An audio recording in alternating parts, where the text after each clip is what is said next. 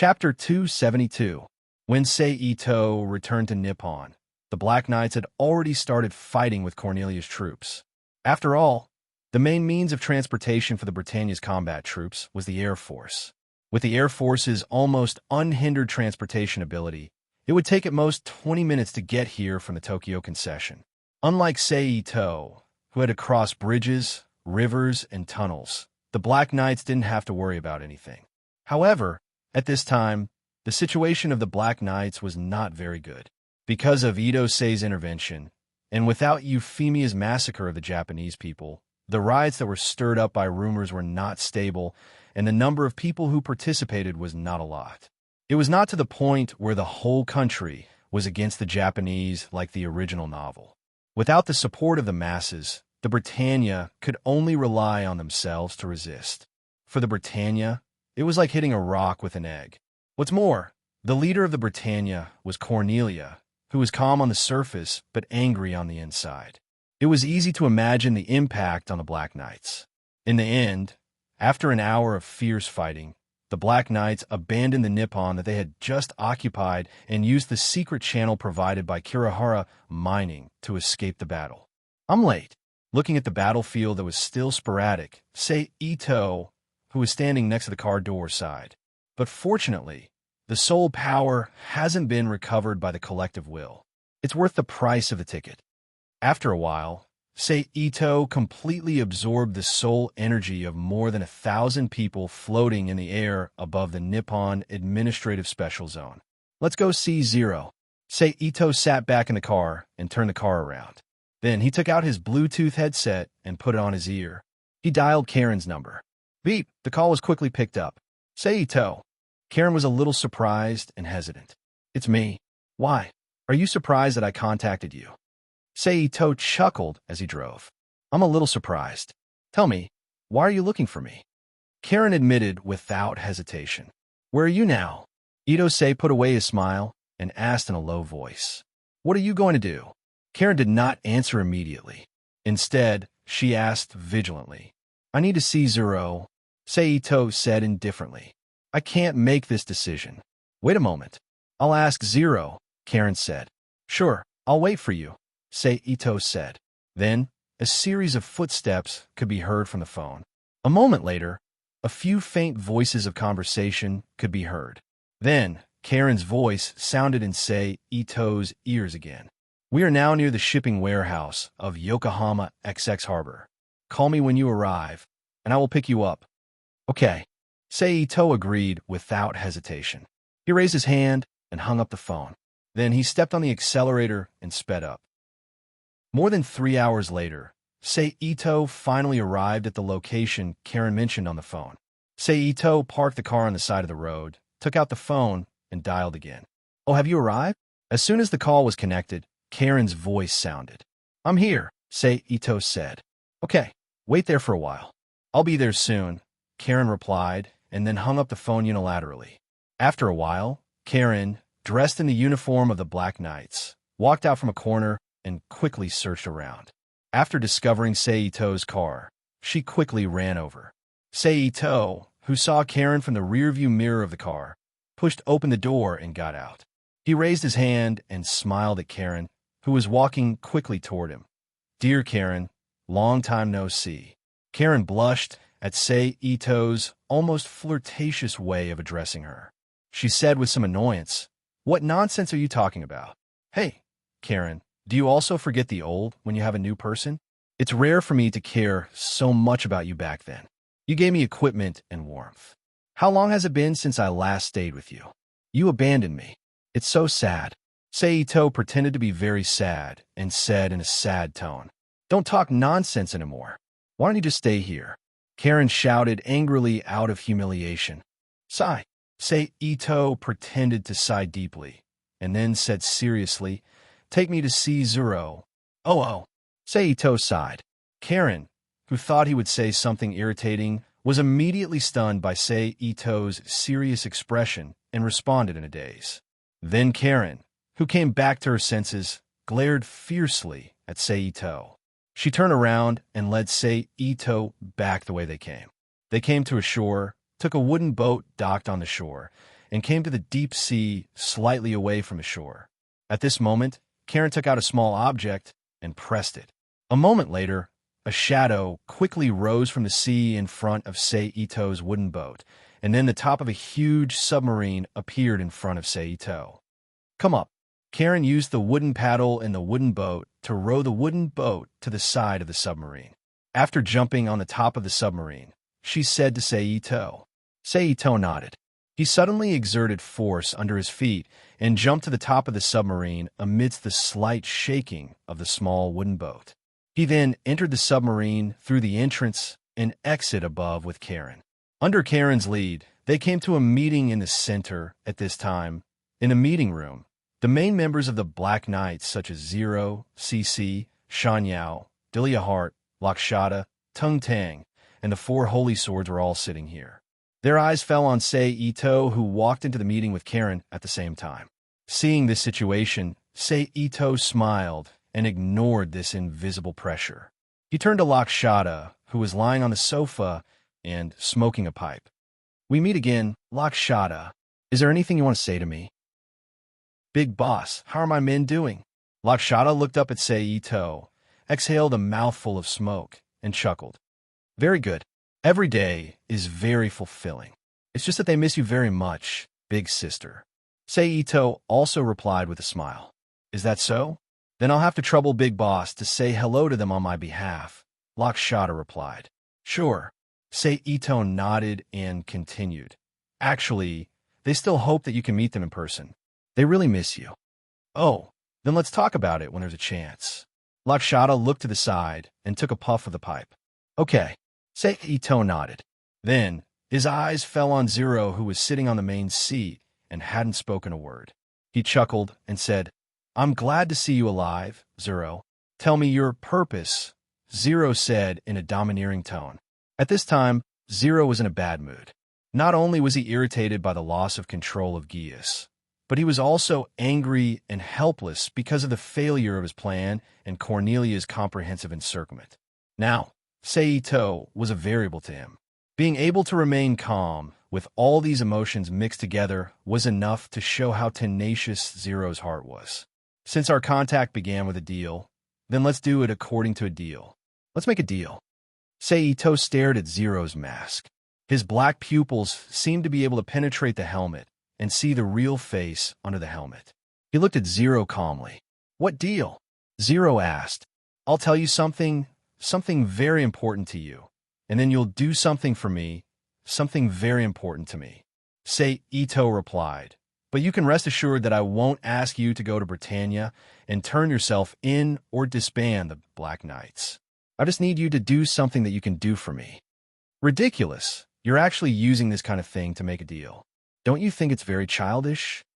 Zero said mockingly when she heard Seito's words. "Shining Mariana." Seito didn't care about Zero's mockery, but he abruptly said a name. In an instant, Seito felt the fluctuations around CC and Zero fluctuating. Among them, CC, who had been sitting next to Zero and didn't care about anything, suddenly turned her head and stared at Seito's face. A few seconds later, Zero, who had been silent since hearing the name, Shining Mariana, suddenly said to the others, "You guys go out first." The others looked at each other with some confusion, stood up from the sofa one after another, turned around, and walked out of the conference room. In the minds of these smart people, Shining Mariana has become the most important information to investigate. "Who are you?" When only Zero, CC, and Seito were left in the room, Zero questioned. "I'm me, Seito." Seito shrugged casually, walked to the empty sofa on the side, and sat down with a chuckle. "Who are you?" Zero questioned again. But unlike before, when Zero questioned Seito this time, an opening suddenly appeared on the left eye of the mask, and an eye appeared from under the mask, staring at Seito's eyes. Immediately, Seito felt a mysterious force that was similar to psychic energy, but very different. It acted on both the psychic and physical layers at the same time and broke into his mind. But before this force could do anything, it was devoured by Seito's psychic energy, leaving nothing behind. "Don't waste your energy. Gius's power is useless against me. Seito smiled faintly. How was that possible? Zero exclaimed in disbelief. She looked at CC in surprise, but the latter also looked at Seito in surprise. Obviously, she didn't know what was going on. Welcome. Your support is my biggest motivation. Chapter 273. Can we talk now? Seito sat on the sofa, looked at the two people who were shocked, and chuckled. What do you know? After the shock, CC, who regained her calmness, looked up and down at Seito and asked, A lot. At least I can answer Zero's question or Leluxia's question. Seito first looked at CC, then his eyes fell on Zero, and he smiled faintly. You really do know, Zero said. At the same time, she reached out and took off the helmet on her head, revealing half of her face covered by a soft, breathable cloth under the helmet. Then she pulled down the soft cloth covering her face with her other hand, revealing her entire face, and looked at Seito. But I'm curious. How do you know my identity? Leluxia asked. It should be said that I knew from the beginning. Seito shrugged and asked Leluxia again, What do you think? Do you want to make this deal? Tell me what you know. Leluxia thought for a moment, then nodded and said, Okay, I'll tell you what I know now. After receiving Leluxia's answer, Seito immediately had a happy smile on his face, and then he began to tell Leluxia it started 19 years ago when the Blood Heraldry Rebellion in Britannia was happening. At that time, Mariana was still just a knight of the Round Table. Seito told everything he knew about Mariana in his own words, including how Mariana became the queen's concubine, what she did after becoming the queen's concubine, and why she was killed by the VV in the end. Of course, there was also the matter of CC and CC. This is your mother, the queen's concubine called Shining Mariana. Seito finally concluded. Mother, is this your choice? Even if it caused Nunnally to become like this, what do you think we are? Leluxia's body trembled as he sat on the sofa. His upper body leaned forward, his hands were spread out on both sides of his head, and his eyes were wide open as he stared at the ground in front of him. He muttered to himself in disbelief. Leluxia, CC saw Leluxia's appearance and called out. You also know that Mother is still alive, right? Why didn't you tell me? Leluxia stared at CC's face like an injured beast and roared. Yes, I know, CC admitted after a moment of silence. Ha ha ha ha ha. Why did I do all this? To avenge her. I spent a lot of effort to form the Black Knights to fight against Britannia. In order to find out the murderer, you killed Clovis with your own hands and almost killed Yuffie. In the end, you told me that my mother is still alive. All of this is just to achieve some ridiculous plan. Hearing CC's confirmation, Leluxia stood up from the sofa and laughed hysterically. Leluxia, calm down. CC shouted. Calm down. How do you expect me to calm down? He was sent to another country as a hostage, and he almost lost his life because of it. The original goal he pursued became a child's play in the eyes of those two people. It turned out that I was just a toy in their hands. I am, and so is Lilina. When Leluxia mentioned Lilina, his expression suddenly changed, and he muttered to himself, Yes, Lilina. I still have Lilina. Everything I did was not for nothing. I want to change this world and build a world where Lilina can live happily. What bullshit plan? What a naive and ridiculous idea. Since you abandoned us from the beginning, then I will let you see the counterattack of the child in your eyes. Then Leluxia's expression changed again, and his face returned to calmness. However, Seito could still tell from the frequency of fluctuations around Leluxia and the madness that flashed in his eyes from time to time that Leluxia's heart was not as calm as it looked. CC did not say anything when she saw this. Instead, she turned to look at Seito, who was sitting not far away, and sat back on the sofa. Although CC did not show any emotions, Seito could still feel her displeasure and vigilance. Of course, she was also a little suspicious. Tell me, what do you want me to do? Leluxia, who sat back on the main seat, looked at Seito and said, It's very simple. You just need to accompany me to Shirogane Island, which is the ruin where you obtain Gawain. Then, you can activate your Gawain at something there. Ito said casually. No, but before Leluxiu could agree, CC suddenly stood up from the sofa and stopped him loudly. Why? Leluxiu looked at CC and asked in confusion. Yeah, why? Ito looked at CC with a half-smile. In short, no. CC denied without any reason. Is it really not possible? Ito stood up from the sofa and approached CC and Leluxiu, step by step, asking again. Boy, although I don't know where you got so many secrets, I will never let Leluxiu agree to this matter. Just give up. CC looked at Ito mockingly and said, You are too confident, CC. Ito came to Leluxiu's side, shook his head slowly, and said slowly, What do you think will happen if I kidnap Leluxiu? Then, without waiting for CC to react, he reached out and grabbed Leluxiu. He pulled him up from the main seat and pulled him in front of CC to face her. You, CC shouted angrily, but she didn't know what to say. However, she still tried her best. She unlocked the seal with all her strength and rushed to Leluxiu, preparing to use psychic erosion on Ito. However, Ito was prepared for this. Before CC could make a move, he jumped back with Leluxiu in his hand and landed on the ground next to him. Then, with a kick of his feet, he jumped to the door. CC, give up. If you agree to my request, you will all be fine. If you don't agree to my request, I don't know what I will do. Ito looked at CC and said lightly, I agree. Just when CC was still hesitating, Leluxiu, who was kidnapped by Ito, agreed. Wise choice.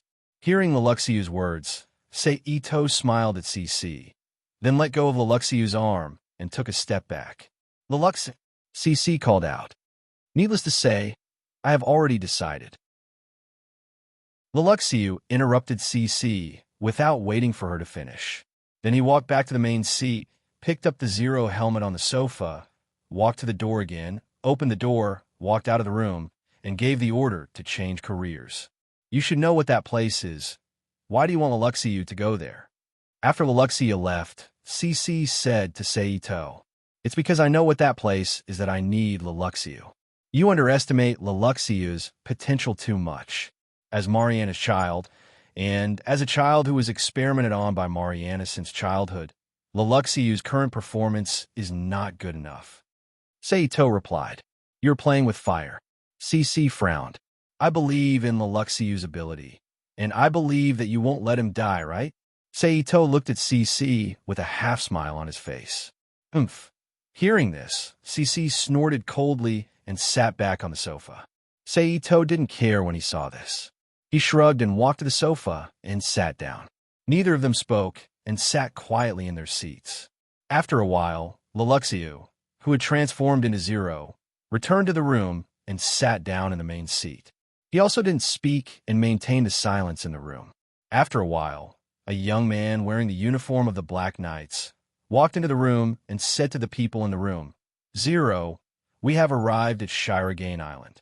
I see. Go and inform the other captains to come over. Zero said, Yes. The young man responded, turned around, and walked out of the room to pass on the order. Soon, Karen, Shan Yao, Lakshata, Dilia Hart, Tung Tang, and the 4 holy swords who had left earlier appeared in the room again. They each found a seat and sat down, waiting for Zero's orders. I have something to do outside later. Tung Tang and Shan Yao will be in charge of the Black Knights. Don't do anything for the time being. Wait for me to come back. Zero said to everyone. Understand, Zero. Shan Yao agreed. As for Tung Tang, he was a typical soldier. He didn't ask much and just nodded. Then, Zero issued some more orders. Then, he got up and walked out of the room with CC and Ito. They got on Gawain in the submarine's garage and flew to Shirogane Island. However, Leluxiu and CC sat in the cockpit, while Ito stood on Gawain's shoulder. In about 10 minutes, Gawain flew to the sky above Shirogane Island. Then, Leluxiu flew to the location of the ruins, according to his memory. Gawain slowly landed in front of the entrance of the ruins. When Gawain stopped, Ito jumped down from Gawain's shoulder. The cockpit behind Gawain opened, and CC and Leluxiu walked out one after another. Let's go in, Ito said to Leluxiu and CC. Leluxiu, It's too early for you to quit. CC reminded him one last time. I won't quit. Leluxiu looked at the dark entrance of the ruins and said. Then, with Ito-sei in front, Leluxiu and CC behind, the three of them walked into the cave together and walked toward the ruins inside. Welcome. Your support is my greatest motivation. Chapter 274. The cave is very dry, unlike the damp and cold caves on other offshore islands. Therefore, the three of them walked in the dark tunnel without any discomfort except that their vision was blocked. Soon, a light appeared in the deepest part of the cave. As Ito-sei and the other two gradually went deeper, the light became brighter and brighter. In the end, a pyramid with a bunch of unknown words and a stone gate with various patterns engraved on it appeared in front of them. It was as tall as a person, and there was a pyramid with a bunch of unknown characters on it. The light they saw before came from the pyramid in front of the three of them. Of course, the pyramid wasn't the only light source in the cave. Above the cave, the hole made by Zero and the others last time was still there. Warm sunlight shone from the hole in front of the pyramid below, providing light in the cave. CC, do you want to do it or do you want to do it? But I don't think anything will happen if I do it. After all, I'm not a code holder. Ito-sei carefully looked at the text on the pyramid for a while. Although he didn't understand it, he remembered it all. He would study in the future. Then, he turned his head and said to CC behind him. CC frowned at Sei-Ito and looked at him. She thought that Sei-Ito might be an unknown code holder, but what he said just now obviously denied her guess. But if he's not a code holder, how can he open the door to SeaWorld? Could it be that Xiao, Lulu, and Vivi had discovered something after I left the church? But now is obviously not the time to delve into this, for Leluxiu's safety. CC walked to the stone door and put her hand on it. You two put your hands on my shoulders, CC said to Leluxiu and Sei-Ito behind her. The two of them immediately walked up to CC and placed their arms on CC's shoulders. Be careful, CC reminded them and immediately unlocked her code seal. The strange blood-red symbol on her forehead suddenly lit up, and then Sei-Ito and the two of them covered the entire cave floor. The same blood-red symbol on CC's forehead lit up, and a red light instantly shrouded the cave. Then he saw the tall stone door that had been tightly shut. A crack opened, and a white light emerged from behind the stone door. In an instant, the three of them were drowned in the white light. After the light dissipated, the three of them arrived in a strange space. They were surrounded by gears of different sizes, which were intertwined with each other and slowly rotating. The masks had no faces on them, but had the same carvings as the stone door. They only had one eye on them, staring at Sei-Ito's group of three who had suddenly appeared. Where are we? Leluxiu looked around and asked. World of Sea, CC said. What do you mean? Leluxiu asked. In layman's terms, it is the collection of human unconscious, the collection of human memories and thoughts, the sea of reincarnation, the great will, of course, some people call it God, CC explained. Hey, what are you going to do? CC asked Sei-Ito, who was observing World C. Of course, I'm going to activate the instinctive will of World C. Then let Leluxiu use Geas on it, and the rest is to wait for the result, Sei-Ito said to CC. It's not that Sei-Ito was lying. The process was indeed the same as what Sei-Ito said to CC. It's just that Sei-Ito didn't say what the result was. You are really playing with fire, CC said with a blank expression. Leluxiu, it's up to you now. Ito turned to look at Leluxiu and said, What are you guys talking about? Leluxiu, who felt that everything he saw was incredible, looked at Sei-Ito and asked, Later, I will activate the instinctive will of World C. Then what you have to do is to use your Geas on it. Of course, in order to increase the success rate, you'd better express the truest wish in your heart when you use Geas. Only in this way can you stimulate your true potential and gain the ability to fight against the instinctive will. Otherwise, you'll be obliterated by the power of the instinctive will. Otherwise, you won't be able to see Lilina again, Sei-Ito said to Leluxiu. He added a reminder at the end to increase the psychological pressure on Leluxiu. Leluxiu's expression changed, and he remained silent. By the way, there's one more thing that I forgot to tell you. If you can successfully manifest your will here, then the subconscious of the people in the outside world will receive your request, and then for a long time, they will silently change the world you want. So you have to be careful when you express your wish, Sei Ito said to Leluxiu. After listening to Sei Ito's explanation, Cece's expression became more and more serious, and she became more and more confused, silently guessing Sei Ito's true identity. Are you ready? Sei Ito looked at Leluxiu and asked. Yes. Leluxiu closed his eyes and was silent for a moment. Then he took a deep breath, opened his eyes, and said in a deep voice, Okay, let's begin. Sei Ito no longer had a smile on his face, and it was replaced by a serious expression. After looking at Leluxiu seriously, he suddenly opened the Rubik's Cube world and swallowed the will fragments in World C. At the same time, Cece suddenly let out a cry of extreme pain and knelt on the ground powerlessly. She grabbed her hair with both hands and endured. Leluxiu now. Sei Ito was also enduring the energy attack of World C.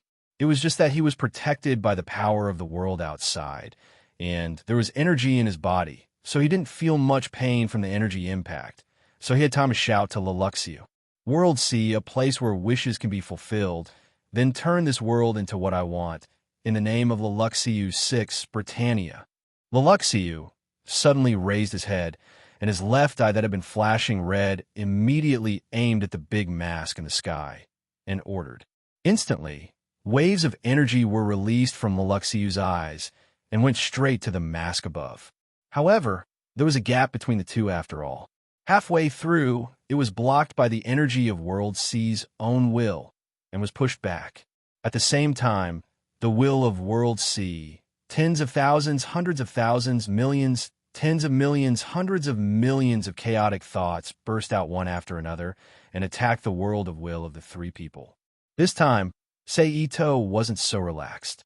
After all, he could rely on the power of the world and the energy in his body to resist the energy waves, but the problem of will was inevitably affected by the soul and spirit. Although the power of the world could help to a certain extent, it was only a support to an individual after all, and couldn't directly resist. Therefore, Sei Ito could only use his own will to resist the attack of World C. Why will I die? I don't want to die. I don't want to die. Mother, you bastard, I'm going to kill you. See, Jelly, I'm sorry. I couldn't keep my promise. Your Majesty, this old servant is loyal to you. Why are you doing this to me? Destroy. Ha ha ha. I finally got my revenge. My money. All kinds of thoughts attacked Sei Ito's spiritual world like a tide. If it weren't for Sei Ito's spiritual force, which had the effect of spiritual resistance, and the fact that he had cut off his inner demons and recognized himself, as well as the triple effect of advanced and beginner-stage spiritual force, he believed that he would have been swallowed by World C's will attack from the beginning. He would be integrated into the countless thoughts, and his self would be melted and he would die here. But even so, Sei Ito didn't feel good. He had to let the Rubik's Cube world absorb the will fragments of World C. He immediately sat cross-legged on the ground and began to recite the Taoist mind-clearing mantra in his heart to stabilize his mind. Sei Ito's spiritual core slowly stabilized from the initial turbulence until it was as solid as a rock. No matter how the will storm outside hit it, it didn't change at all. And his spiritual core also became brighter and brighter at this time, becoming more and more crystal clear, as if the impurities were sifted out in the destruction of this will storm, emitting a dazzling silver-white light. After an unknown amount of time, when Sei Ito could no longer feel the destruction of the will storm, he slowly opened his eyes that had been closed. Two silver-white lights flashed in his eyes, and then they returned to normal. At this time, Sei Ito had returned to the cave. Sei Ito stood up from the ground and looked around. Then he saw Leluxiu and Cece, who had fainted on the ground not far away. Seeing this, Sei Ito frowned and didn't immediately pay attention to the two of them. Instead, he mobilized his spiritual force and began to check the condition of his body. Just as he mobilized his spiritual force, a strange feeling appeared in Seito's heart. My spiritual force has actually upgraded. It has reached the peak of advanced beginner. With a little practice, it can trigger a change and break through to intermediate beginner. And the quality has also significantly improved compared to the original. If the previous spiritual purity was compared to 1, then now the purity is 2. It has doubled. Seito's eyes flashed with a hint of surprise and exclaimed in a low voice, "Welcome, your support is my greatest motivation." Chapter 275. However, after thinking about it for a while, Seito felt relieved about the improvement and changes in his spiritual force. After all, after experiencing that level of willpower storm attack in World C, it would be unreasonable if there was no improvement or change in his spiritual force. After feeling the changes in his spiritual force, Seito turned to check the situation in the Rubik's Cube world. Soon, the changes in the Rubik's Cube world were clearly presented in Seito's perception. He saw that in the void of the Rubik's Cube world, a small group of hazy energy was constantly rolling and rotating. On its constantly changing surface, faceless faces emerged from the inside of the energy group from time to time. After staying on the surface for a second or two, they melted into the energy group again, and another faceless face emerged. This cycle continued endlessly. Finally, I got it. Seito perceived the hazy energy group in the Rubik's Cube world and said happily, but then he became worried about the energy group. It's just that this group of willpower energy is too small. At most, it can only be regarded as a willpower embryo. I don't know how long it will take to cultivate it and how much soul energy it will consume. But thinking about it, Seito did not hesitate to mobilize the soul energy in the Rubik's Cube world and inject it into the willpower group. In the void of the Rubik's Cube world, a gray energy river suddenly appeared and connected to the willpower group. Rubik's Cube, take out the souls of all the people below, except Ito Reina, and integrate them into the willpower group. Looking at the willpower energy cluster that was still not growing even after being infused with soul energy, Ito, ordered in his mind. Yes, the Rubik's Cube answered, and then Ito felt the Rubik's Cube world shake slightly. A wind of energy that ordinary people could not feel at all swept through the ecological community in the southern plain of the Rubik's Cube continent, passing through nearly 400,000 people living here, taking away a small wisp of gray energy from each of them. It gathered into a long line, as thick as a hemp rope, and shot into the willpower group. The ball of willpower, which had no reaction to the infusion of soul energy, suddenly trembled slightly after receiving the energy. Then, it returned to its original state and continued to change. Seeing this kind of change, Seito helplessly shook his head. He just gave the command to the Rubik's Cube in his mind to stop injecting soul energy when there are 100 people left. Then he exited the Rubik's Cube world, returned to the outside world. Then he waved his hand. Seito looked around again, waved his hand, and put the pyramid and walked to the unconscious CC and Leluxi. With one in each hand, he left the ruins. Then he jumped into the driver's seat of the Gawain and threw the two of them into the back seat. Then he drove the Gawain back to the submarine of the Black Knights. In the garage of the submarine, the sound of exhaust could be heard. Idose appeared in the garage with Leluxiu in one hand and CC in the other. Zero. After receiving Gawain's signal, the members of the Black Knights who came to the garage early exclaimed when they saw the unconscious Zero in Idose's hand. "How long have we been away?" Seito casually handed Leluxiu and CC to the members of the Black Knights and asked. He didn't leave for long. Not even an hour, the female member of the Black Knights who took the CC replied. "Is that so?" Seito nodded thoughtfully. When Seito came back, he glanced at the time in the Gawain. It took about 23 minutes to return to the submarine from Shikonen Island. According to this speed, it would take 46 minutes to go back and forth, including the 5 minutes it took to enter the ruin. That was 51 minutes. However, The female member said that the three of them had been gone for less than an hour. In other words, the flow of time in World C was doubled. Otherwise, they wouldn't have been able to stay in World C for so long, but not a single bit of time had passed in the outside world. Seito thought for a moment and understood the cause and effect. He then said to the female member next to him, "Please help me call Karen over." "Captain Karen?" "Okay, wait a moment." The female member glanced at Seito and left the garage with CC. Soon, Karen, dressed in the Black Knight's uniform, came to the garage. After seeing Seito, she asked angrily, "What are you looking for me for?" "Karen, if I can provide you and your mother with a place where you can live and work normally without discrimination, would you be willing to leave World C? Will you go with me in a world without Britannia?" Itose looked at Karen in front of him and asked seriously, "What do you mean?" Karen frowned and looked at Seito strangely. "It means literally," Seito replied. "Are you serious?" Karen's eyebrows were tightly knitted together, and she said hesitantly, "Why did Karen fight so hard?" Firstly, it was because of her brother, Naoto. In order to prove that her brother's persistence was correct, she resisted Britannia, but this persistence wavered in this battle, especially when Shelley's father died. Secondly, it was because of her mother.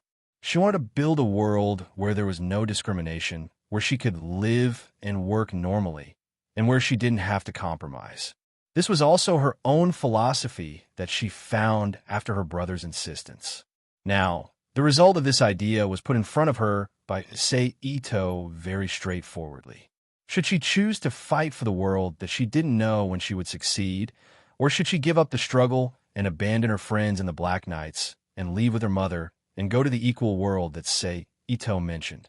This made her feel conflicted for a moment. "It's true."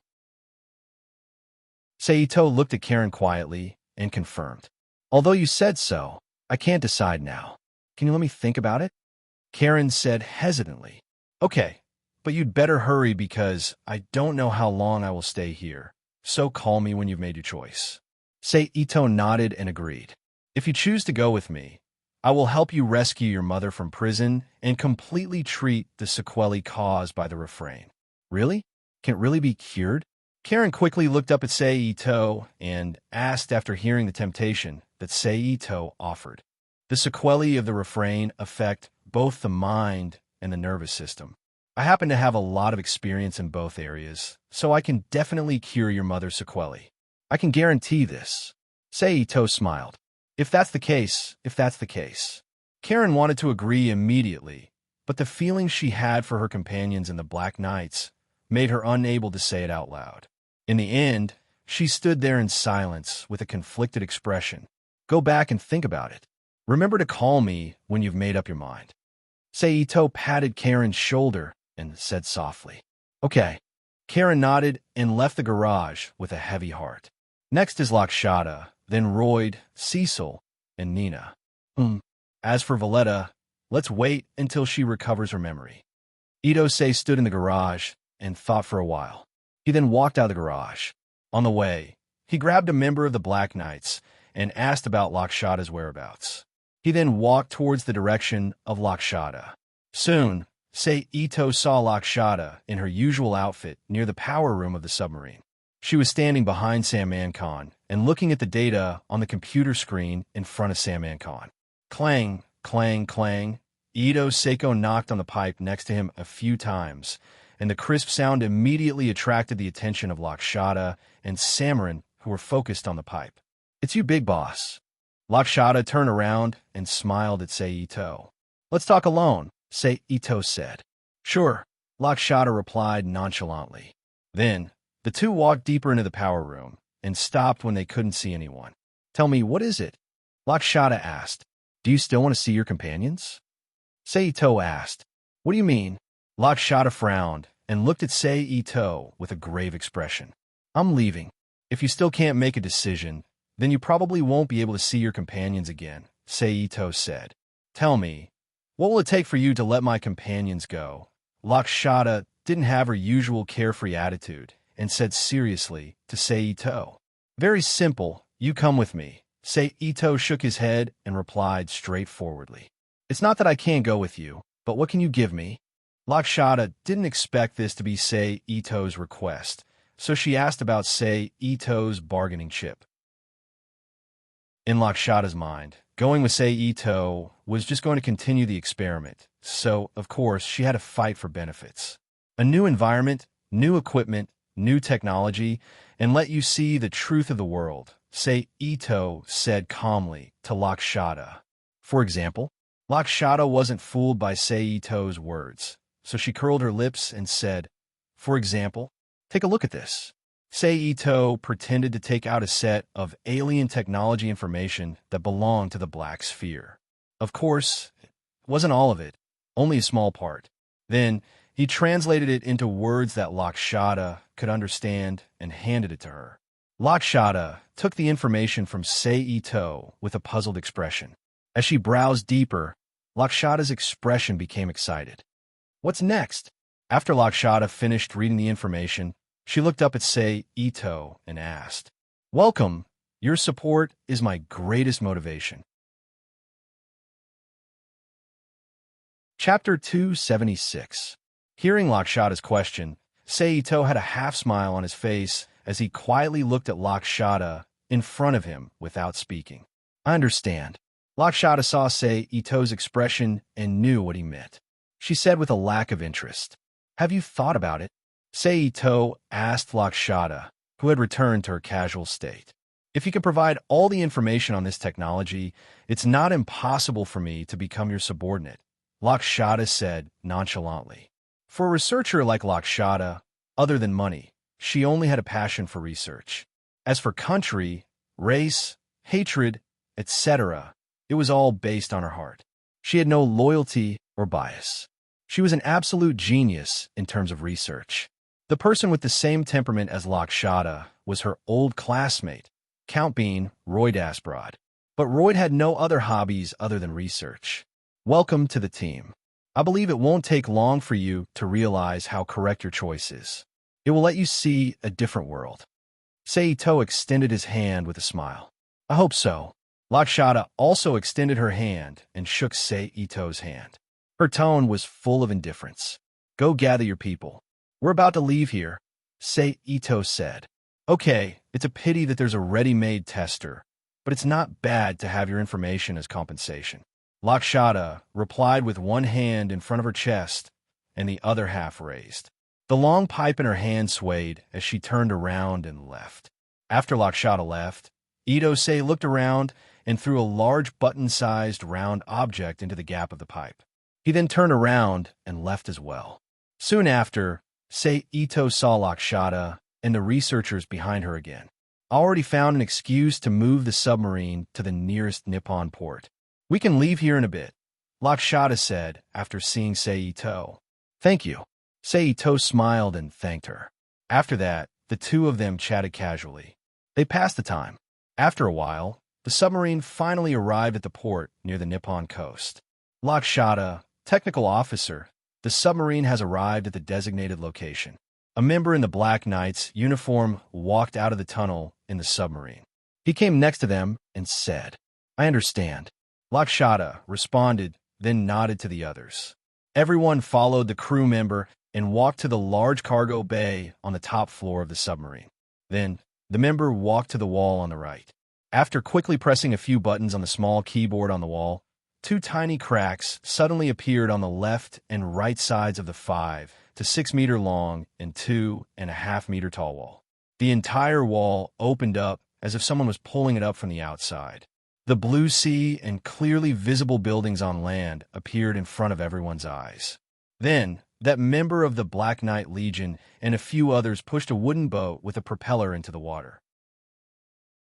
"Lakshata, technical officer, do we really not need to inform the captains to send guards?" The member who led the way asked again after Sei Ito and the others boarded the boat. "This time, we have some personal matters to deal with. We don't want to trouble the captains." Lakshata replied frivolously and then said to Samarhan, who was sitting next to the motor, "Samarhan, let's go." "Okay," Samarhan replied. He pulled the string on the motor to start it up. The front of the boat tilted slightly and rushed out, creating two long white waves on the surface of the sea. More than 10 minutes later, The boat steadily stopped in front of a deserted beach. Then everyone jumped off the boat. Stepping on the cool seawater that barely reached his feet, he ran to the beach. "Where are we going now?" Lakshata turned to Saito and asked. "You'll know later." Saito smiled mysteriously at Lakshata. Then, before Lakshata and the other researchers could react, Saito suddenly turned into several shadows and appeared behind them. He waved his hand and knocked them out. Then, the Rubik's Cube world opened and sucked them in. Saito then entered the Rubik's Cube world. Rubik's Cube sent a strand of their soul into the energy ball. Saito ordered the Rubik's Cube. "Yes," the Rubik's Cube responded. Then, several strands of gray energy slowly rose from the foreheads of the people who fainted on the ground. They rose into the sky like smoke that could be blown away at any time and disappeared into the void. After these wisps of soul will energy were integrated into the willpower energy cluster, they were immediately captured by the core willpower that Ito-sei constructed with his own soul will in the willpower energy cluster, and it mobilized the energy in the willpower energy cluster to erode it. After these strands of soul energy were completely absorbed, an inexplicable message appeared in the subconsciousness of Lakshata and the other researchers through a mysterious connection, silently influencing them. This kind of influence might not be as fast and effective as hypnosis, but also did not have as many limitations and drawbacks as hypnosis. It was a completely omnipotent control method with no repercussions. Then, Saito waved his hand and sent them to the 5-story building where the other researchers were. He used his laptop to register their information into the management server and used the network to inform the records department to send them identification cards. Then, he waited quietly. About an hour later, Lakshata and the other researchers woke up one after another. Lakshata first rubbed her forehead in pain, then began to observe her surroundings. "Where is this?" Lakshata looked at the familiar environment and muttered to herself in confusion. "This is where you used to live. Have you forgotten?" Ito-sei, who was sitting at the side, looked at Lakshata and smiled. "No wonder it's so familiar." Lakshata shook her head and stood up from the ground. Then, her expression froze and she frowned. "No, didn't you destroy that building? Can't I build another one?" Saito said. "Then you really put in a lot of effort," Lakshata said. "Since you're awake, go out and meet your former companions. They will tell you what to do next." Saito got up and said to Lakshata and the others. Then, he took out a stack of paper from the void and handed it to Lakshata. "This is all the content of the information you saw before. I suggest you familiarize yourself with the situation here before studying it." Lakshata was shocked by Saito's method of taking things out of thin air. She looked at the information in confusion and nodded absent-mindedly, indicating that she understood. Saito ignored Lakshata's expression and suddenly disappeared in front of Lakshata. Who knows? Lakshata was obviously shocked by the way Saito disappeared, but she was much bolder than her subordinates and just replied absent-mindedly. "Next, it's time to meet Nina and Lloyd." Saito, who reappeared on the beach, turned his head and looked in the direction of the Tokyo concession and chuckled softly. Then, he quickly left the beach and came to a town near the coast. He directly grabbed a car and drove to the nearest rail. After a while, the car arrived at the train station on the edge of the town. He got off the car, walked into the train station, and bought a train ticket to the Tokyo concession. After waiting for more than 2 hours, he finally got on the rail train to the Tokyo concession. Nina. In Ashford College, Saito suddenly appeared and greeted Nina, who was studying uranium 235 in the student council room. Nina was immediately shocked when she saw Saito. Then, she screamed and stood up from the chair. She stepped back with a face full of fear. "It still doesn't work? It seems that I can only take her away by force. Fortunately, with the existence of the willpower energy, I don't have to worry about the influence and instability of hypnosis. It saved me a lot of trouble." Saito sighed helplessly at Nina's reaction. "Nina, what's wrong?"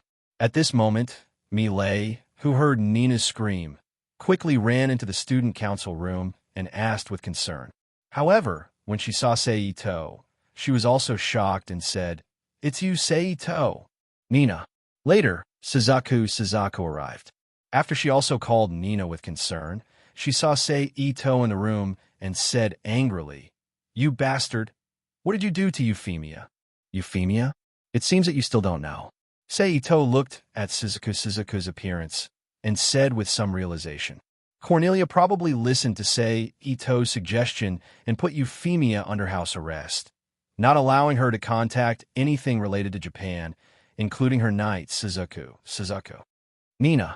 Just when Seito and Suzaku were confronting each other, Laval finally ran into the student council room.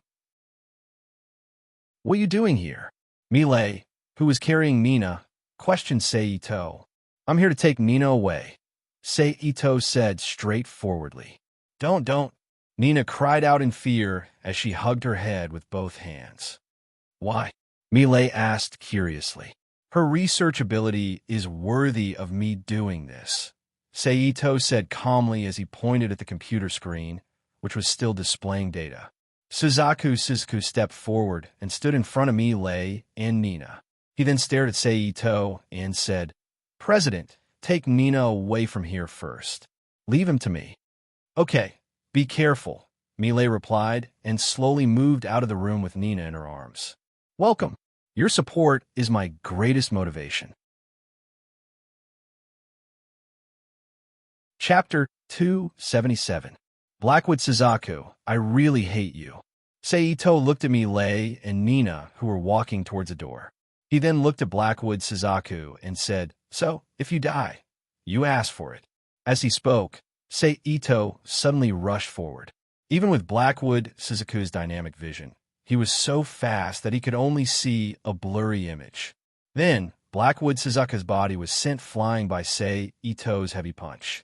The sound of tables and chairs shattering could be heard in the student council room. The flying debris blocked Milei and Nina's path. They had no choice but to crouch on the ground and curl up to avoid the flying debris.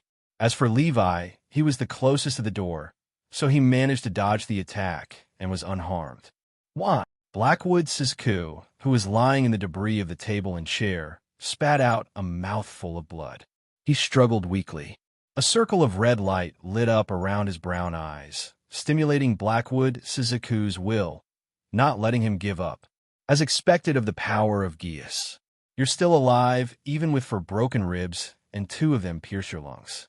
Your will to live is quite strong, Seito said as he glanced at Blackwood Suzaku, who was lying on the ground. Then, he ignored Blackwood Suzaku and slowly walked up to Milei and Nina, who were still crouching on the ground. He looked down at them from above. "Milei, let go of Nina. I don't want to force you," Seito said. "Impossible. I won't give Nina to you," Milei said stubbornly. "Don't touch the president." At this moment, Levi, who had been hiding outside the door, rushed in after hearing the conversation between Seito and Milei. He was holding a wooden stick that he had gotten from somewhere. He swung it at Seito. Facing such an attack, Ito-sei didn't even look at it. He casually waved his hand and smashed the wooden stick in Levi's hand with his forearm. The wooden stick then smashed into Levi's body and sent him flying. However, Seito didn't like Levi, but he didn't hate him either. So, he didn't hit him as hard as Blackwood Suzaku. He only made him faint. "Levi," Milei called out with concern. "Don't worry, I didn't hit him hard. He just fainted," Sei said. Then, without waiting for Milei's reaction, he reached out his hand and grabbed Nina. Let me go. I don't want to go with you. I don't want to." Nina screamed in fear. "Let Nina go." Milei only felt that her arms were empty, and then she heard Nina's cry of fear. Without thinking, she stood up and slapped at Ito-sei. "Pa!" Milei's hand was stopped by Seito halfway. The sound of skin hitting skin made a crisp sound. Then, Ito-sei grabbed Mirei's arm and flicked Mirei's forehead with his finger. Mirei's vision immediately turned black, and she fainted. Seito didn't stop there. He slapped Nina's neck and knocked her out. Seito carried Nina with one hand and slowly walked to Blackwood Suzaku, who was coughing up blood. He calmly looked at the angry Blackwood Suzaku and pointed his foot at Blackwood Suzuku's throat. With a kacha sound, Blackwood Vermilion Bird's eyes immediately dimmed, and at the moment of Blackwood Vermilion Bird's death, a massive amount of world strength swarmed around Ito-sei, penetrating his body and pouring into the magic cube. As expected of the second main character of this world, he pushed the entire world to change, and in the end, he even turned into Zero and survived. This world's power is really strong. Ito-sei felt the strong world's power around his body and sighed his heart.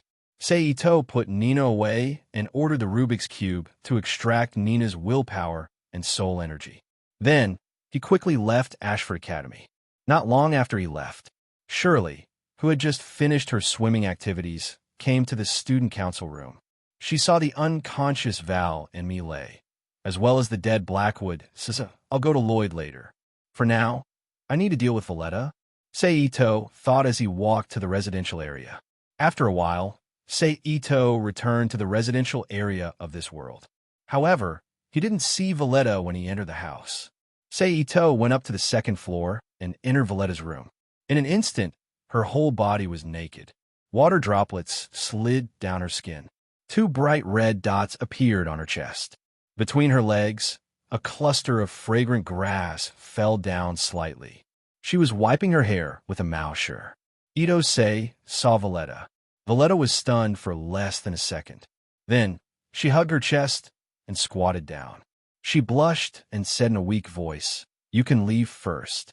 "I'm sorry," Sei-ito said apologetically and walked out of the room, closing the door behind him. Bang! The door closed. Phew! Valletta let out a long sigh after Sei-ito left. She quickly got up and used a towel to wipe off the water on her body. She grabbed the underwear, trousers, and shirt on the bed and put them on. Only then did she take a few deep breaths to calm her somewhat flustered mind and went forward to open the door. "Come in," Valletta, who was still blushing, said to Sei-ito, who was leaning against the door with his arms crossed.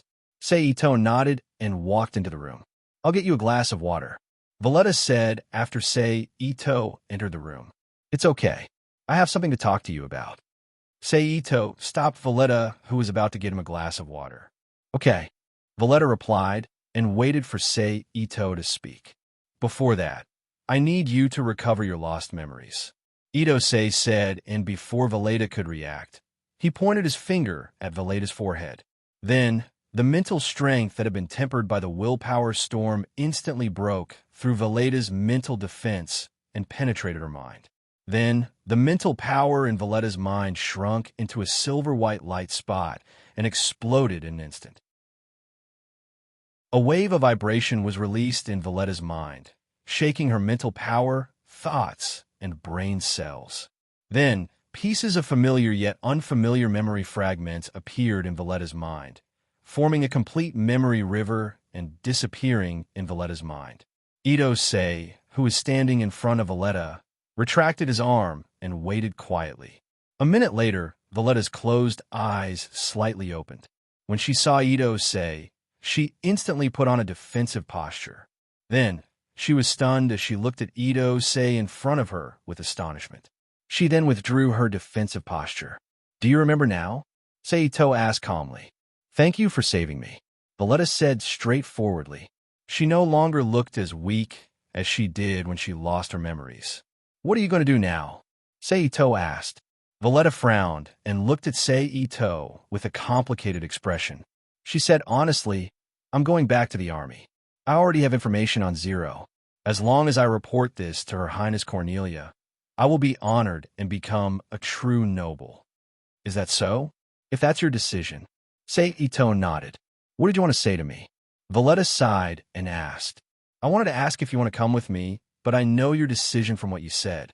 Sei-ito said, "Why did you ask me after I recover my memories? If I lost my memories, I would have said yes." Valletta looked at Sei-ito with a complicated expression. "It's nothing. I just feel that instead of having problems recovering your memory later, it's better to recover your memory from the beginning and let the real you make the choice," Ito-sei said. "Thank you," Valletta said sincerely, but Valletta paused for a moment and didn't continue. She turned her head to the side and said, I should go now. I won't see you off. Ito-say nodded and said. Valletta paused for a second and walked out of Sei-Ito's room. She didn't return the keys to Sei-Ito and left the mansion with the keys that were useless to her. Seeing this, Ito-say smiled, walked to the bed, and lay down. After a short while, Ito-say sat up from the bed again, strode out of the room, left the villa, and went to the governor's mansion of the Tokyo concession. Half an hour later, Sei-Ito arrived at the governor's mansion. He learned the location of the Special Dispatch Guide Technical Department from the soldiers through hypnosis and walked toward it. When Kieran walked into the Special Dispatch Guide Technical Department, he immediately saw Royd Asprod standing in front of several connected instruments, observing the data of Lancelot. You are? Just as Sei-Ito was about to walk up, a female voice sounded behind him. When Sei-Ito turned around, he saw a skinny woman in a Britannia military uniform. She had dark blue hair and a gentle expression. She was holding a tray with coffee and desserts on it. Hello, I'm Sei-Ito, beautiful Miss Cecil. Sei-Ito reached out his right hand and smiled at Cecil. Oh, you know me? Cecil held the tray in one hand and shook Sei-Ito's hand with the other. She looked at Sei-Ito in surprise. Yes. Ito-say held Cecil's hand and lifted it up. He leaned over and kissed the back of Cecil's hand, then looked up and smiled. Welcome. Your support is my biggest motivation. Chapter 278. Sei-Ito had a sunny smile on his face. His skin was good, his looks were young, and he was dressed appropriately. Even the Britannia's court etiquette teachers couldn't find any fault with it. All of this instantly made Cecil blush. She pulled her hand back in a panic and said, I'm sorry, but I don't know you. Of course, it's just my one-sided admiration for Miss Cecil. Sei-Ito straightened his body and smiled at Cecil. Oh, so it's you. I thought it was Cecil's lover.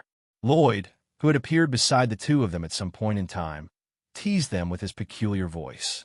Don't talk nonsense. Other people might be afraid of Lloyd, but Cecil wasn't. Lloyd shrugged and turned to Sei-Ito. Tell me, why did you take the initiative to come here? Earl Lloyd, do you still remember what I said to you at Ashford Academy? Sei-Ito smiled. Oh, new technology? Lloyd pushed the round, rimless glasses on his nose and said with a serious expression, Yes.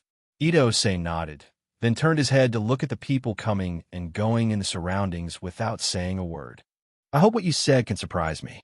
Lloyd immediately discerned the meaning of Ito-say's actions and nodded slightly. I won't disappoint you. Sei-Ito smiled. Then Lloyd, Cecil, and Sei-Ito left the Special Dispatch Guide Technical Department slab.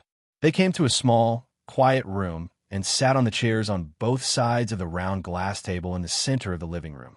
After the three of them sat down, Ito-say pretended to take out a stack of information from his arms and put it on the table. He then leaned over and pushed it in front of Lloyd, looking at him with a smile. Lloyd straightened his body and reached for the information on the table to read. The documents were still the most basic information that Sei-Ito took out from the alien technology in the Black Sphere and cut out the key data. But even so, as a researcher who had been in the field for many years, he could see the authenticity of the information and speculate whether the final effect was real or not. Interesting, very interesting. The documents weren't long. Lloyd quickly finished reading and muttered to himself with a face full of interest. At the same time, he casually passed the information he had finished reading to Cecil, who was beside him, for her to read. What's your objective? After reading the information, Lloyd returned to his lazy self. He rested his elbow on the chair's armrest and supported his cheek with his palm. His body was tilted as he looked at Sei-Ito. I want to invite Dr. Lloyd and Miss Cecil to join my research team. Ito-say put his left leg on his right leg, crossed his fingers on his knees, and looked at Lloyd quietly. Me too. Cecil, who was seriously reading the documents, raised her head and looked at Sei-Ito in surprise. Of course. Although Miss Cecil's reputation isn't prominent, in the entire world, your research ability is definitely one of the best. Also, without Miss Cecil, with Dr. Lloyd's personality, it would be difficult for the other members to cooperate. Therefore, whether it's for the sake of the research progress or the needs of the work, Miss Cecil is one of the people I must invite.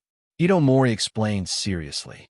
Then his expression changed, and he said with a smile, "What's more, Miss Cecil is a great beauty. With a beauty like you around, Miss Cecil is a great beauty. With a beauty like you, my mood will be much better."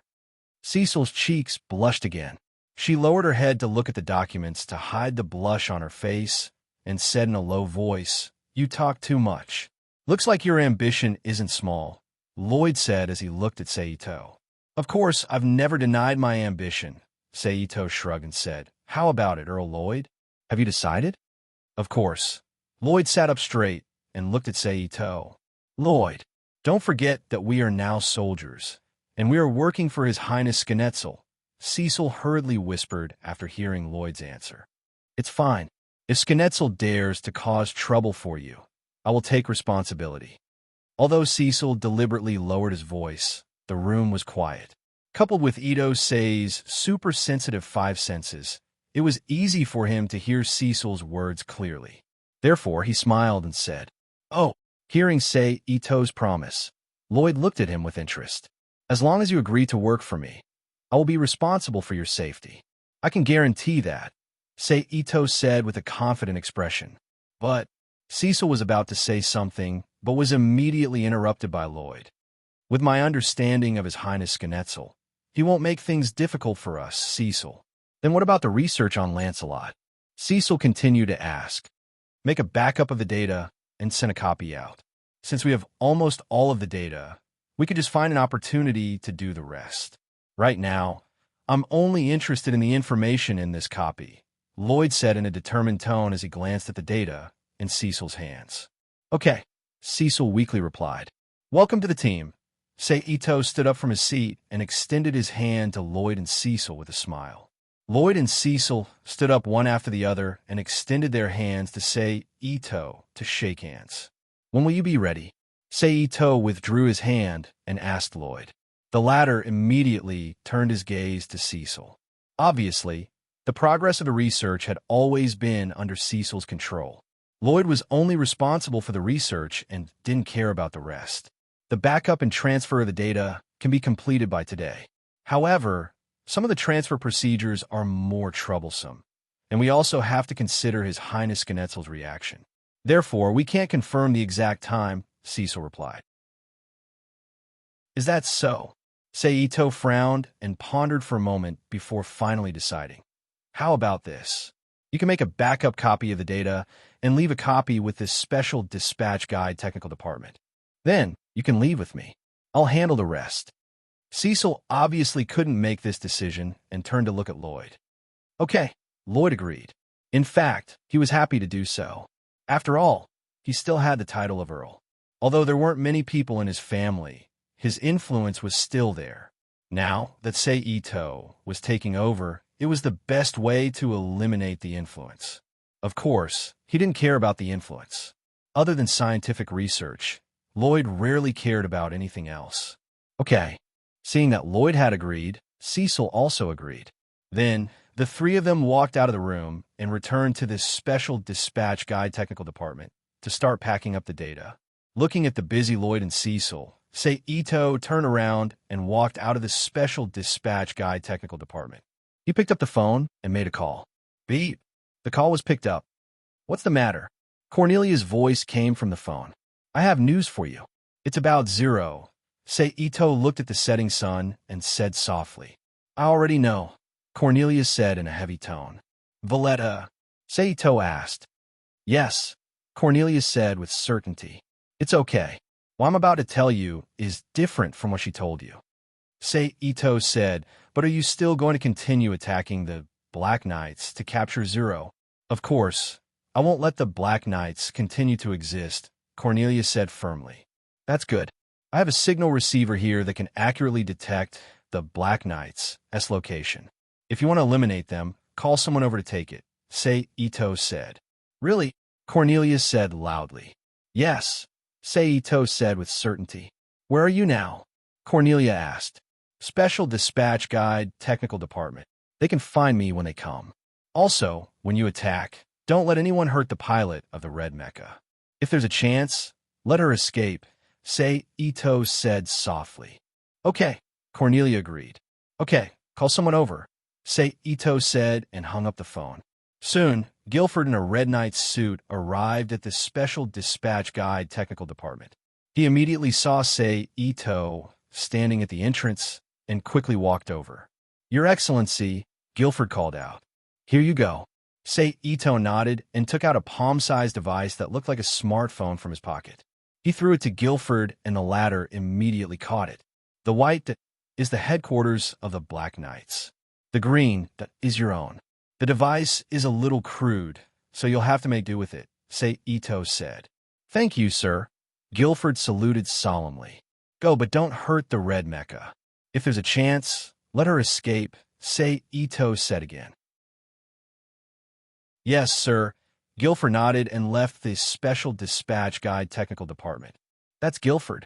Cecil, who was holding a hardwood folder, asked curiously when he saw Guilford leaving. Yes, Sei Ito nodded and turned to Cecil. Is it done?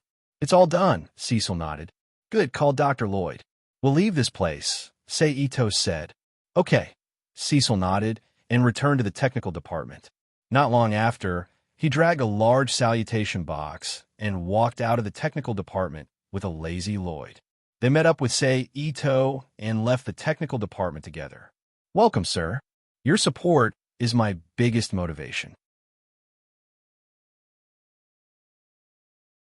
Chapter 279. With Lloyd and Cecil accompanying them, they didn't need to resort to any tricks. The three of them left the military camp smoothly and were brought to a remote area by Sei Ito. After arriving at the remote area, before Lloyd and Cecil could react, he knocked them out and threw them into the Rubik's Cube world together with Nina. Of course, the process of extracting willpower and soul energy wasn't lacking. Then, he walked out of the remote area and took a taxi back to his residence. Karen, you're the only one left, Sei Ito muttered as he laid on the bed in the room. While Sei Ito was lying on the bed, Cornelia, who received the signal receiver from Sei Ito, immediately asked someone to determine the location of the white dot on the receiver. Then, she mobilized the Navy, Army, and Air Forces under her control and launched an all-out attack on the Black Knights. The sudden and fierce attack directly defeated the Black Knights. Fortunately, the members of the Black Knights weren't all mediocre. As the military commander, Tung Tang quickly reacted and ordered the panicked members to counterattack under the leadership of their respective captains. However, the Black Knights' headquarters submarine was in the sea after all, so they could only use torpedoes as a weapon and couldn't use Nightmare to counterattack like on land. Therefore, under the attack of the Britannian Navy, they had no choice but to turn around and approach the Japanese coastline. After a series of twists and turns, they finally returned to the coastline. The new Black Knights' headquarters submarine was on the verge of being scrapped. The hull of the submarine was full of holes caused by the Britannian Navy's attacks, and a large amount of seawater poured into the submarine. If it wasn't for the fact that Lakshata was involved in the design and research of this submarine, it was hard to say if it could survive until they reached the coastline. However, since they reached the coastline, the Black Knights' counterattack began. A large number of Nightmare under the leadership of the Red Lotus Second Style, Under Moon, and 6 other special aircrafts rushed toward the Britannian army and clashed with them. The sounds of intense weapon fire, the sound of the body exploding, the smell of gunpowder after the bombardment mixed with weak screams. It was a cruel symphony of life. Where's Zero?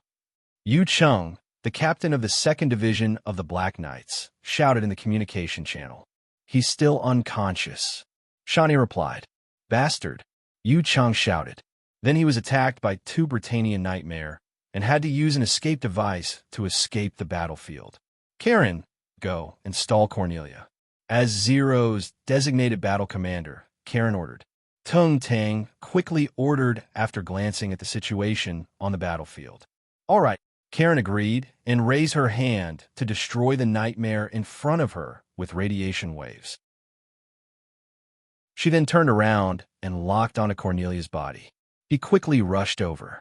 4 sacred swords, Follow me, Tung Tang ordered. It's X4, 3 men and 1 woman replied in unison. Following that, the 5 special mechs quickly rushed towards Cornelia's personal knights.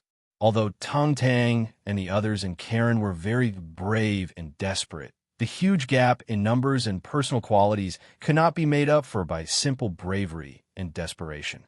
Otherwise, what was the point of having advisors? So soon, the nightmare of the Black Knights was forced to gradually gather under Cornelia's careful arrangement and shrink into a defensive position. Zero, wake up, we need you, Shan Yi whispered softly. Zero, Tung Tang said with a slight frown. Though, Karen muttered with a complicated heart. But no matter how much they prayed, Zero did not appear. Gawain was still standing there in the submarine, his emotionless steel-like eyes staring at the battlefield not far away, waiting for their end. Fight! Karen gritted her teeth and said in her heart. Then, she released the cherry stone energy of the second style of Red Lotus to the maximum, and the mech rushed out like a cannonball. Looks like there won't be any more miracles, Tung Tang secretly said in his heart, and also rushed out. When the others saw Karen and Tung Tang's actions, they also became ruthless. They piloted the Nightmare to meet the Britannian army and launched an attack without any regard for their lives. Boom, boom, boom. The result of fighting with all their might was either victory or a quick death. So, one could imagine the consequences of the Black Knight's members. Almost every Nightmare was besieged by 2 or 3 Britannian Nightmare and died without any suspense. Surround the other mechs and capture the main members of the Black Knights alive. That red mech. Cornelia paused for a moment and said, Find a chance to let him escape. Yes, Your Highness, the knights replied. With this order, the following battle became more targeted. Cornelia's knights quickly surrounded Shan Yi, Tung Tang, and 4 Holy Swords mechs. Cornelia, Guilford, and 2 other knights surrounded Karen, and the remaining Britannian mechs wiped out the remaining forces of the Black Knights with the help of the armored troops. About half an hour later, except for a few mechs that were still intact, the rest of the Black Knights on the battlefield were either crippled or exploded into pieces. They had completely lost the ability to fight against Cornelia's troops. Then, under the siege of the knights, Shan Yi, Tung Tang, for Holy Swords, and the others lost the ability to fight and were captured one after another. Only Karen was still fighting alone because of Cornelia's order to throw the match. Karen, don't worry about us. Run. Shan Yi, who was sitting in the cockpit, shouted at Karen. Karen was silent. We have completely failed, but this is also good. You can go back to your school and live a peaceful life. I think this is what Naoto wants you to do. So, don't worry about us. Run, Shan said. Karen was still silent. Run? Shan shouted in the end. I will come and save you. Karen replied one last time. Then, she pushed away Cornelia and the others who were besieging her. She rushed into the surrounding buildings and quickly left the battlefield when Cornelia and the others threw the match. No need to chase them. Cornelia ordered her subordinates who pretended to chase after them. Then, she said, Clean up the battlefield. Yes, Your Highness. The soldiers responded. Phew, it's finally over. Cornelia leaned back on the driver's seat and said with a relaxed body, It's over. In an abandoned building, Karen was sitting in the cockpit of the second style of Red Lotus. She still maintained the same appearance as when she was driving. She said with tears in her eyes, Shan Yi, Yuqing, everyone, what should I do? What should I do? Karen raised her hand and wiped the tears that flowed out. She kept recalling the scenes of her life with the Black Knights and muttered to herself, until Seito's figure suddenly appeared in the picture. All right, there's still him. I can look for him. Thinking of this, Karen quickly raised her hand and wiped away her tears. She took the mobile phone beside her and turned it on. After finding Seito's name, she dialed it. Hello. Soon, Seito's voice came from the phone. Seito, please help me save everyone, please. Karen pleaded repeatedly. What's wrong? Seito asked knowingly. We were attacked by Cornelia's troops. Shan Yi and the others were all captured by Cornelia's troops, so I want to ask you to help me save them, Karen said anxiously. Have you failed? Seito asked. Yes, Karen said with a dim expression. Then what about the matter I asked you before? Seito continued. Karen fell silent. After thinking for a while, she said with some difficulty, I agree to go with you. Then she asked hesitantly, can you take Sean, E, and the others with you? I'm not a shelter here, Seito said coldly. The only person I really care about is you. If you weren't with them, I wouldn't even have come into contact with them, so I won't take them away. Feeling that his words were a bit harsh, Seito continued, and if I rescue them, how can you guarantee that they won't form a resistance group? Are they willing to live a dull life? Take Yuqing, for example. Can you guarantee that? There's also Tung Tang and the Four Holy Swords. Karen thought about Yuqing's character, Tung Tang, the Four Holy Swords, and the others, and finally fell silent. Okay, tell me where you are now, and I'll pick you up. I think after the battle, your Red Lotus 2 styles doesn't have much energy left, right? Seito said, yes. Karen looked at the energy display that was close to the red line and nodded, then reported her location. Wait for me. I'll be there soon. Seito hung up the phone after saying that. Karen turned off the power of the Red Lotus 2 styles, leaned back in the chair, and rested her head on the top of the chair. She looked at the metal hatch above her head in silence. Just like that, an unknown amount of time passed until a series of dang, dang, dang metal knocking sounds came from the hatch, waking Karen, who had been in a daze. Whoosh, the hatch opened, and Seito's figure appeared in front of Karen's eyes. Come out, let's leave this place, Seito said indifferently. Welcome. Your support is my greatest motivation. Chapter 280. What about the second style of Red Lotus? Karen stood up from the cockpit and jumped off the second style of Red Lotus with Seito. She turned to look at the body beside her and asked in confusion, Don't worry. Seito smiled at Karen and placed his hand on the body of the second style of Red Lotus, as usual. Then, the second style of Red Lotus suddenly disappeared from Karen's sight. She was so shocked that she unconsciously opened her mouth wide and stared blankly at the original position of the second style of Red Lotus, unable to say a word. Let's go. Seito understood Karen's current behavior very well, so he did not say much. He just patted the stunned Karen and said softly, What about the second style of Red Lotus? Karen, who was called back to her senses, looked at Seito and waved her arm at the original position of the second style of Red Lotus, as she asked anxiously. Let's leave here first. I'll explain to you later, Seito said. Oh, when Karen heard Seito mention leaving again, she finally remembered her situation. She nodded embarrassedly and followed Seito with her mind full of thoughts. Soon, the two returned to the mansion again. Let's go to the second floor. There are women's clothes there. You can choose for yourself, Seito said as he led Karen to the second floor. Oh, Karen's mind was now full of the scene when Seito collected the second style of Red Lotus. She did not have the mood to think about anything else and nodded obediently. Then, the two went to the second floor, walked into the room where Valletta lived, and opened the wardrobe in the room. In an instant, dozens of colorful women's clothes, whether skirts or pants, were neatly hung in the wardrobe in a certain way, quietly waiting for their owner to choose. I'll wait for you downstairs. Seito retracted his arm that opened the wardrobe door and turned sideways to show the clothes in the wardrobe to Karen. Okay. Karen looked at the various clothes in the wardrobe and nodded. Then, the two separated. Seito left the room and went straight downstairs, while Karen went to the wardrobe to choose the clothes she liked. A moment later, Karen, who was wearing a light blue round-neck hooded long-sleeve shirt and a dark yellow pleated skirt with wavy white lace decorations on the cuffs, bottom, and bottom of the skirt, walked down the stairs with her hair down.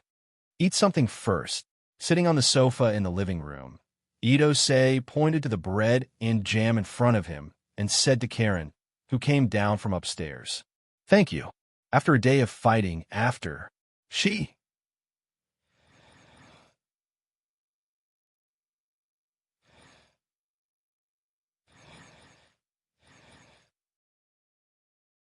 After a day of fighting, you haven't told me what happened in the hiding place just now. Karen, who had eaten half of the bread in a moment, looked at Sei Ito curiously and asked, "Have you heard of space?" Sei Ito asked Karen, who was chewing the bread. "No," Karen replied honestly. But come to think of it, Karen was only an 18-year-old girl after all. Apart from having a brother who established a resistance organization and joining the resistance organization herself, she was just an ordinary high school student. It was impossible for her to understand this kind of vocabulary that not many people in Britannia understood except for the church. That was why it was normal for her not to know about it. "Let's put it this way," Seito said as he waved his hand, and a few empty cups appeared on the table. Then he took one out and put it aside, saying, "This cup represents the world we live in." Then he filled the cup with water. Water represents us humans and all the creatures and substances living in this world. Then he took another cup and put it next to the one filled with water. This is a space connected to the world we live in. It may be big, even bigger than our world. It may be small as a grain of sand. Under normal circumstances, the two are dependent on each other but can't communicate. But through a special method, Sei Ito stretched out his hands and put them on the outer wall of the two cups, launched a super small alchemy spell, and opened a small hole the size of a finger between the two cups that were close together. Like this, when the two cups are connected together, the items in the world we live in can be transferred to another empty cup. This is what I did at that time. Karen stared at Seito with a dumbfounded expression. A series of magical means, such as making water, electricity in his hands, and making a small hole between the two cups. She was speechless. This was too magical for her. This kind of thing that only appeared in novels, games, and movies had completely subverted her understanding of the world she lived in. But at the same time, she was full of confidence that Sei Ito could save Shan Yao and the others and give her and her mother a happy life. "Do you understand?" Sei Ito saw Karen staring at the cups without speaking. He asked helplessly. Oh, I understand." Karen, who was called back to reality, quickly nodded. She raised her hand and put the half piece of bread in her hand into her mouth, covering the saliva that had accumulated in her mouth because she had been opening her mouth for a long time, and said vaguely, "Have a good rest today. Tomorrow, I will go to the prison to rescue your mother. Then I will find out about Shan Yao and the others and find a way to save them too." Ito Sei's hands, which were still holding the cups, once again emitted a few clusters of lightning. After flowing around the two cups for a few times, they disappeared. After the lightning disappeared, the two individual cups immediately turned into a transparent object like a small vat. At this time, Ito Sei, whose hands left the small vat, said, "Let's go." "Okay." Karen, who was confused by Sei Ito's series of tricks, was now basically a confused girl. She would listen to whatever Sei Ito said without any objections. "Well, I'll go upstairs and get something done. Don't disturb me for the time being. As for you, just treat this as your own home and do whatever you want." Sei Ito got up and said to Karen, "Got it." Karen picked up a piece of bread again, looked at Sei Ito, and nodded. Then, Sei Ito didn't stay any longer. He returned to the bedroom on the second floor, locked the door, and entered the Rubik's Cube world, appearing in front of Royd, Cecil, and Nina. Among the three of them, Royd was looking at the environment with interest, not caring about his own safety at all. Cecil, on the other hand, was sitting at the side, hugging Nina, who was trembling all over and had a face full of fear. He was also looking at the environment without the slightest bit of worry on his face. "Hello." Sei Ito, who suddenly appeared, greeted Royd and the others. Instantly, Royd and Cecil's gazes fell on Sei Ito. Nina, on the other hand, trembled all over and leaned into Cecil's arms even more. Seeing this, Sei Ito sighed with some regret and inwardly thought, although willpower is an all-purpose brainwashing tool, it takes a long time to take effect and isn't as fast and convenient as hypnosis. For ordinary people, it only takes 1 to 2 days to be affected by the subconscious in their hearts. For people with strong willpower like Royd and Lakshata, the effect will take a little longer, but they'll definitely be affected and won't make any unwise choices. As for Nina, the effect of her resistance from the bottom of her heart will take a longer time. It seems that I'll have to combine it with hypnosis appropriately in the future or obtain other willpower magic. However, for someone like Nina, I can use a combination of kindness and severity to increase the effectiveness of her subconscious. So this is your way of inviting us? How peculiar. Royd looked at Seito and laughed maniacally. Sorry. Due to some special reasons, I had no choice. Seito smiled and said, All right, I'll take you to the laboratory now.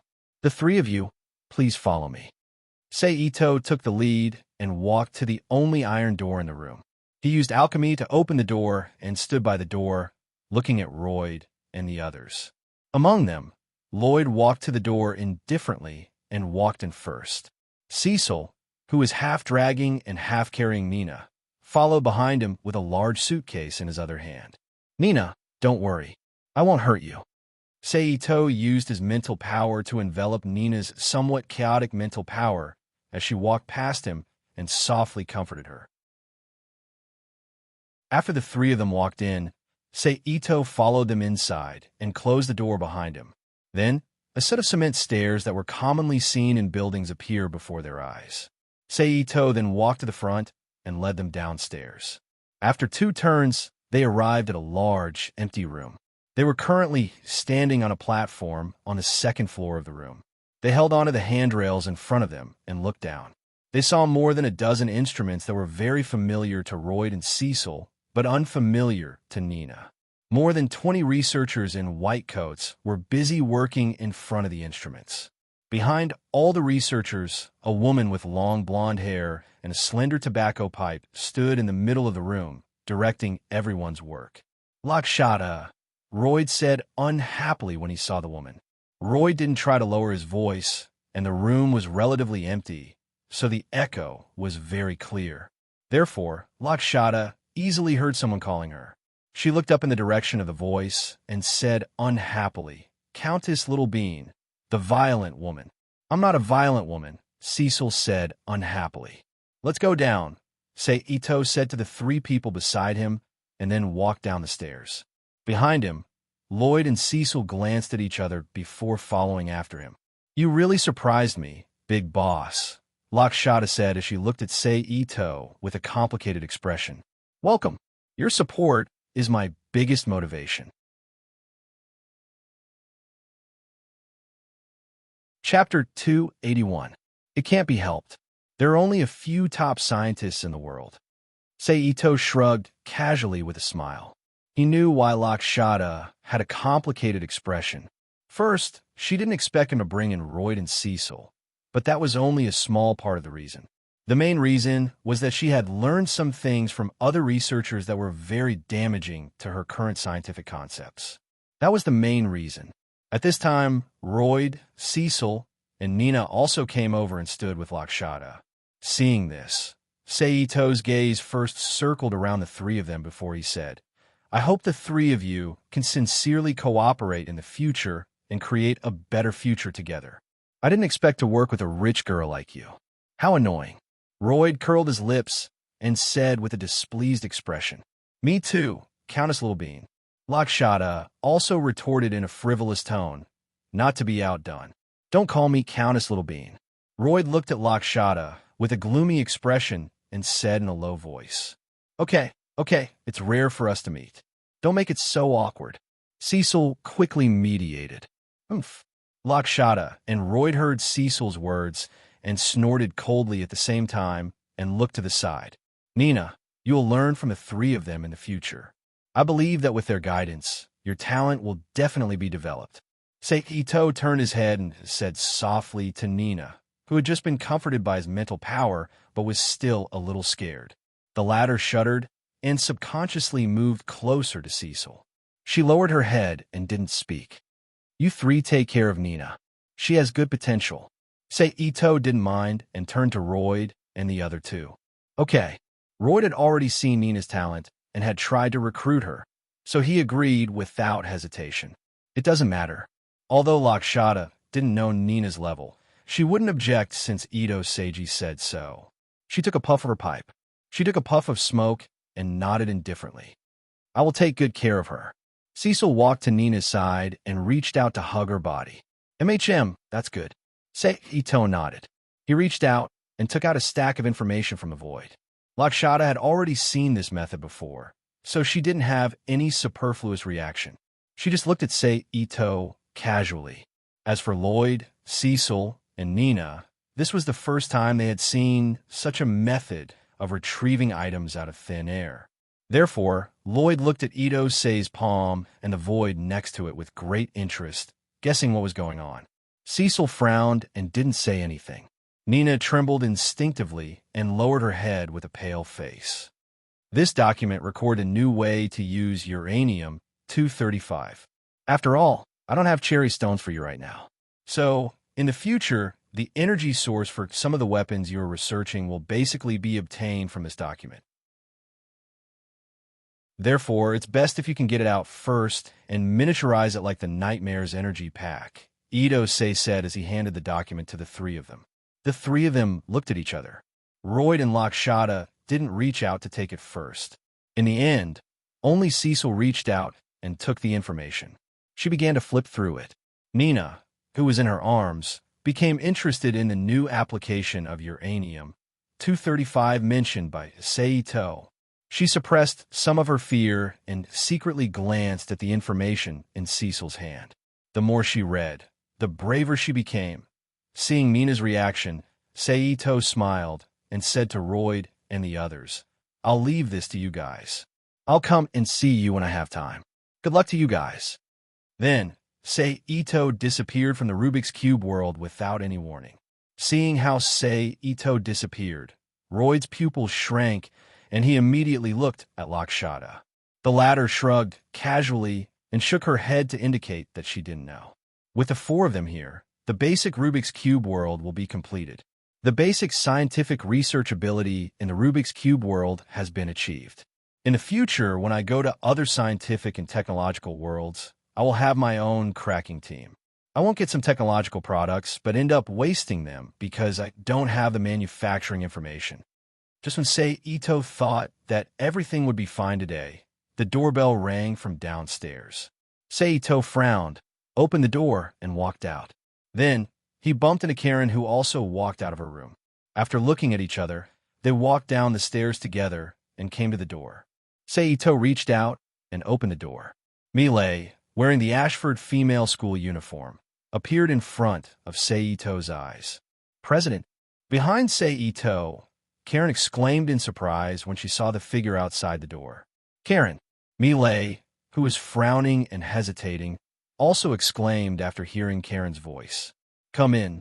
Ito Mori stepped aside to open the door and invited him in. Milay hesitated for a moment, looked at Karen in the room, and finally stepped in. Then Ito closed the door and sat down in the living room with Milay and Karen. I wonder what President Milay is here for. Ito sat on the sofa and looked at Milay, whose face flashed with hesitation from time to time, with interest, and asked softly. That. Hearing the question, Milay opened her mouth hesitantly, then fell silent again. Don't worry, I won't do anything to you. Ito shook his head with a chuckle and said, What did you do to Nina? Hearing Ito's words, the situation in the student union room flashed in Milay's mind again. It seemed that other than being ruthless to Vermilion Bird, he really didn't do anything to her and Lavelle, so she calmed down and said, She? Very good. She is doing research with a group of top scientists. Ito said, then paused for a moment before adding, By the way, one of the scientists I mentioned is your fiancé, Earl Royd. What? Milay looked at Ito in surprise. President actually has a fiancé? Karen also looked at Milay in surprise. Well, it's a long story. Milay looked at Karen. She smiled bitterly and said in a low voice, But I didn't expect you to go to this extent for Nina. I really have a whole new level of respect for you, President Milay. Ito looked at Milay on the opposite side with admiration. After all, Ito was the murderer who killed Vermilion Bird. Even if they didn't meet face to face, they were basically close. But Milay was actually willing to risk her own life to meet Ito, the murderer, for Nina. It was obvious how much Millet had done for Nina. Ha! Millet laughed self-deprecatingly and didn't say anything. Obviously, there was a story between her and Nina. Then she looked up at Ito and asked, "Can I go see Nina?" "See? Of course. But after seeing her, you can't leave there anymore. Do you really want to see her?" Ito said to Millet calmly. Hearing Ito's words, Millet hesitated. "Isn't it just seeing Nina? Why can't I leave?" Although she didn't know what happened between Millet and Ito, she couldn't leave just because she saw Nina. What was the reason? He asked curiously. Ito smiled at Karen and didn't explain. Then he waited for Millet's decision. After a while, Millet said dispiritedly, "Forget it. I still have Grandpa and Mother." Ito smiled and didn't say anything. "Now that I know about Nina's situation, I'm relieved. Then I'll take my leave." Millet got up and said, "I won't see you out." Ito looked up at Millet and said, "By the way, from now on, you probably won't be able to see Earl Royd again, so your engagement may be suspended for the rest of your life. Of course, I can't rule out the possibility that the Ashford family will find another engagement for you." Millet, who was about to turn around and leave, stopped in her tracks. She stood there and looked at Ito in a daze. No one knew what she was thinking. After a while, she suddenly asked, "How's life there?" "It's very good.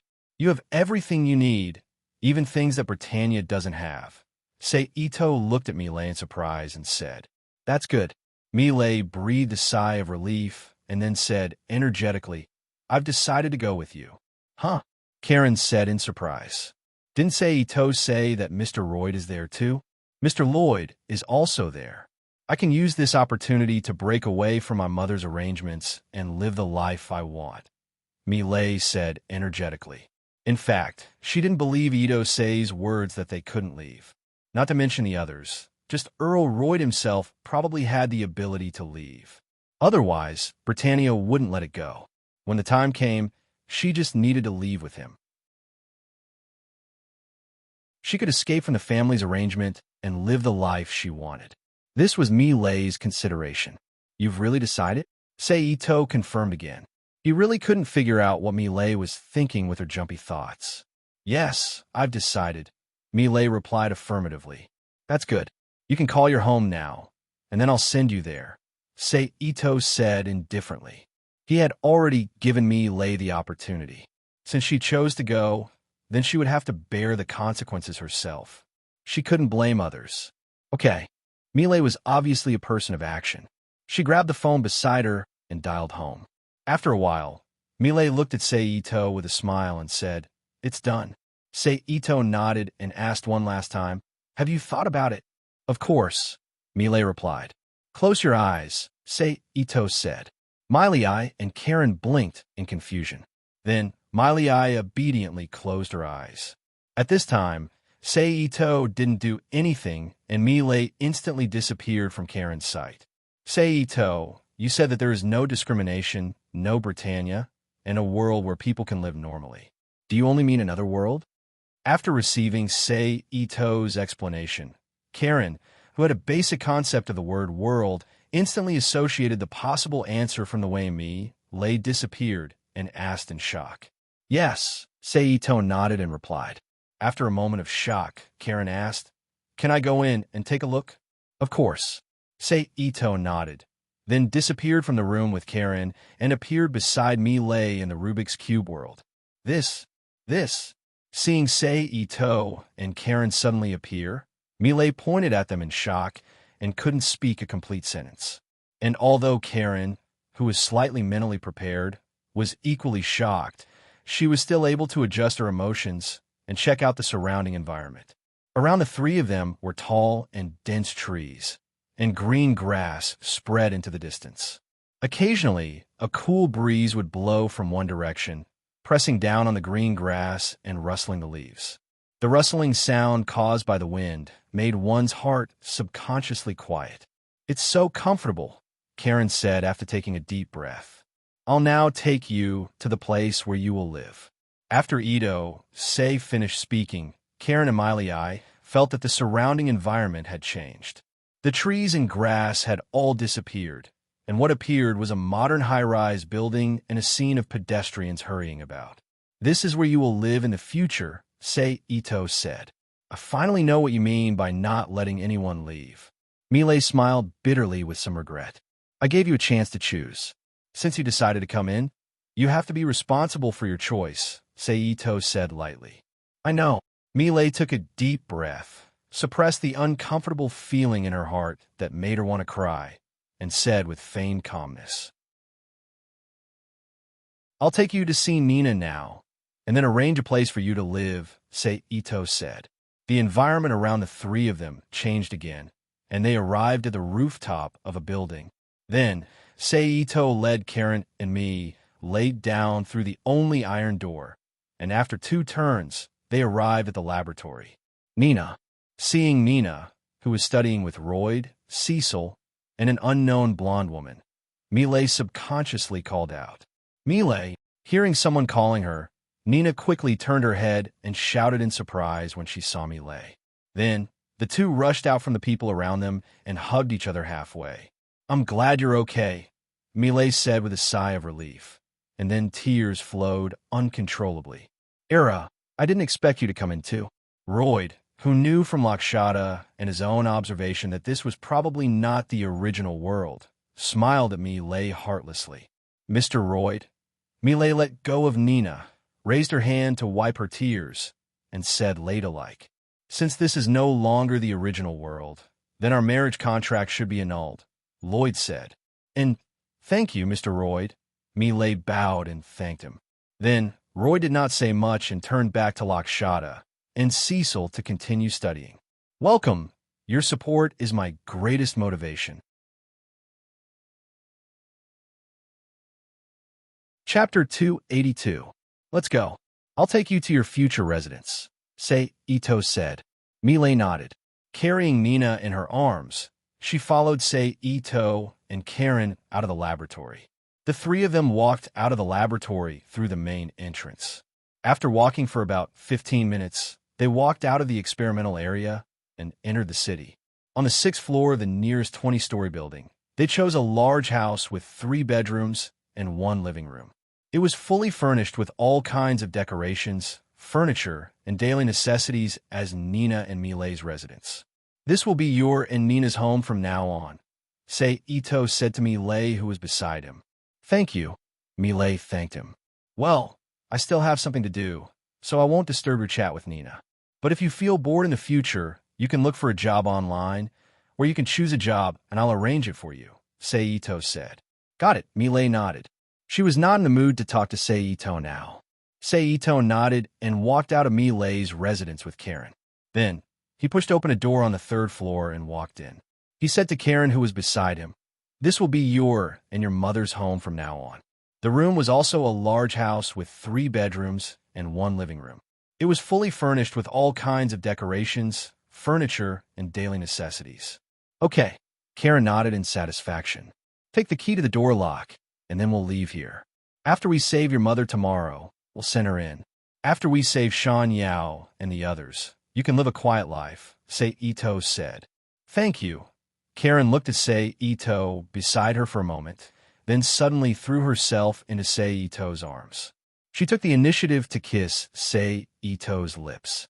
A moment later, the two separated. Karen looked to the side with a flushed face, not daring to look at Ito.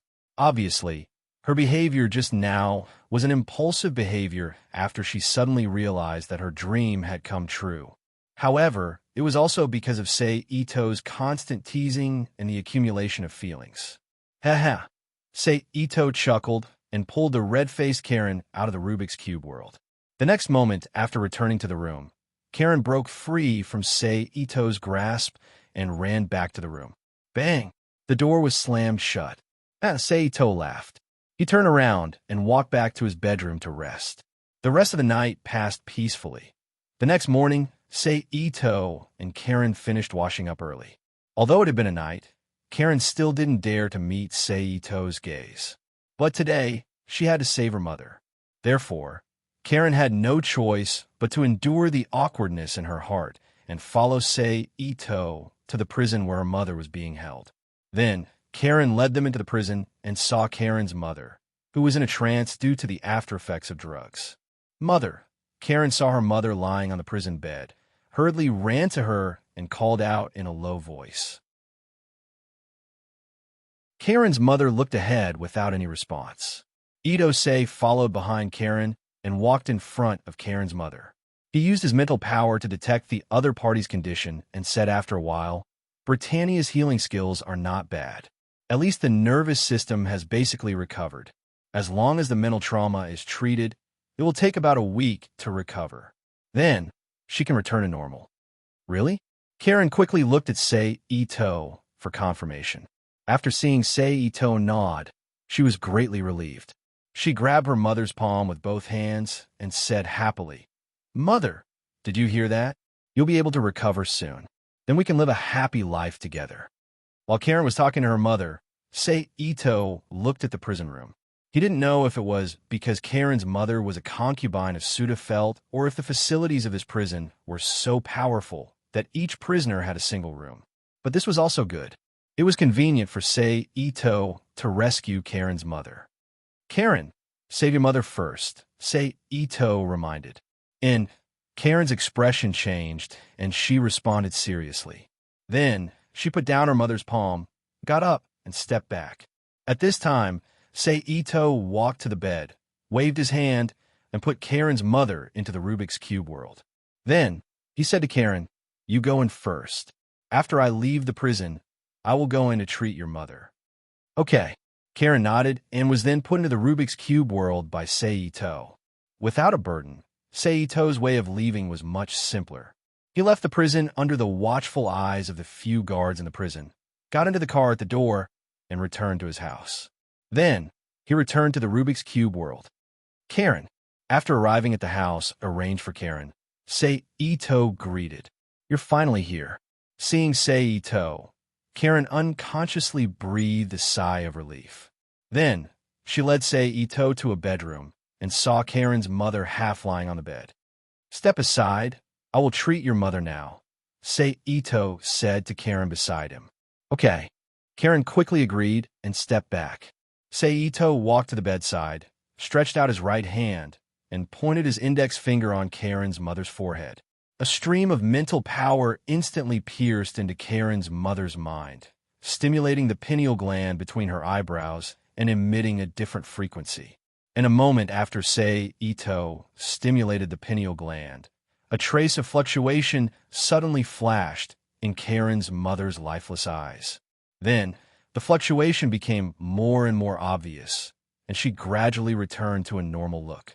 When Karen saw this, tears instantly flowed from her eyes. If it weren't for the fear of disturbing Sei-Ito, who was treating her mother, she would have run to her mother's side and cried. About 5 minutes later, Sei-Ito let out a long sigh and withdrew his mental power from Karen's mother's mind. Then, without waiting for Karen's response, he stretched out his hand and took out a talisman paper. He stuck it on Karen's mother's forehead and activated it with his spiritual power. The talisman paper immediately burst into a soft, dim yellow light, gradually turning into fragments and disappearing into Karen's mother's forehead. Then, Karen's mother's eyes that had just regained their vigor froze, and she fainted completely. "Mother!" Karen quickly exclaimed when she saw this. "It's okay. It's just that your mother's consciousness has just been stimulated and she needs some time to recover. With the help of my talisman, she will be able to calm down in a day at most. She will return to normal within 3 days, and after 7 days, she will be able to live a normal life without any effects," Sei-Ito explained. "Then when will my mother wake up?" Karen asked with concern. "Tonight, but it won't take long. She will be able to communicate with you normally by tomorrow," Sei-Ito said. "That's good," Karen said with a sigh of relief. "Now, I'm helping your mother recover. Pay more attention to exercise in the future, and her physical problems will be completely cured," Sei-Ito said as he threw out a rejuvenation talisman and stuck it on Karen's mother's body. Then, a green light shrouded her body and lasted for a long time before disappearing. Karen was now basically immune to this kind of supernatural thing. So she watched Sei Ito doing everything calmly. You stay here. I'll go out and see the situation. Then I'll try to get Sean and the others out in a few days so that you can follow me with peace of mind, Sei Ito said. Okay. Karen seemed to have thought of something, and she responded with a red face. Then Sei Ito suddenly disappeared from Karen's room, Sean and the others. There's no hurry. I'll save them when the execution time is confirmed in 2 days, Saito secretly thought.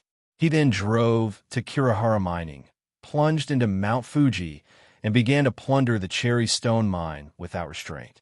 Anyway, he was about to leave, so he didn't have to disguise himself like before. He didn't dare to take too much at once for fear of exposing himself and causing unnecessary trouble.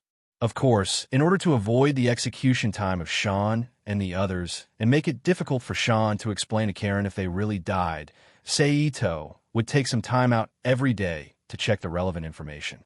Just like this, 3 long days passed in the blink of an eye. On this day, Seito left Kurihara Mining for the first time, came to a building in the Tokyo concession, and waited outside. Because today was the day Sean and the others were going to be executed. Perhaps Cornelia deliberately concealed it or for other reasons.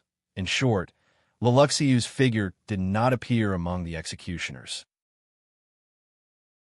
At about 10 o'clock in the morning, Shan Yao, Yujo, Inoue, Tung Tong, Shurjian, Dilyahart, and the other main leaders of the Black Knights were all fixed on a wooden frame in white prison clothes. Then, they were placed on a long-tailed transport vehicle and were pulled toward the downtown area in the crowd.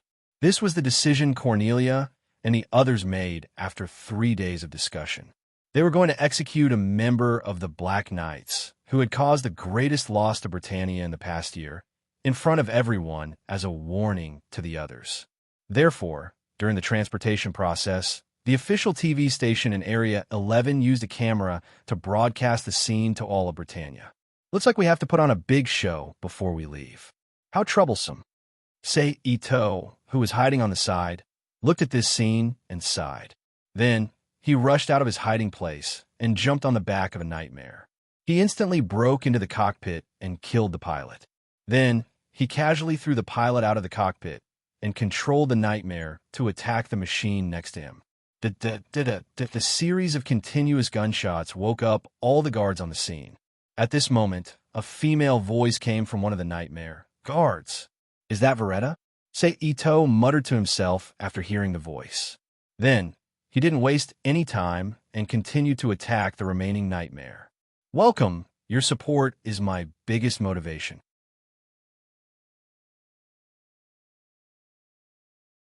Chapter 283. It was like a martial arts master who took a weapon and fought with a group of third-rate martial artists who held the same weapon. The nightmare driven by Ito Sei was like an unstoppable force. It was agile and nimble. In a moment, the 10 or so security guards were crippled, and they fell to the ground like a pile of scrap metal. Seito didn't hesitate to kill the driver of the transport van. He jumped out of the cockpit and ran to the driver's seat. He opened the door and dragged the body out. He sat in the driver's seat and stepped on the accelerator to ignite the engine. Then, he turned the car around and drove away. At this time, Valletta, who was the leader of the escort team, saw the identity of the hijacker on the radar of the nightmare she was driving. Without thinking, she opened the driver's door and quickly ran out. The moment the prisoner transport vehicle was about to start, she jumped into the back of the car and grabbed the protrusion next to her to resist the inertia caused by the car's high speed. After the car stabilized, she quickly got up and rushed to the driver's seat. Valletta quickly got to the back of the vehicle without anyone stopping her. She grabbed onto a protrusion on the right side of the vehicle and carefully stepped out from the back to the front passenger seat. She then took out the pistol from her waist and shot the door lock in front of her. She then opened the door, jumped into the vehicle. Seito, who was driving, turned around and looked at Valletta, who was sitting in the front passenger seat with her gun pointed at him. He smiled and said, "You're really desperate. Stop the car." Valletta didn't care about Seito's teasing. She frowned and shouted, "Do you think a gun can threaten me?" Seito's hands were still on the steering wheel. Looking straight ahead, he said to Valletta without any change in his expression, If you don't stop the car, I'll shoot.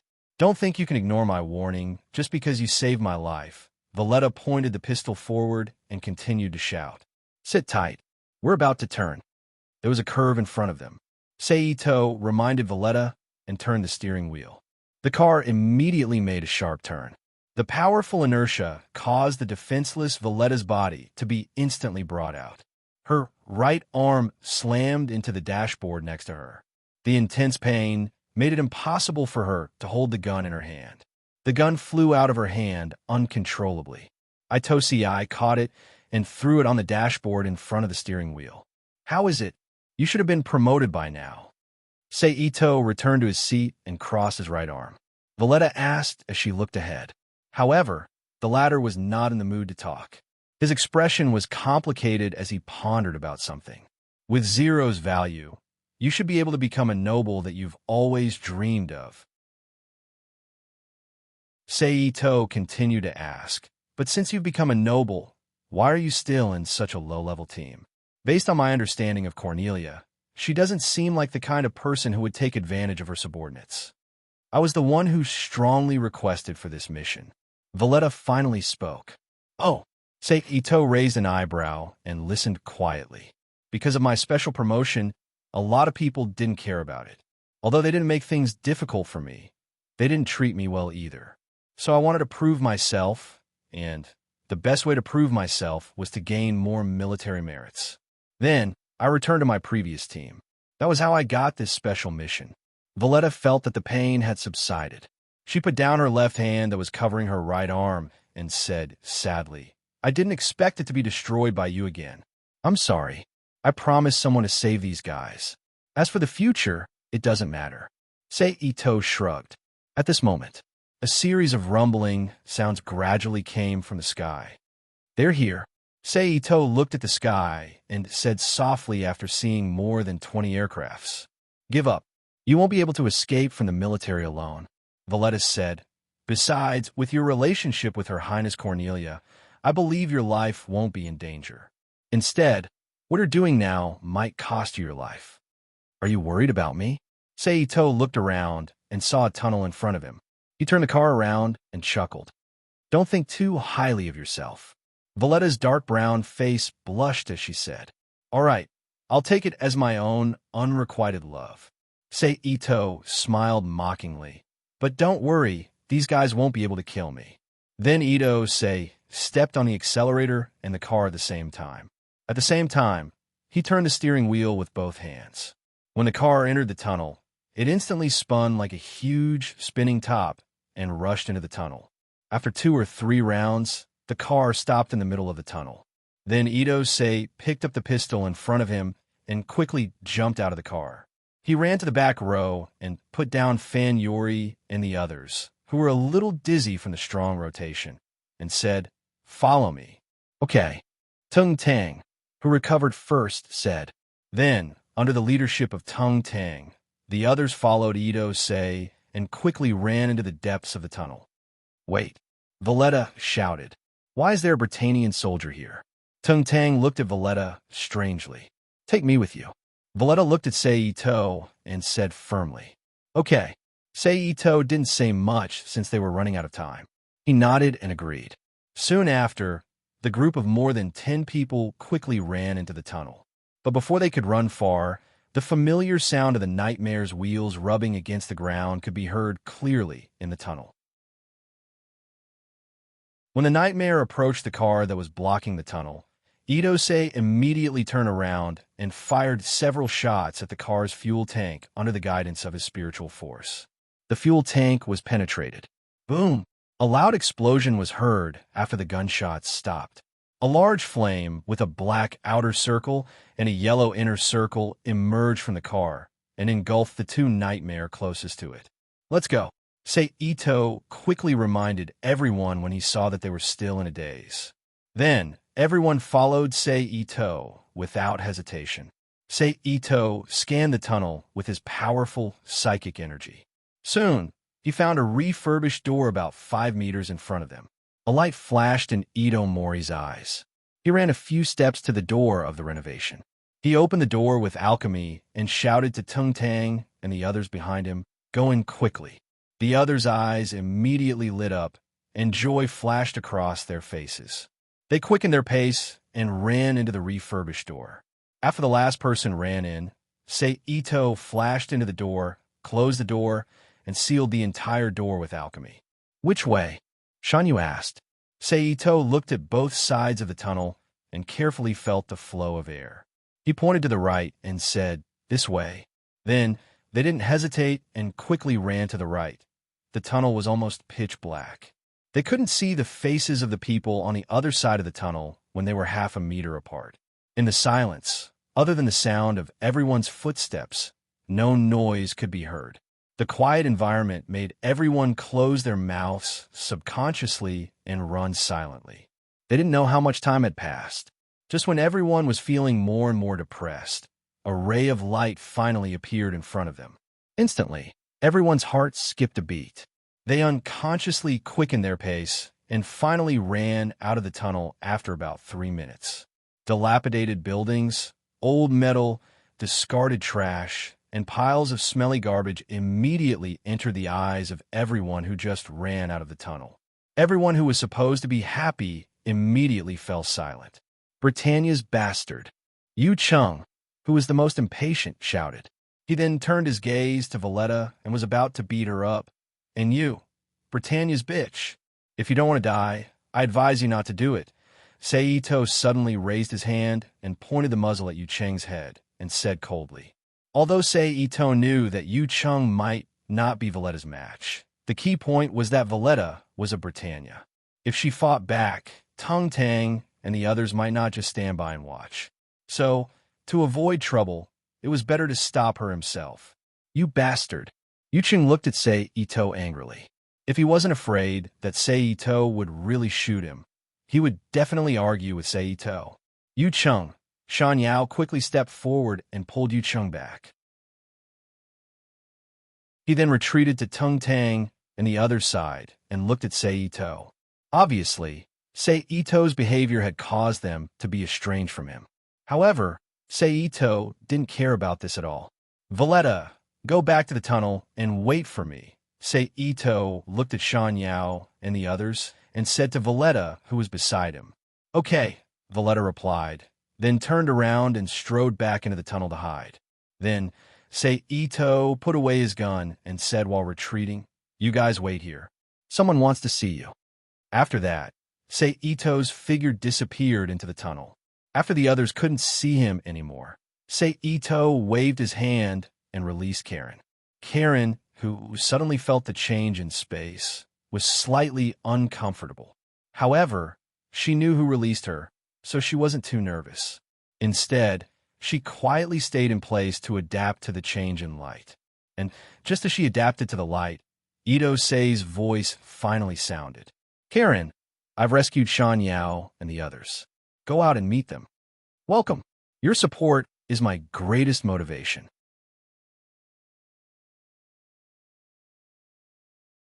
Chapter 284. Really? That's great. Karen immediately exclaimed in surprise when she heard that Shan Yao was waiting for someone. Then, without stopping, she ran in the direction of the light source. After she ran out, the familiar faces of Shan Yao and the others immediately appeared in front of Karen. "Karen!" Shan Yao exclaimed in surprise when he saw Karen suddenly running out of the tunnel. "Shan!" Karen also exclaimed in excitement. "Yu Chung!" "In no way."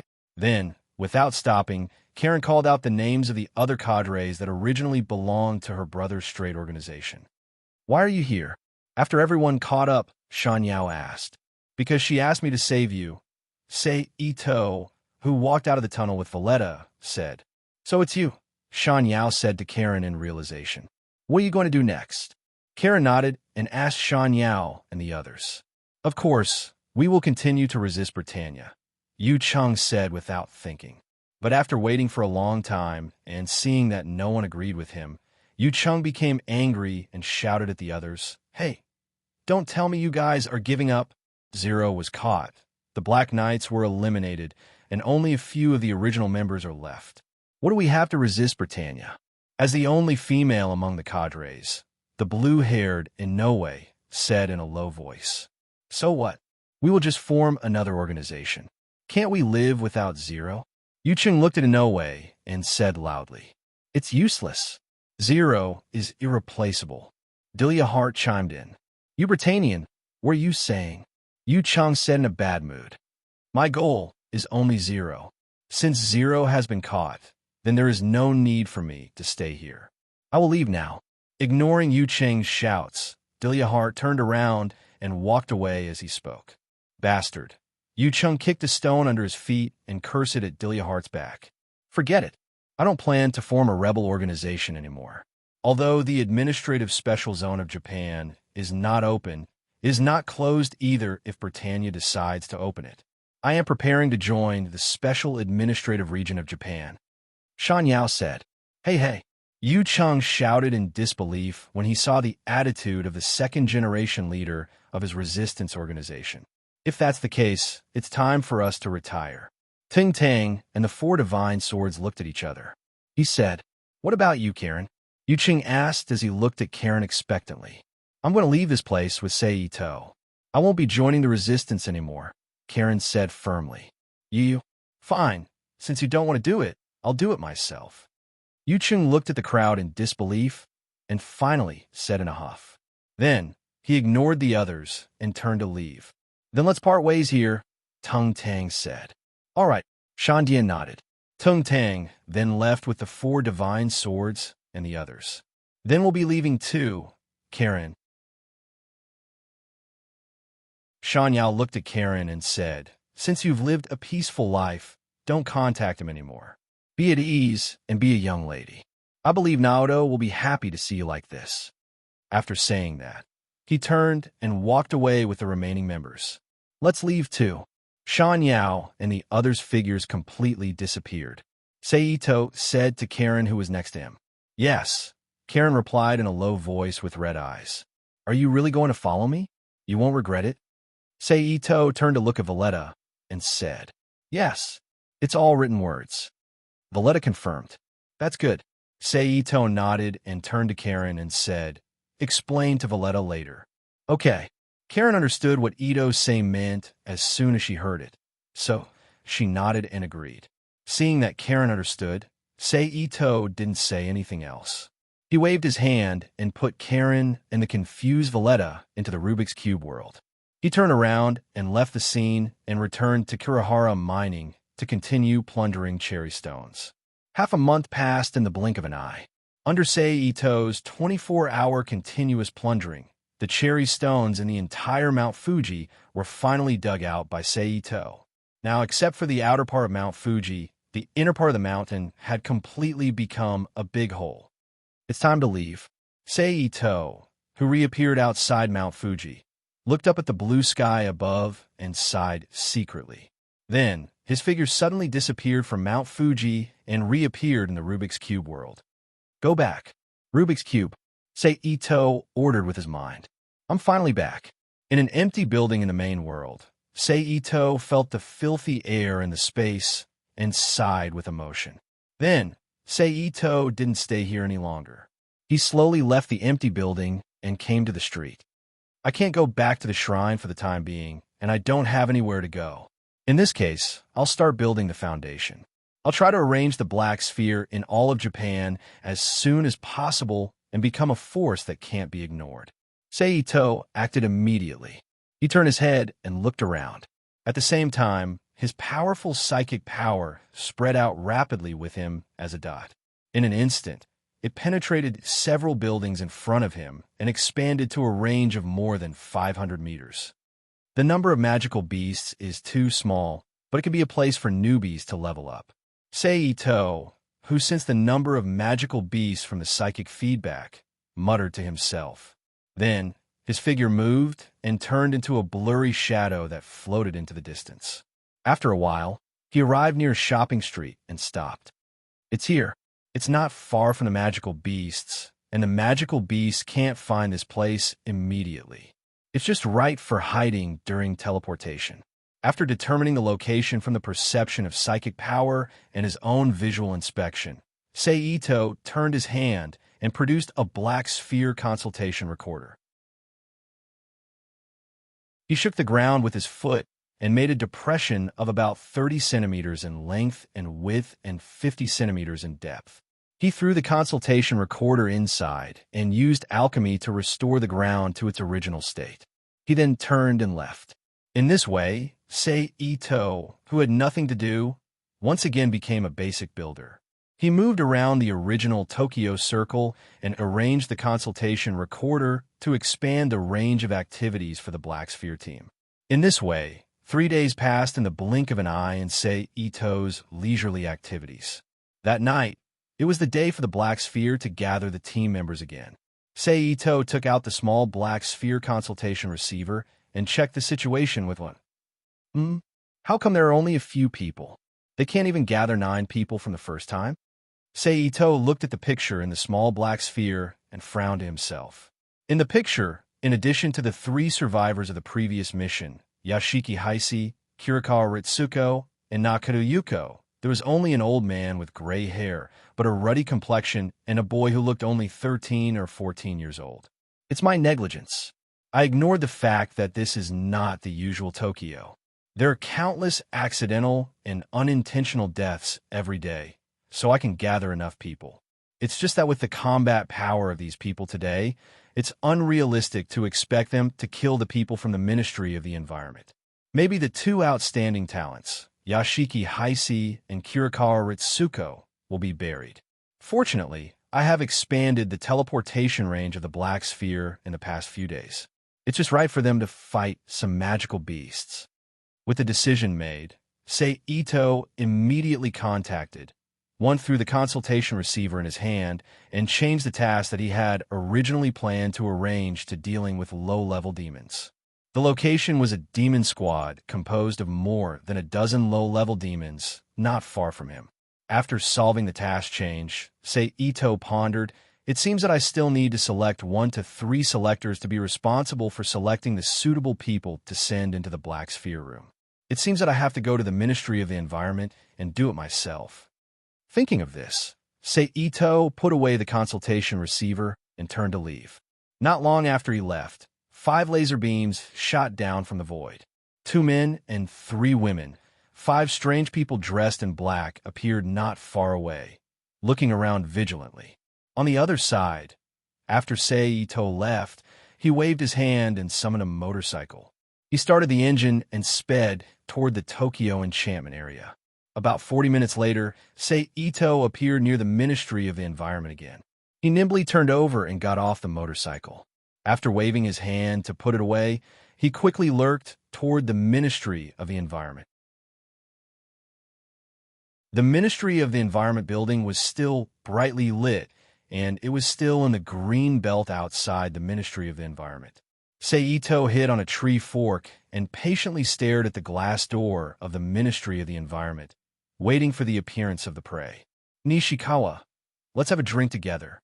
After an unknown amount of time, 3 strangely dressed men walked out of the entrance of the Ministry of Environment. One of them had long hair, a copper ring in his nostrils, and a cigarette in his mouth. He was dressed like a street gangster. He had dyed yellow Mohican hair, and he was only wearing a small red vest and tight leather pants. His hands were in his pockets as he spoke to the man who had his hands in his pockets. This man was Nishikawa Mamoru, who came with Kojima Yukiko to capture Sei Ito before. I didn't expect to meet this guy. It's interesting. Sei Ito looked at Nishikawa Mamoru with a sneer on his face and secretly said in his heart, "Okay." Nishikawa Mamoru replied, then asked, "Where are we going? If the place is too bad, I won't agree." "Don't worry. I promise you'll be comfortable." The man who sent the invitation smiled. However, the expression on his face was wretched and lascivious. "That's good." Nishikawa Mamoru showed an understanding expression and also smiled wretchedly. He put his arm around the other 2 men's shoulders and left the Ministry of the Environment. "Welcome. Your support is my biggest motivation."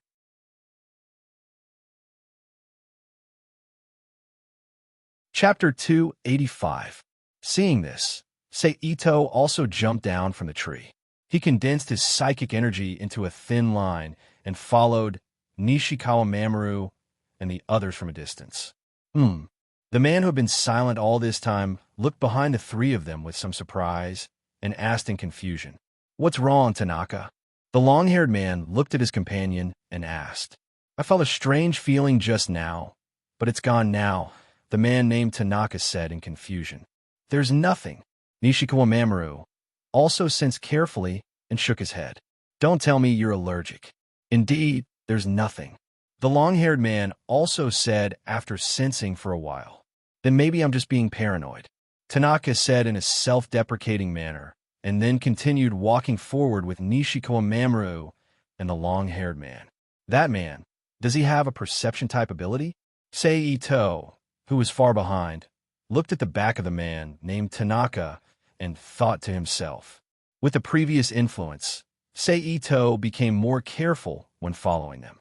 Just like this, the three of them led the way in front, and Sei Ito followed behind. Soon, they arrived at the bustling area of Tokyo, Ginza. Then, the three of them walked straight into a nightclub called Cherry Blossom without stopping. I didn't expect that my first time entering a nightclub would be to follow someone. What a pain in the ass. After the three of them went in, Sei Ito walked out from the corner and walked toward Sakura like a customer while cursing in his heart. "Welcome." At the door, a young man wearing a standard bar waiter uniform came forward and greeted him. "Do you know anyone here?" The person he was referring to was a lady he was familiar with. "No," Sei Ito said as he followed the waiter inside. "Then what do you like?" the waiter asked. At this time, the two of them walked into the dimly lit hall of the nightclub. In the hall, there were dozens of three-seater sofas placed in a certain pattern. In front of the sofa was a small rectangular table. Men who came to spend money were sitting on the sofa with scantily dressed escorts, drinking and playing.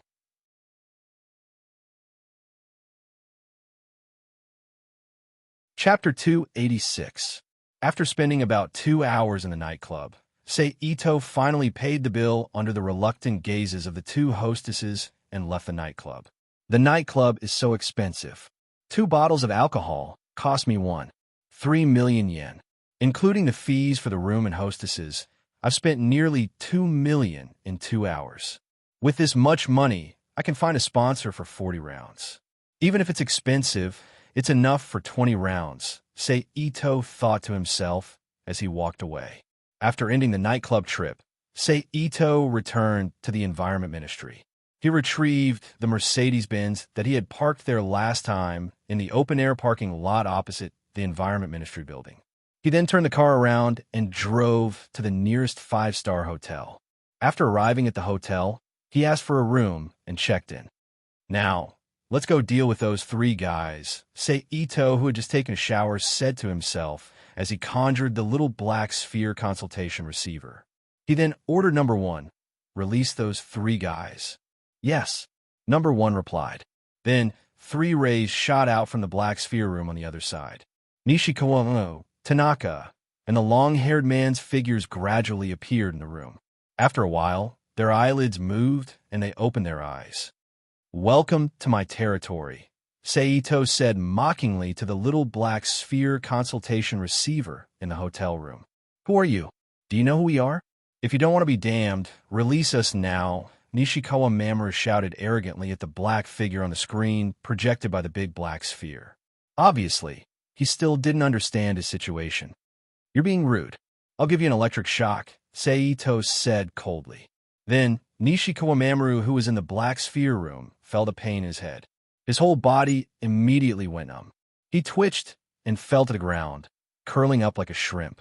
"Nishikawa," the long-haired man called out with concern. "You have to understand your situation," Sei Ito said indifferently. "Who are you? Why did you bring us here? You should know that we are from the Ministry of the Environment. If you imprison us for too long, the Ministry of the Environment will notice. When that time comes," Tanaka faced the screen. "There is only a shadow without a face." Sei Ito, whose voice had been altered, said in a half-respectful, half-threatening manner, "You don't have to worry about that. Since I dare to capture you, I have ways to ensure that the Ministry of Environment won't find me," Sei Ito said with a sneer. "And do you really think you're still alive?" "What do you mean?" The long-haired man's expression changed as he asked in a deep voice. He was the last to die among the 3. He was also the one who saw the most things before he died. He clearly remembered that Nishikawa, Mamoru, and Tanaka beside him were killed by someone, and he himself was killed by a stone piercing through his chest. Logically speaking, they should be dead by now. You're already dead. Now, I'm the one who gave you your life. It's my freedom to use you however I want. So, you better accept reality. Don't do anything that displeases me. That will only make you wish you were dead, Ito stated calmly. What a joke. If we're really dead, why will we be here? Nishikawa Mamoru, who had just recovered from the electric shock, mocked in disdain. It seems like you haven't learned your lesson. Then, experience what you felt just now. As soon as he finished speaking, Nishikawa Mamoru's expression suddenly changed. His face was pale and bloodless, and his eyes were rolling upwards desperately. His entire body was like a little chick that had contracted the chicken plague. His entire body was curled up into a ball, twitching, and some white foam flowed out of his slightly open mouth. What do you want us to do, sir? Tanaka and the long-haired man both looked at Nishikawa Mamoru with ugly expressions. Tanaka then asked Seito, "Your mission is very simple. All you need to do is to kill a member of the Environment Ministry every 5 days." Ito-sei said in a very relaxed tone. It was as if they weren't talking about killing people, but buying groceries at the market. "Okay, we promise you."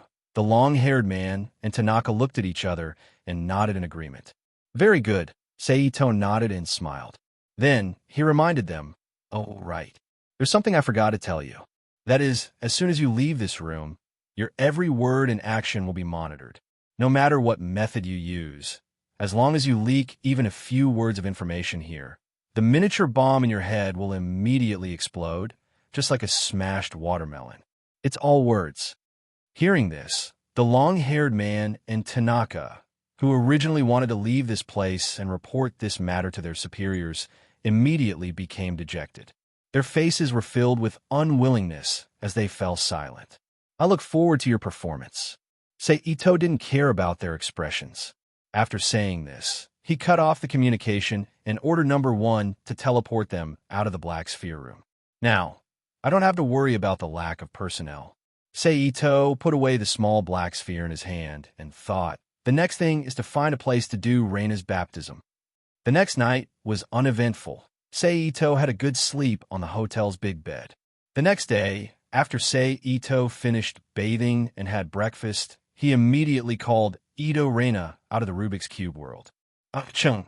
Ito Reina, who had just appeared, immediately found Seito sitting next to him and shouted happily. Then, he looked at the furnishings in the room curiously and asked, "Where is this?" "This is the suite of the Tokyo Hotel," Seito explained. "Tokyo Hotel? You mean we are in Tokyo now?" Ito Reina said in surprise. "Yes." Seito nodded and said, "I think you have been in there for so long that you are probably a little bored, so I'm going to take you out to relax, and then find a time to baptize you." "Great." Hearing Seito's words, Ito Reina immediately shouted happily. As for the baptism, Ito Reina directly ignored it. Seeing Ito Reina's happy look, Seito shook his head with a smile, got up and said, "Let's go." "Okay." Ito Reina reached out and took Seito's arm and responded. Then the two didn't stay any longer and left the room directly, went downstairs to the outside of the hotel, then got in the Mercedes-Benz car that Seito grabbed and drove to the downtown area. "Tell me, where do you want to go?" Seito, who was driving, asked Ito Reina in the co-pilot seat. "Anywhere. I haven't been out for so long. I don't know where to go." Ito Reina said very gloomily. "Well, I remember that before we got there, you kept saying that you wanted to go to Ocean Park. Then let's start with Ocean Park," Seito suggested. "Okay." Ito Reina agreed. Then the car quickly drove to Tokyo Disney Ocean Park. Tokyo Disney Ocean Park was located in Puen City, Chiba Prefecture, Tokyo Circle, adjacent to Tokyo Disney Amusement Park, which was also owned by the American Disney Company. It was the world's first Disney theme park with stories and legends about the sea as its theme. However, its location was not very good. It was in Chiba Prefecture, which was not within the protection of the Tokyo barrier. However, in order to alleviate the depression caused by the Tokyo citizens because of the magical beasts, the Ministry of Environment, under the special instructions of the cabinet, specially dispatched a group of people to clean up the magical beasts in Chiba Prefecture. They also left a dozen members to form a temporary team to maintain the safety of the area. Of course, this was only the reason on the surface. The real reason was that the American Disney had put pressure on the Japanese government through their connections.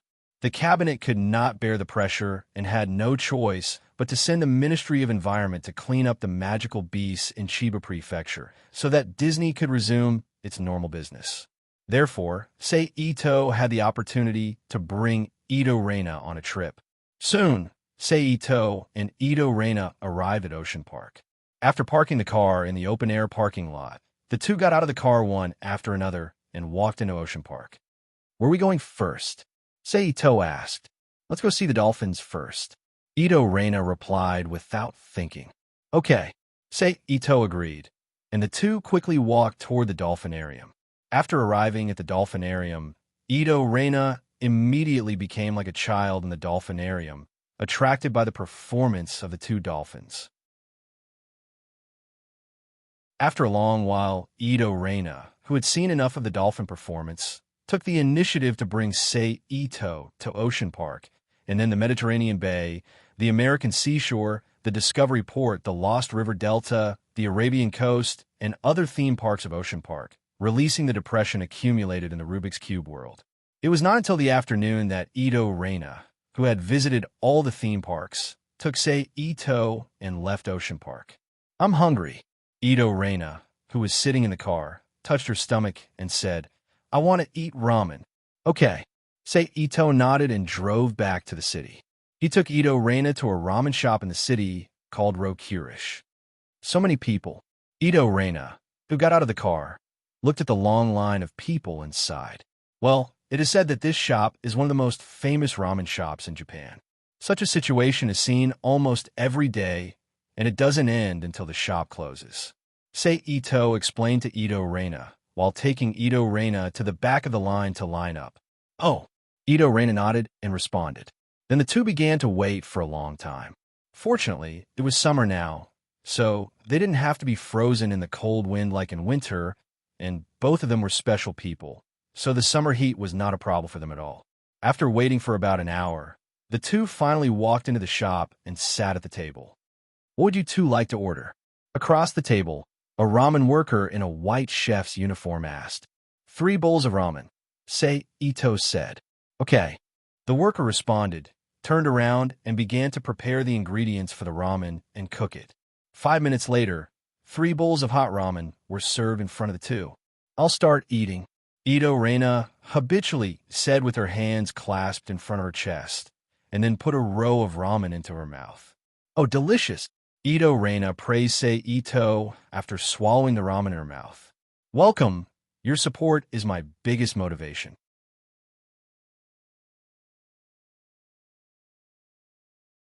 Chapter 287. Since Ito Reina praised and said it was delicious, Sei Ito also picked up a piece of noodles from the bowl and put it into his mouth out of curiosity and started to chew. "Is it delicious?"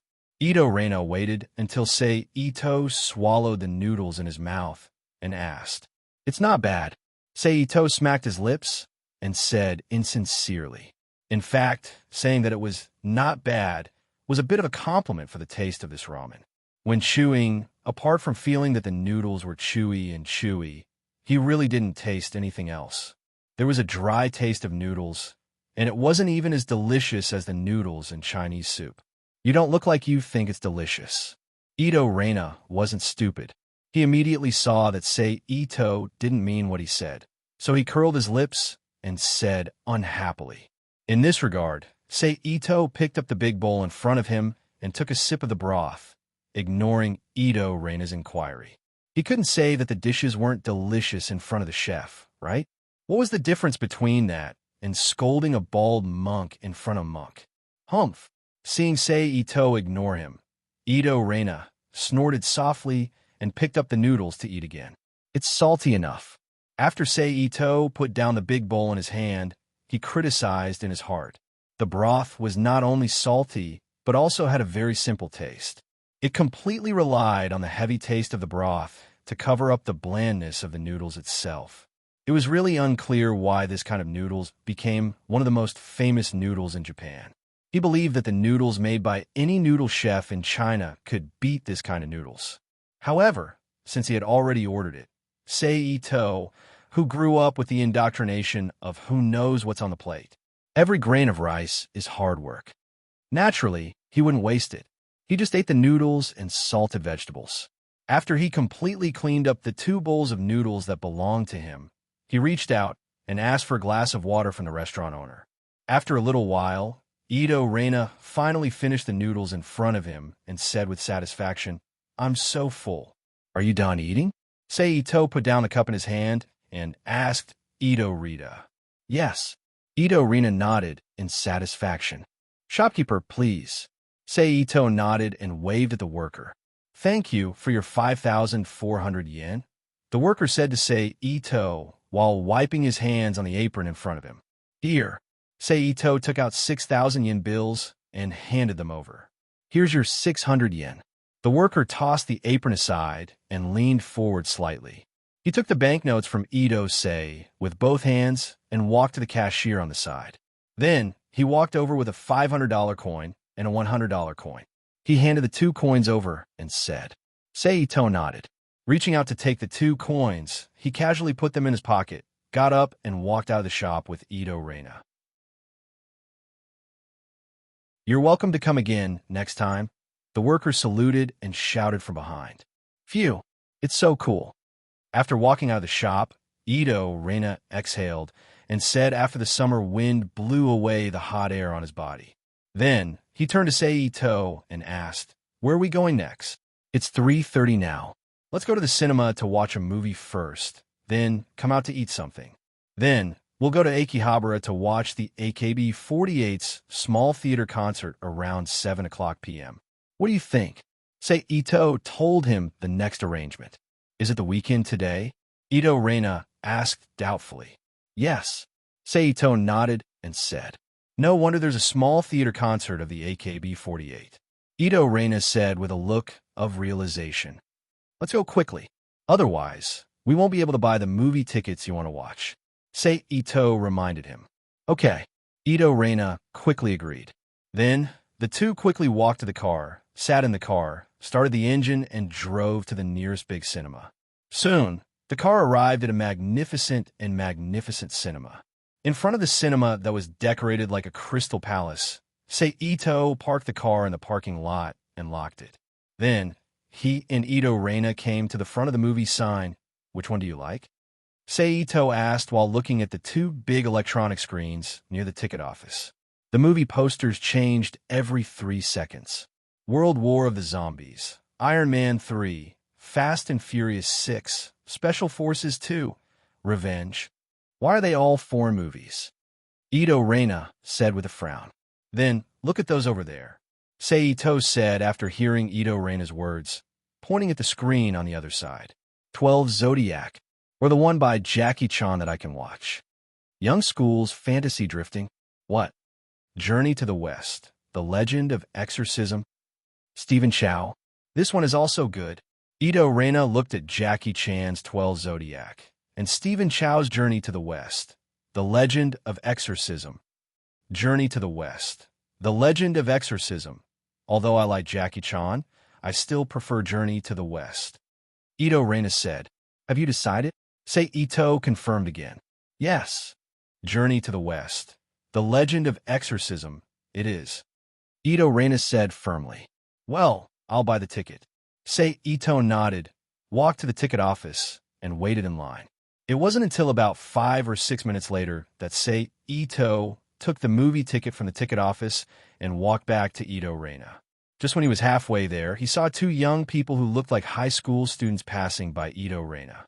They deliberately lowered their heads and dropped their hats. When Ito Reina kindly helped to pick it up, the other student immediately took out his mobile phone and secretly took a picture of Ito Reina's skirt. Thank you.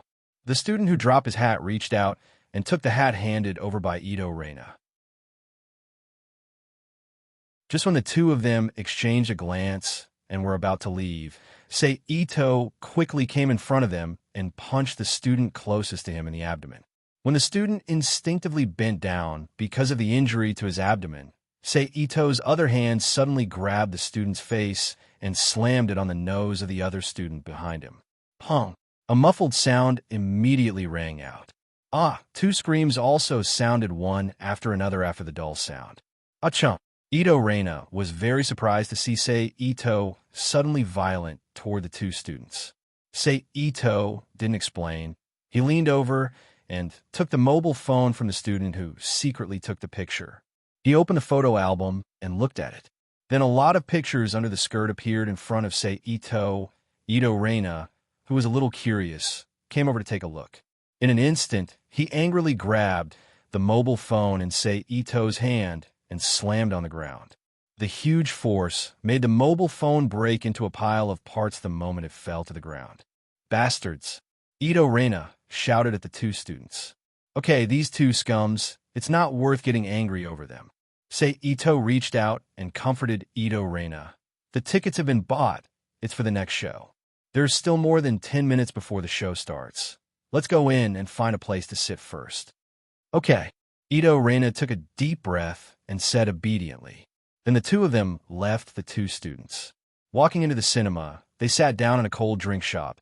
Each of them ordered a drink and drank quietly. Soon, it was time for the movie to start. Ito got up and paid the money, then quickly walked to the screening room with Ito Reina. After checking the tickets, they walked into the screening room. They chose a comfortable position and sat down.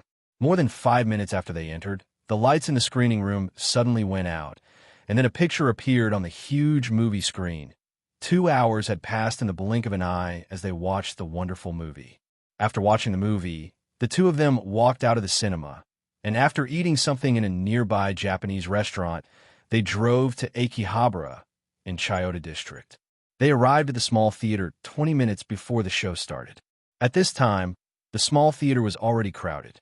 Otaku men and women wearing costumes with the names of the people they recommended, either alone or in groups of 4 or 5, were standing in the open space of the small theater, chatting happily. They were gossiping about the people they recommended. About 5 minutes before the show started, Takahashi Nan, who was dressed in a performance costume, walked out from the backstage and began to interact with the audience, chatting with them to pass the time before the show started and to arouse the audience's mood. Amidst the fun, the AKB48 small theater started with the familiar song of Love Him, Do Him, Phew. Sure enough, it's cool to watch it live. After watching the small theater, Ito Reina, who walked out of the small theater, exhaled a long breath and said excitedly, "Have you had enough fun? Let's get down to business." Ito poured cold water on him. "No way, Achung." Ito Reina's originally excited face immediately collapsed. He grabbed Ito's arm and begged, "Don't do it. Let's do it tomorrow, okay?" "Tomorrow? Who knows if you will delay it to the day after tomorrow?" Ito said unmoved. I promise to do the baptism with you tomorrow." Ito Reina quickly raised his right hand and said with a serious expression, "Really?" Ito continued to ask, "Really?" Ito Reina nodded. "Well, let's forget about it today. Let's do the baptism tomorrow." Ito pretended to smile helplessly. "I know Ah-chung is the best." Ito Reina happily held Ito's arm and smiled. Then the two walked to the parking lot while talking and laughing. They found a Mercedes-Benz sedan and started the car to drive back to the hotel where Ito was staying. After arriving at the hotel, Ito didn't ask for another room. Anyway, the room he was staying in was a large suite, enough for him and Ito Reina to sleep for a night. So the two went straight through the lobby and took the elevator back to their room. "Ah-chung, take me in. I want to get a change of clothes." After returning to the room, Ito Reina said to Ito, who bent over to take the remote control and was about to turn on the TV. "Okay." Ito turned on the TV, threw the remote control away, and put Reina back into the Rubik's Cube world. It wasn't until 5 minutes later that he let her out again. "I'm going to take a shower first."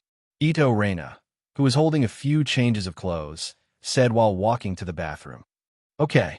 Sitting on the sofa and listening to the news broadcast on the TV, Sei Ito, who was making all kinds of things from the Rubik's Cube world, nodded without looking back. About half an hour later, Ito Reina, who was wearing a white Japanese-style bathrobe, came out of the bathroom. After seeing the things in front of Sei Ito, she asked in confusion, "What is this?" "I'm making equipment for you. You'll need it for the baptism tomorrow." Sei Ito's hand flashed, and a small part was completed. "What's this?" Rita Ito sat down beside Ito Sei and picked up the black soft cloth covered with round things that looked like oversized buttons. "The one you took is the protective suit you'll wear tomorrow." Sei Ito glanced at it and said, "Ah, I have to wear this," Ito Reina said reluctantly. After all, girls like to be beautiful. In terms of aesthetics, the appearance of black clothes was really not that good. After all, it's your first time exorcising magic.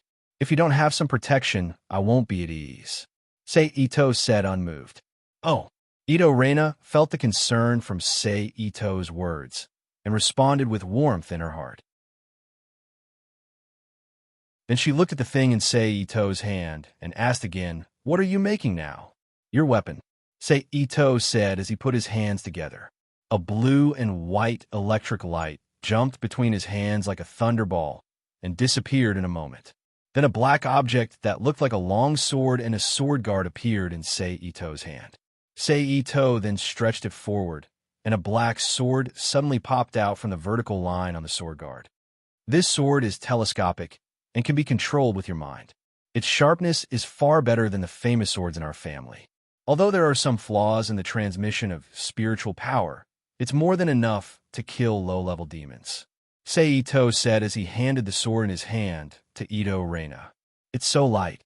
As soon as Ito Reina took the weapon, she felt that it was obviously different from the weight of ordinary swords. This sword is made of special materials, so it's twice as light as ordinary swords. So you'd better get used to it first. Don't let it affect your performance, Sei Ito said. "I know." Ito Reina nodded after waving the sword a few times to the right where there was no one. "Well, you watch TV. I'm going to take a shower." Then Sei Ito got up and walked toward the bathroom and soon disappeared in the bathroom. Men took a shower a lot faster. About 10 minutes later, Sei Ito came out again wearing a Japanese bathrobe. Ito Reina, who was wearing a bathrobe, was holding the Gantz sword that she had just obtained and was adapting to the basic Japanese kendo. "Don't be in such a hurry. You still have a whole day tomorrow to get used to it. Go, then rest first," Sei Ito said to Ito Reina. "Oh," Ito Reina replied, and used her mind to control the sword back into her hand. She put the sword back next to the black clothes and returned to the bedroom with Sei Ito. "Let's sleep." The two climbed onto their respective beds and rested. "Good night," Ito Reina said. "Pa!" The light in the room went out instantly. "Welcome. Your support is my biggest motivation."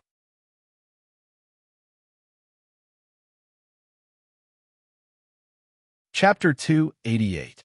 The night passed peacefully, and they slept soundly until dawn.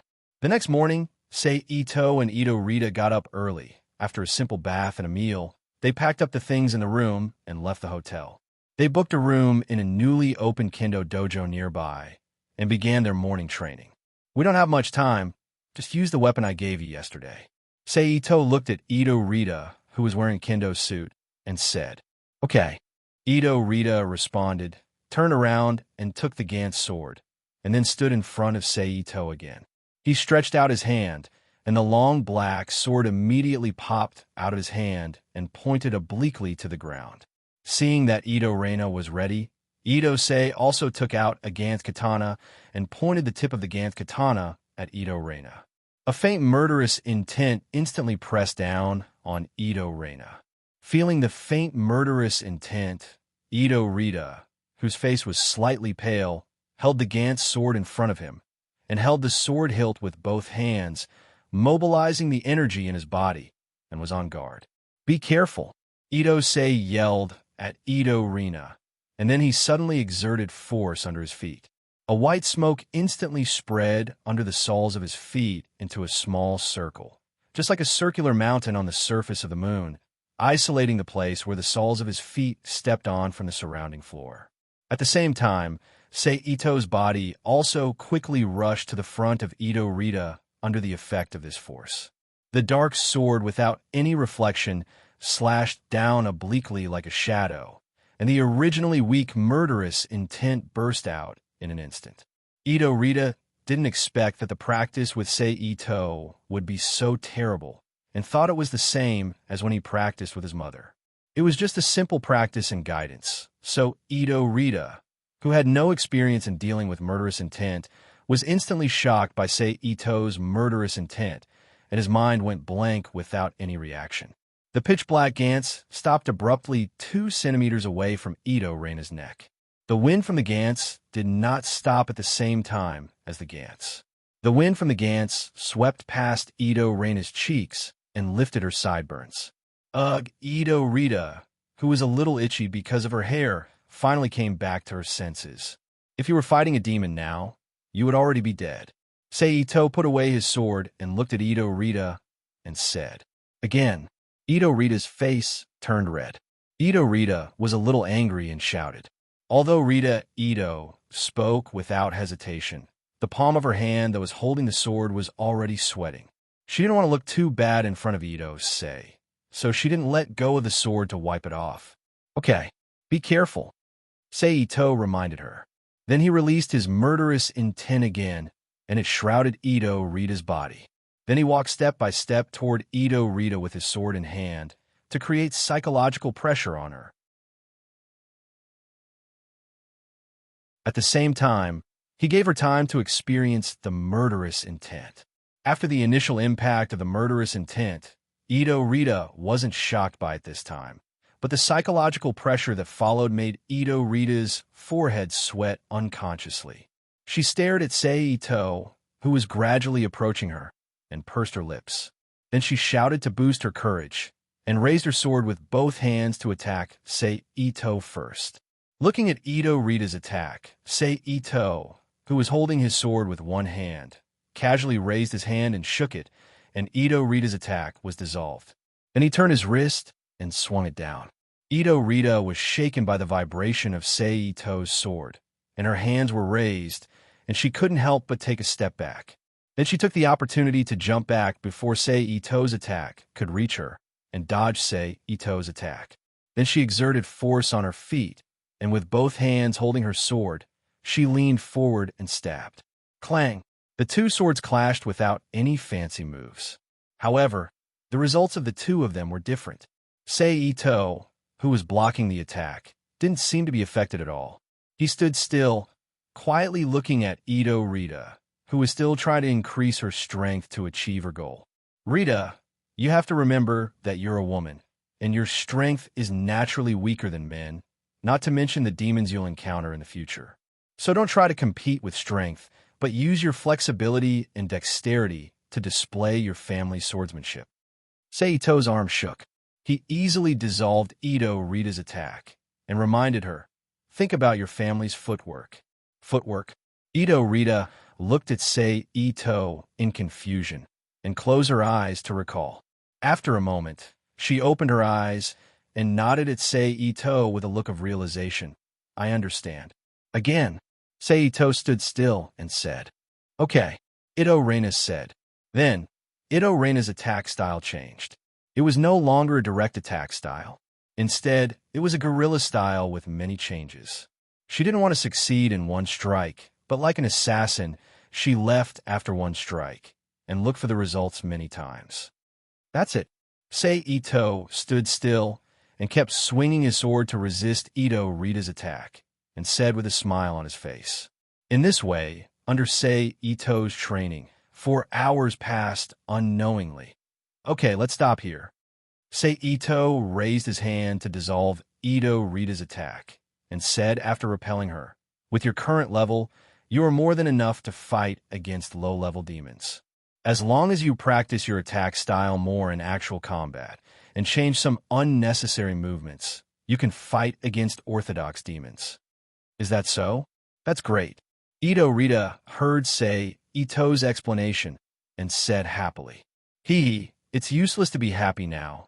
Everything depends on the actual combat performance tonight.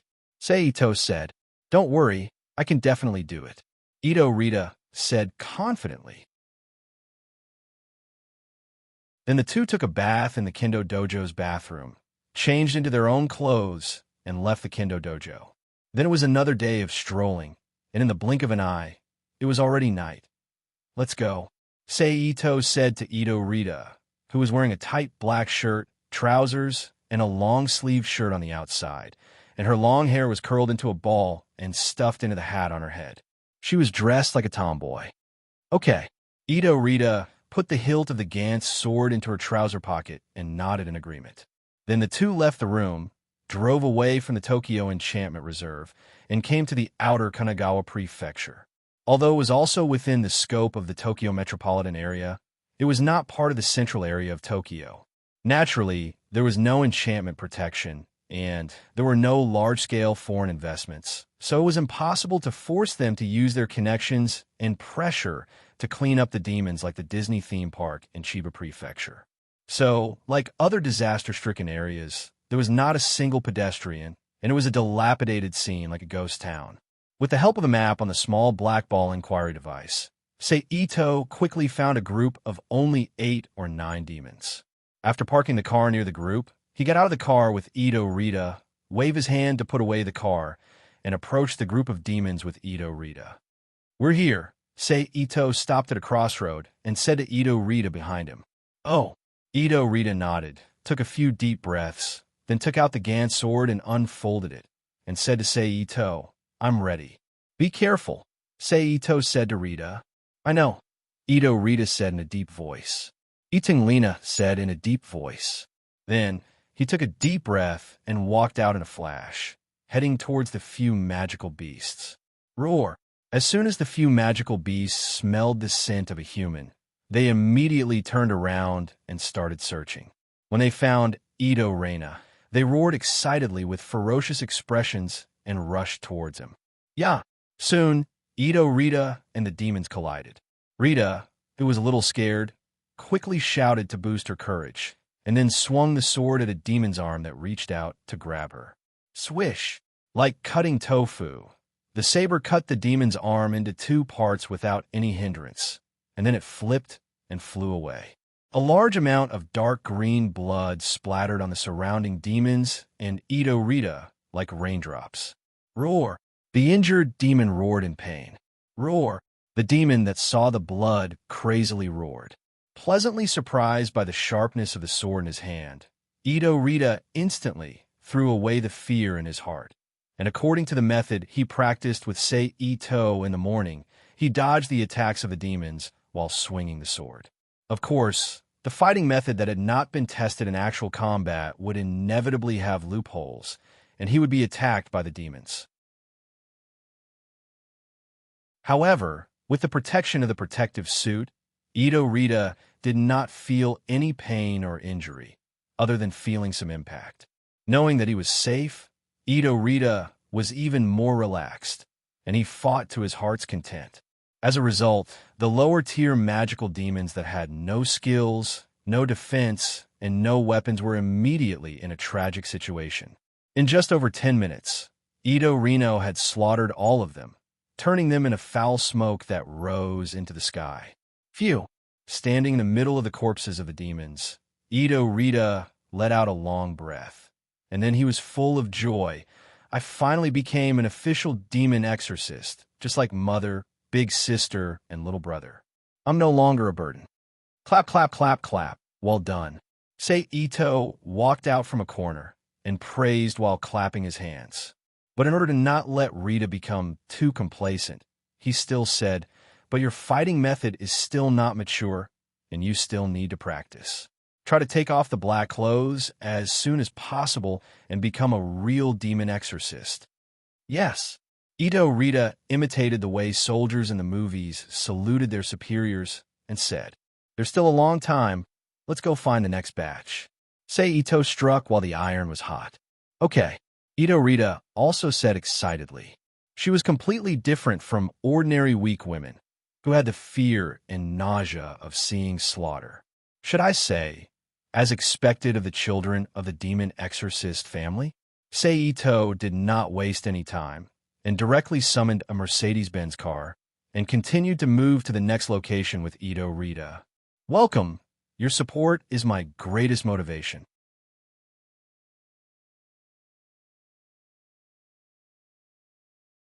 Chapter 289. Of course, Seito wouldn't be stupid enough to kill multiple demons in the same area. So when he chose demons again, he would choose a place that was far away from the place where he killed the last time. This way, he wouldn't attract unnecessary trouble because he killed too many demons in the same area, and he wouldn't interrupt Ito Reina's cultivation because there was no target to kill. After a night of running around, Seito took Ito Reina to almost the entire outer 8 districts of Tokyo Circle, killing more than 100 lower demons, and finally ending Ito Reina's first baptism.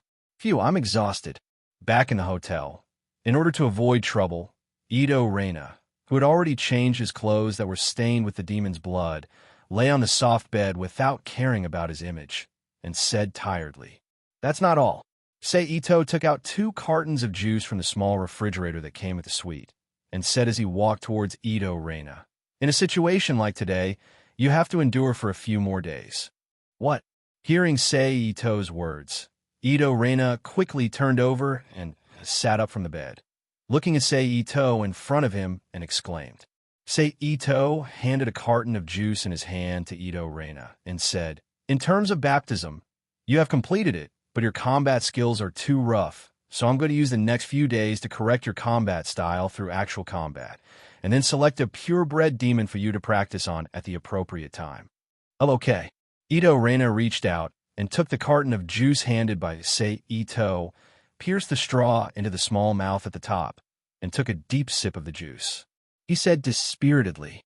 Seeing Ito Reina's appearance, Seito on the side smiled silently, and also pierced the straw into the small mouth at the top of the carton and sucked the juice.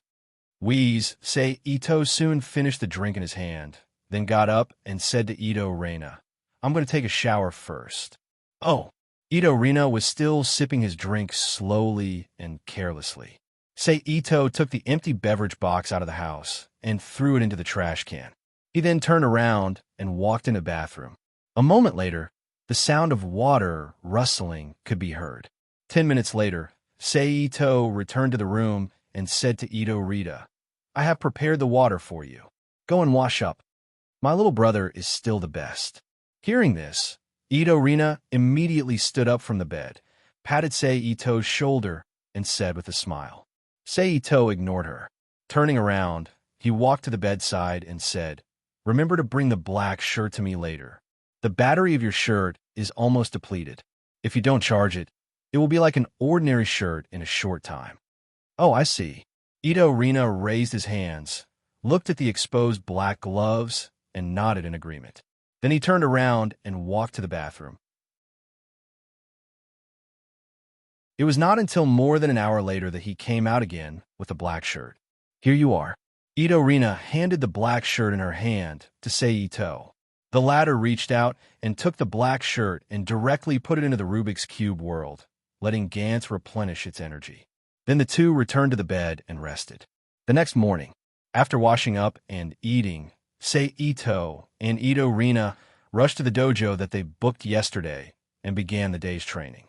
Then it ended at around 10 o'clock. The whole day was used for rest and play. At night, they would again hunt the lower demons in the 8 districts of Tokyo to hone Ito Reina's combat skills. This kind of life lasted for a week. Ito Reina's fighting skills finally had a general shape. At least, he could now kill the low-level demons without suffering any losses. During this period, the Black Sphere Room also carried out another mission. Because of the 3 selectors, Nishikawa Mamoru, Tanaka, and the long-haired man, the number of people this time was more than the last time, reaching 10 people.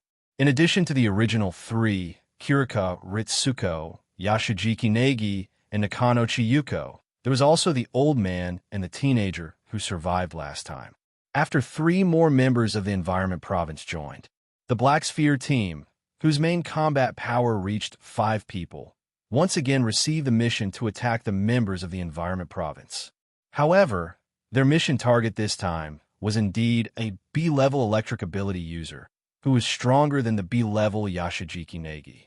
So at the cost of the two newcomers, the old man and a new member of the environment province, they finally killed the target and completed the mission.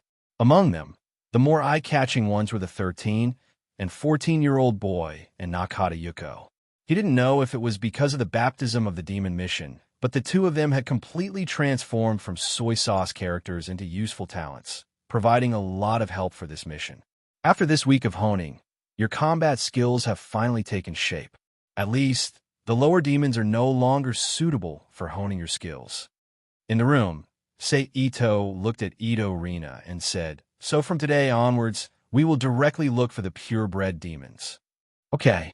After a week of killing, Ito Rita had already completed the transformation from an ordinary girl with abilities to a capable girl with a strong will.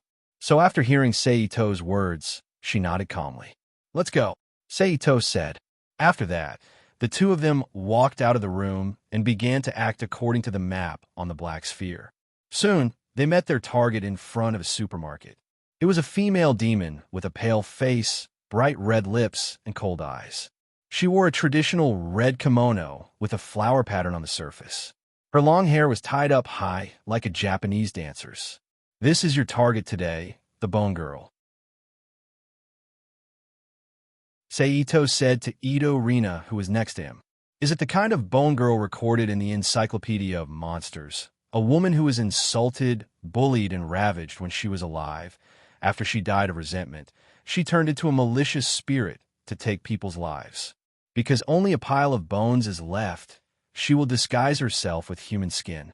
In China, it is called the painted skin ghost." "Yes," Seito nodded and confirmed, then explained, "The Bone Girl's attack method is very simple. In addition to the decaying poison on her 10 nails, it is her howling. Her howling acts directly on the soul, so ordinary methods of resistance will not be able to stop the Bone Girl's howling. Therefore, you have to try your best to interrupt her howling. If you really can't interrupt her howling, try your best to circulate your spiritual energy so that you won't faint." "I understand," Ito Rina said with a dignified expression. "You go if there are any troublemakers around. I will be responsible for cleaning them up," Seito said. "Okay," Ito Rina agreed, then stepped out of the hiding place and walked straight to the Bone Girl. "Oh, where did this little girl come from? She looks so pretty. I really like her." After the Bone Girl saw Ito Rina, a cold light flashed in her eyes. She raised her hands slightly, her left hand pulling the lower end of her right sleeve, and her right hand was higher than her left hand, half covering her red lips, and teased in a frivolous tone. Ito Rina did not answer, and still walked towards her. "Oh, is this little girl a mute? That's truly a pity. With such a great appearance, you can charm quite a few handsome men. This servant truly wishes to possess little Miss's appearance," Bone Woman continued. At this time, Ito Rina was only more than 4 meters away from the Bone Girl, and he could almost cross it with a sprint. Therefore, Ito Rina did not hesitate. Under the effect of the tights on his body and his own ability, Ito Rina crossed the distance of 4 meters in an instant, rushed to the front of the Bone Girl, and slashed with his sword. "Little girl has a hot temper. This is not good. It will affect your skin." The Bone Girl's figure fluttered, and she calmly dodged Ito Rina's slash and continued to tease him. Ito Rina was prepared for this. After all, the other party was a purebred demon, not a low-level demon, so after his attack missed, he launched another attack. "Forget it. Since this little girl doesn't like to talk with me, then I won't talk anymore, and just play with this little girl," the Bone Girl said. Her hands shook the sleeves of her kimono, and 10 black nails suddenly stretched out from her pale hands, colliding with Ito Rina's sword like 10 steel claws. It was just that the Bone Girl did not expect that the weapon in Ito Rina's hand was not a product of the Earth's technology at all. Its sharpness was completely beyond her imagination. The nails that she thought could be easily blocked were instantly cut off by Ito Rina. "What a fierce little girl. You actually hurt this slave's nails. I'll make you die a horrible death." The killing intent on the Bone Girl's face disappeared in a flash, Then she fluttered to Ito Rina's side like a piece of paper blown by the breeze, and scratched at Ito Rina with her newly grown nails. Ito Rina, who was moving forward, turned his feet, and the Gant sword in his hand immediately rotated with his body, blocking the Bone Girl's attack by a hair's breadth, and using the momentum, he jumped back. Then, he shook his feet and faced the attack again.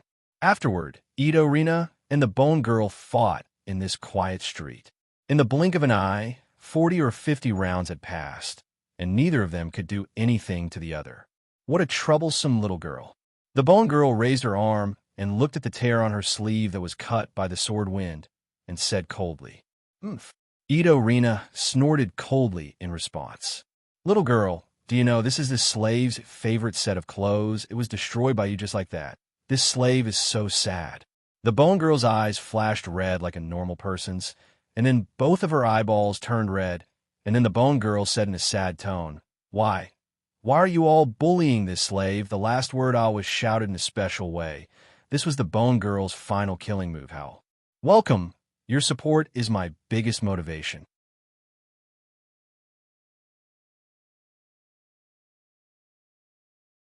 Chapter 290. Ahem. Ito Rina was immediately attacked. With a muffled groan, he hurriedly channeled the spiritual power in his body, resisting the pain in his head that made him want to die, and using the power of the black tights. He immediately rushed toward the howling bone woman. Full text, it was just that the closer he got to the other party, the stronger the pain became.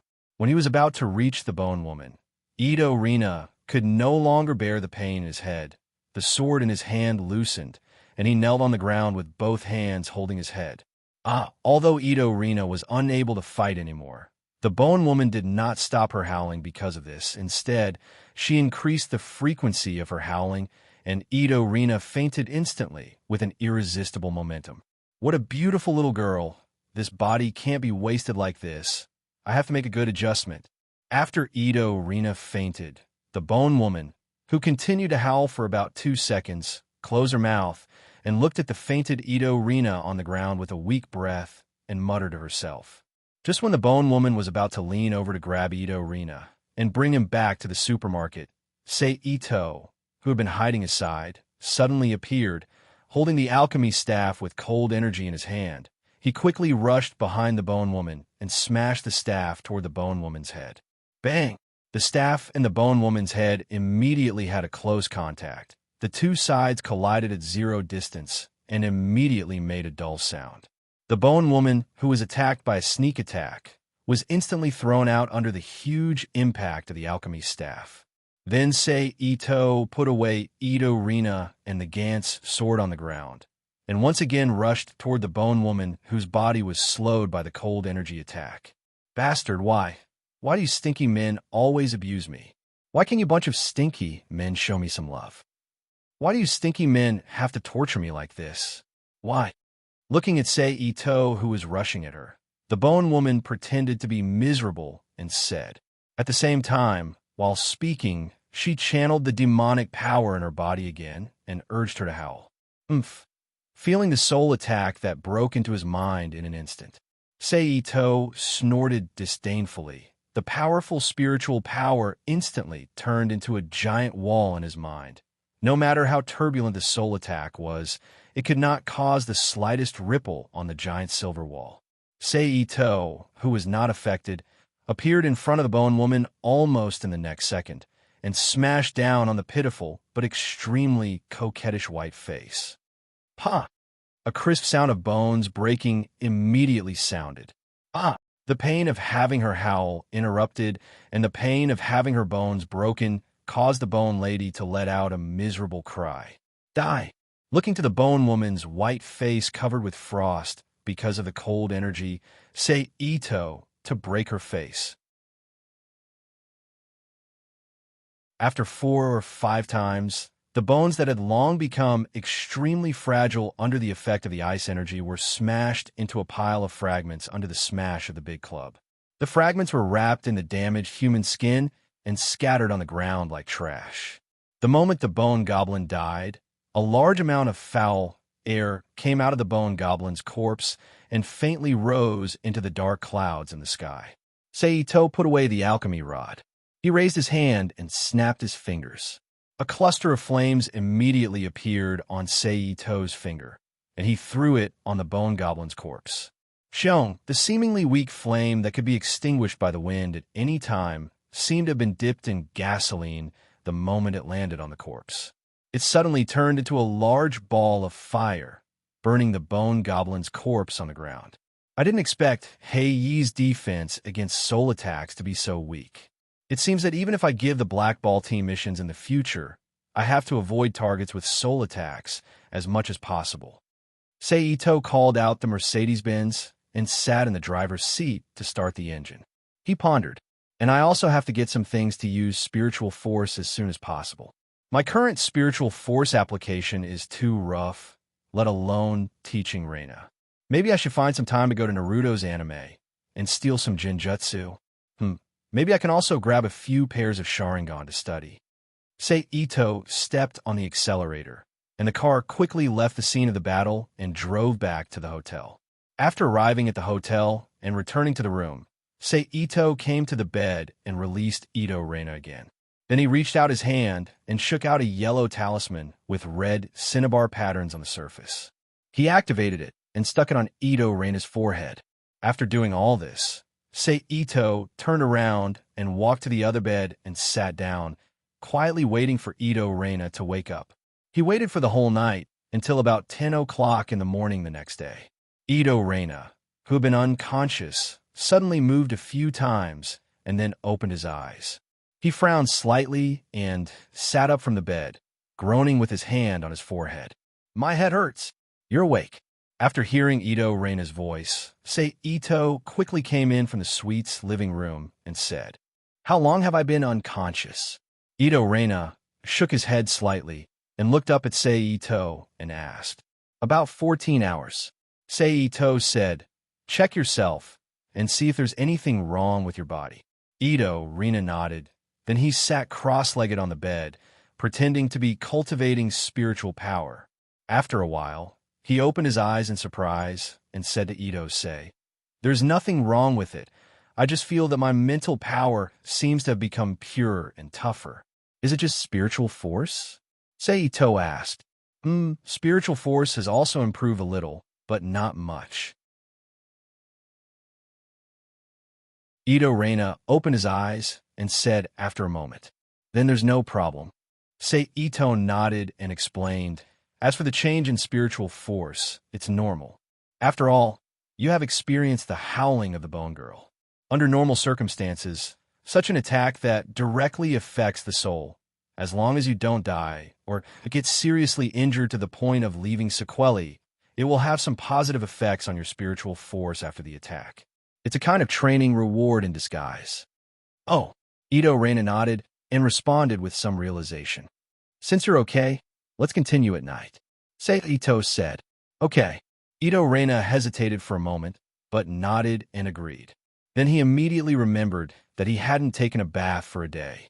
Ito Reina, who felt a little uncomfortable, immediately stood up from the bed and walked to the bathroom while saying, "I'm going to take a shower. Then I'll order breakfast for you." Seito shouted to Ito Reina. "Okay." Ito Reina, who had already walked in the bathroom, responded. It was about 9 o'clock in the evening again.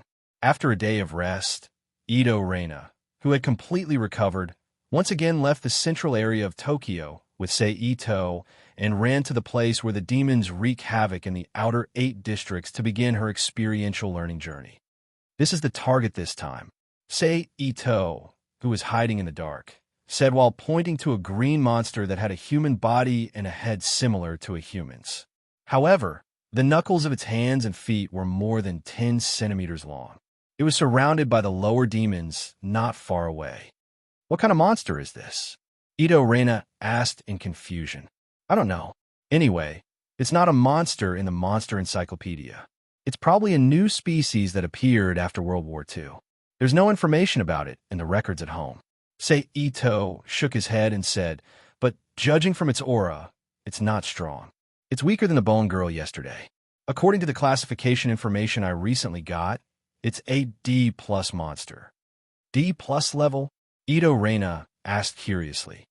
There are a total of 7 levels in that information. Among them, the F level is a healthy adult human with no physical problems.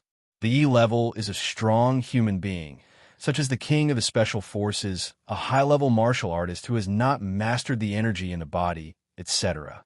The D level is the initial level of the energy in the body, but most of the time, it still needs to accumulate the energy in the body.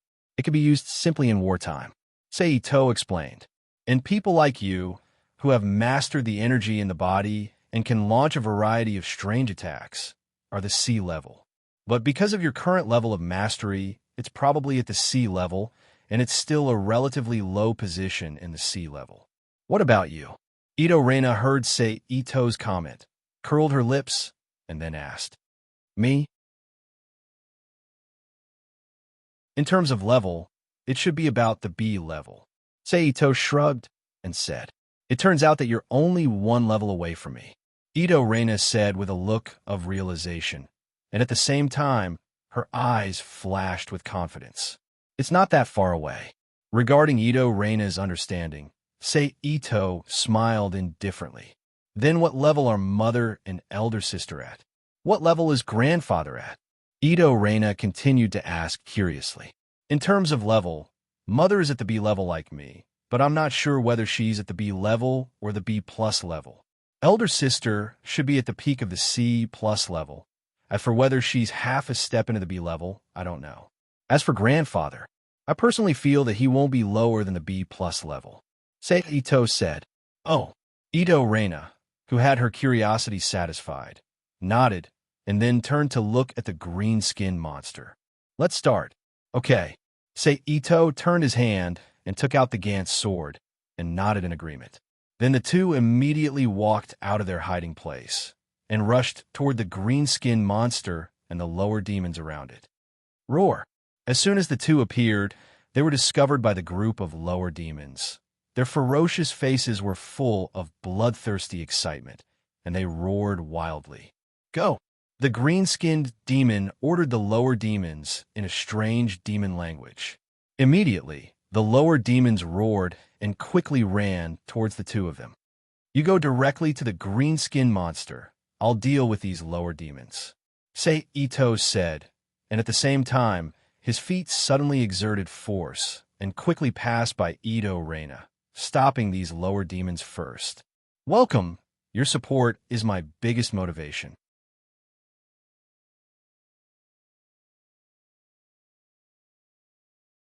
Chapter 291. Seeing that the lower fiendish demons were stopped, Reina immediately leaped high into the air without hesitation. She leaped over the heads of the numerous lower fiendish demons and landed some distance behind the group of lower fiendish demons.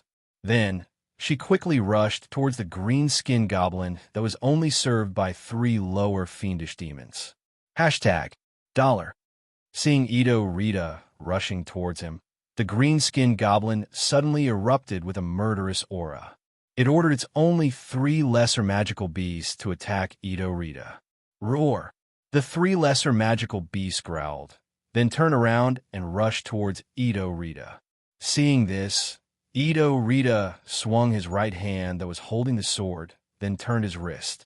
Under the enhancement of the black cloak, he arrived in the middle of the 3 lesser magical beasts, then swung his sword from the bottom right to the top left. Swish! A pitch-black arc flashed across the 3 lesser magical beasts. Then Reina did not stop. He stepped sideways and passed through the middle of the 3 lesser magical beasts that had stopped in their tracks. The moment Reina rushed past them, a line of blood suddenly appeared on the bodies of the 3 lesser magical beasts. Then, as if lubricant had been added to their bodies, their upper bodies slid down along the line of blood. Dark green blood and stinking internal organs gushed out in an instant.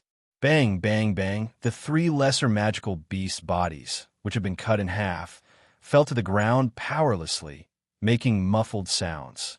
At this time, Reina had already arrived in front of the green-skinned goblin. Hashtag, the green-skinned goblin stared fiercely at Reina, then shouted in a language that no one could understand. Ito Rita was not in the mood to pay attention to the language that he could not understand, but he suddenly changed his direction. He suddenly disappeared in front of the green-skinned goblin, then reappeared beside it, and swung his sword towards the green-skinned goblin's kidney. Roar! The green-skinned goblin roared, and a layer of light green flames suddenly appeared all over its body. Its waist bent into a C shape, as if it had no bones, and dodged Ito Rita's attack. At the same time, its two claws, which were more than 10 centimeters long, clawed towards Ito Rita's face. Looking at the black claws that were only a few centimeters away from him, Ito Rita leaned his upper body back without thinking. At the same time, he mobilized his spiritual energy to cover his feet and kicked the green-skinned goblin's elbow. However, the expected feeling of kicking an object did not come from the tip of his foot. Ito Rita, who was a little confused, quickly glanced at the spot where the tip of his foot landed. He found that the spot where the green-skinned goblin was kicked was the same as its waist. It was bent as if there were no bones in its body. It continued its actions without any effect. Ito Rita frowned and exerted force with his feet. The surface of the black tights under his normal clothes was immediately covered with wrinkles like blue veins, providing Ito Rita with unimaginable strength. Rita Goblin. Rita helped Rita to the beasts. Roar. Rita, a goblin goblin, and Rita Goblin was goblin Rita, Rita Goblin Goblin. Rita, a goblin's goblin goblins goblin. Goblins, goblin, Rita of Rita Goblin. From time to time, sparks would fly out from the quivering flame mane and disappear in the air. Immediately after, the green-skinned goblin, which had completely transformed into a wild beast, opened its mouth and sucked. The muscles on its withered limbs began to wriggle violently. The power that followed instantly shattered the ground where the green-skinned monster was standing. The green-skinned monster turned into a green shadow and charged towards Ito Rita. Bang! Ito Rita, who only had time to cross her arms in front of her chest, was immediately sent flying by a huge force. He rolled and fell to the ground, rolling for a distance of 1 or 2 meters. Roar! Having completed its first attack, the green-skinned Yao didn't stop. The flame on its back suddenly exploded. Once again, the green-skinned goblin turned into a green blur and pounced towards Ito Rita, who had just stood up from the ground. Boom! A loud explosion erupted from where the green-skinned demon had landed. Rita Ito, who had stood up again, looked at the blurry image in the smoke with vigilance while muttering something. If one listened carefully, they would discover that it was all some strange incantation and scripture. Pada, the green-skinned goblin's figure walked out of the smoke step by step. Its long scarlet tongue dragged on the ground like a broom, leaving a long trail of water on the ground. Diamond Blessing. At this time, Rita Ito finally finished chanting the incantation. With a shout, her entire body's spiritual energy suddenly appeared around her body. Then, it turned into a golden light and disappeared under her skin. Rita Ito didn't stop and once again shouted, "Demon Slayer!" Following this shout, Ito Rita's right hand quickly swung down. A silver-white crescent moon glowing with a faint golden color immediately flew out from the tip of Ito Rita's blade. It abruptly arrived in front of the green-skinned goblin with a speed close to the speed of sound, and fiercely landed on the shoulder of the green-skinned goblin, who only had time to dodge. PFFF. Dark green blood spurted out from the deep wound that exposed the bone. Ouch! The green-skinned goblin roared in pain. Dragging its injured body, it once again charged towards Rita Ito. Chanting high, Rita Ito didn't panic at all when she saw the green-skinned goblin rushing towards her. She quickly formed a hand seal with her empty left hand and placed it in front of her chest. A circular shockwave, invisible to the naked eye, shot out from Ito Rita's mouth. After leaving Ito Rita's mouth, the shockwave spread to a height of over 2 meters and rushed towards the green-skinned goblin. Bang! The green-skinned goblin seemed to have hit an invisible barrier and was immediately sent flying. Seeing that the opportunity had come, The black clothes on Rita Ito's legs once again wrinkled like blue veins. She quickly pushed herself towards the green-skinned goblin in midair and slashed down with her sword. Poof! A thin and withered arm was chopped off. Then, Ito Rina stomped his feet again and passed by the green-skinned goblin, arriving in front of the green-skinned goblin's retreating path. He turned to face the green-skinned goblin, wielding his sword with both hands and using the most basic Japanese kendo stance. He slashed down. Pooh! The green-skinned goblin was cut in half from its head to its torso. The two halves flew out from both sides of Rita Ito's body. Walala! Dark green blood and stinking organs splattered on the ground behind Rita Ito. Phew! Rita Ito swung her Gantz sword. She let out a long sigh and finally had time to look at Sei Ito. She saw that in front of a building not far from her, Sei Ito was leisurely looking at her with his arms crossed and a smile on his face. Clap, clap, clap, clap. Well done. Sei Ito clapped his hands when he saw Rita Ito looking at him. He said with a face full of praise, "So, this is a purebred goblin? It's so hard to deal with." Rita Ito said as she put away her Gantz sword and walked towards Sei Ito. "Otherwise, how do you think they can fight with the Onmyoji until now?" Sei Ito asked. "It seems that I have more things to learn." Rita Ito said helplessly as she returned to Sei Ito's side. "Yes, in the next few days, besides fighting goblins, you have to learn the knowledge of Onmyoji." Rita Ito said, then shook her head regretfully and said, "It's a pity that I can't go back for the time being. Otherwise, I can ask my mother or elder sister to teach you some fighting methods and killing moves suitable for girls. I remember that there is a skill called Moon Dance passed down in my family. It's very powerful." "Moon Dance? I seem to have seen it." Rita Ito said with a frown. "It's in the Sutra Pavilion. Of course, you'll see it." Sei Ito explained. "Oh." Rita Ito nodded understandingly, then asked, "Are we still going to look for goblins?" "No, these days are not suitable for continuous fighting." Sei Ito shook his head and said, "What's wrong?"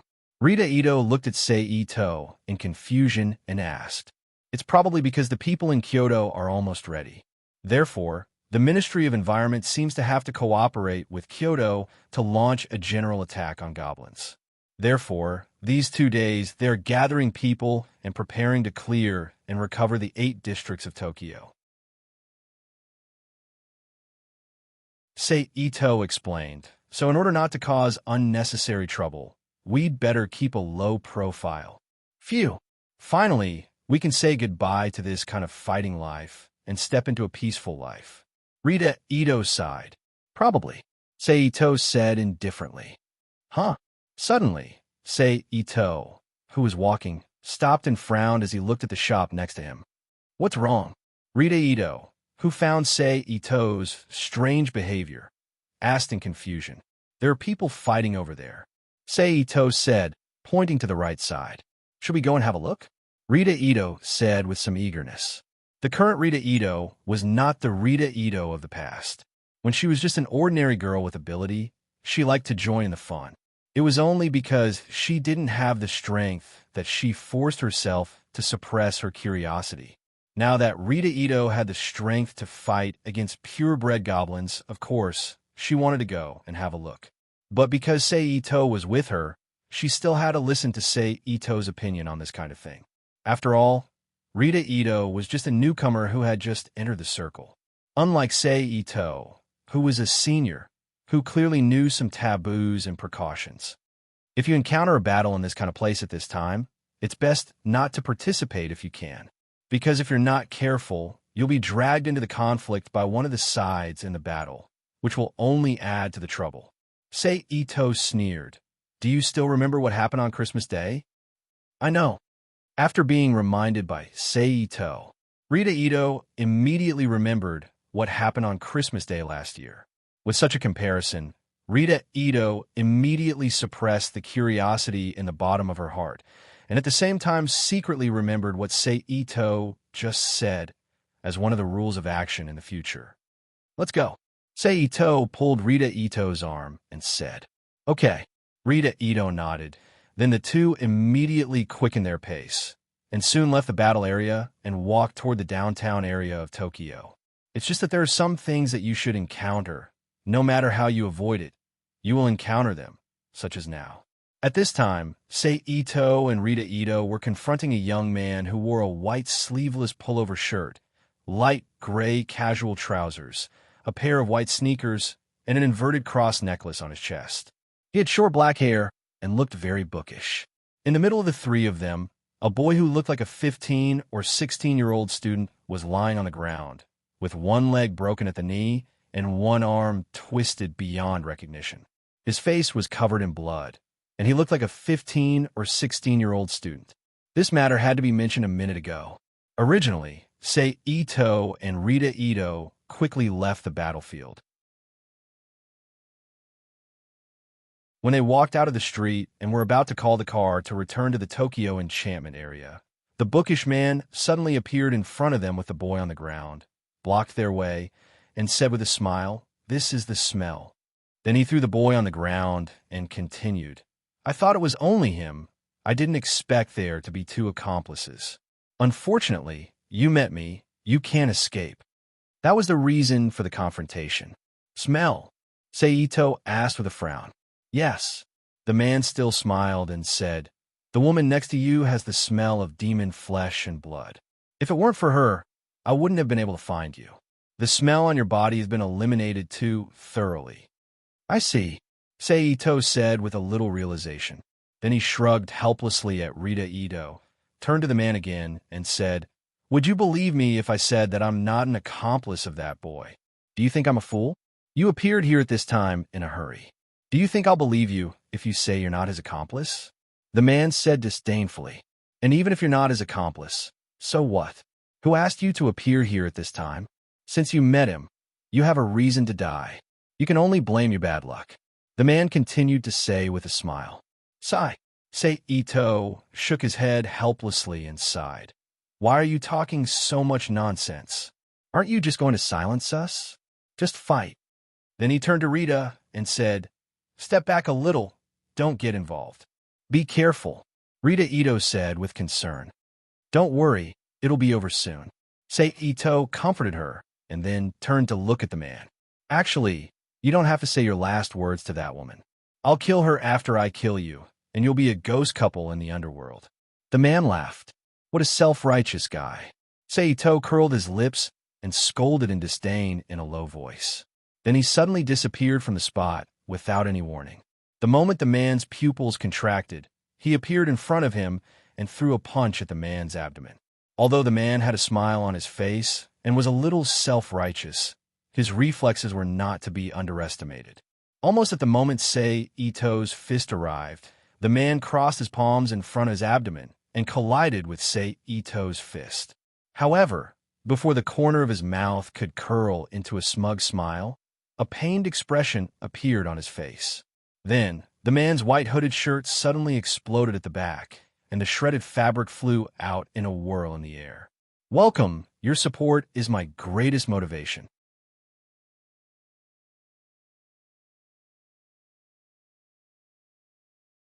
Chapter 292. Idiot. Sei Ito whispered to the man who had fallen into his arms because of the heavy blow. At the same time, he opened his other hand and pressed it on the man's face.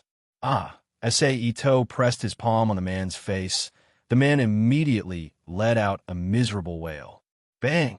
After a while, Sei Ito removed his hand from the man's face. The man's body, which was bleeding from his 7 orifices, instantly fell backward and hit the ground with a dull sound. Then, Sei Ito collected the man's body and threw it into the ground of the Rubik's Cube world, turning it into nutrients to nourish the growth of the forest. Only then did he leisurely turn around and walk to the boy who was gasping for breath. After quietly looking at the boy's pleading eyes for a moment, he squatted down and pressed the boy's body, starting the decomposition process. The boy's eyes flashed with unwillingness and resentment, and he breathed his last.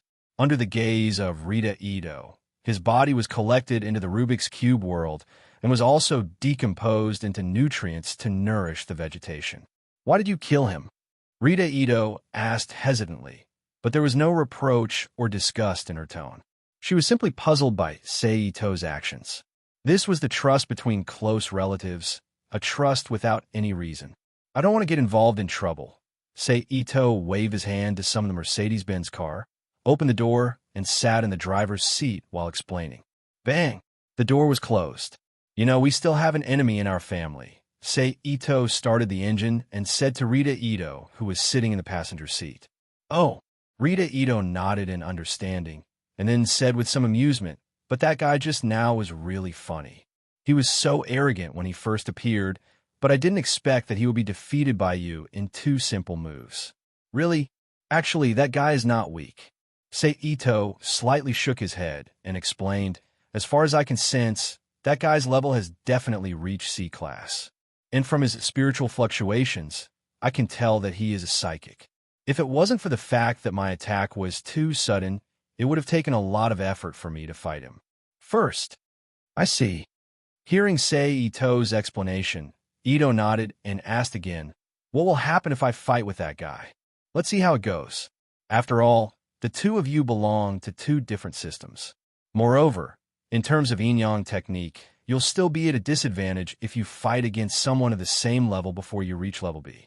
If you only rely on swordsmanship, you'll be on par with him with Heiyi's help, Seito said after some thought. From what you're saying, there's a big difference between B-level and non-B-level? Ito Rina asked doubtfully. Of course, it's just like the difference between an ability user and an ordinary person, Seito said seriously, no matter what kind of ability user he was. The power they used was obtained through learning, and they could only use it according to the old procedures. But when an ability user's level reached B, it meant that that person's understanding of power had already broken away from the level of learning and had reached the level of control. The use of power would gradually change from following the prescribed order to following one's heart's desire, and the way of attacking would become even more strange, ever-changing, and unpredictable. At the same time, the power of the attack would be several times stronger than when they were at level C. Then, what's level A like? Ito Rina asked. Level A. Level A is the process of making the power you've already mastered unique and attribute based on the foundation of level B.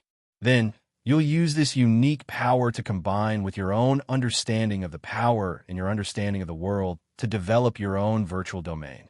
When this virtual domain appears and completely stabilizes, that's when the ability user enters level S.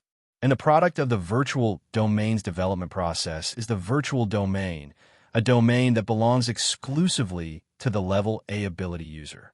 It's completely created by their own energy, and it can maximize their combat power, Ito said. What's the difference? Ito Rina couldn't tell the difference between domain and virtual domain at all. Of course, there's a difference. Ito smiled and said, a pure domain is a space expanded by the ability user's own power, and the way it's created is similar to digging a cave in an originally flat mountain.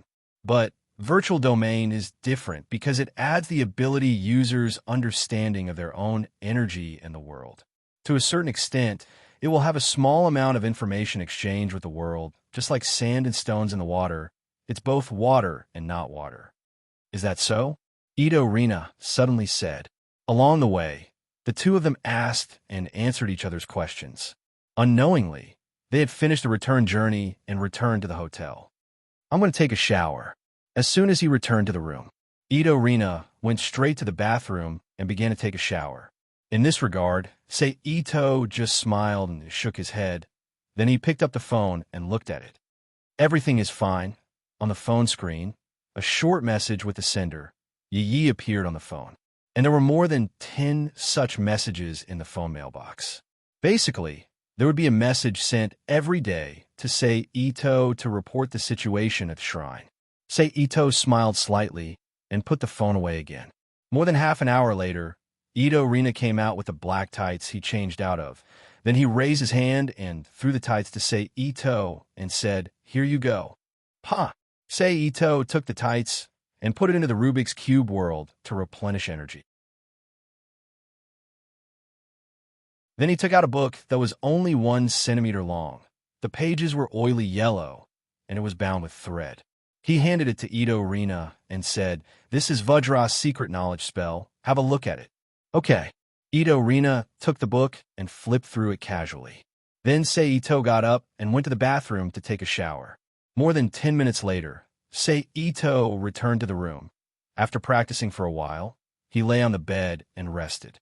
Soon after, Ito Rina also turned off the light and fell asleep. 3 days later, before the Black Sphere mission began. "Tell me, why are you looking for me?" Seito's blurred image appeared in the Black Sphere's room, appearing in front of Yoshimi Kikaku and the other members of the Black Sphere team. "Your Excellency, there's a large-scale mission in the Environment Province in 5 days. Can you allow us to ask for leave?"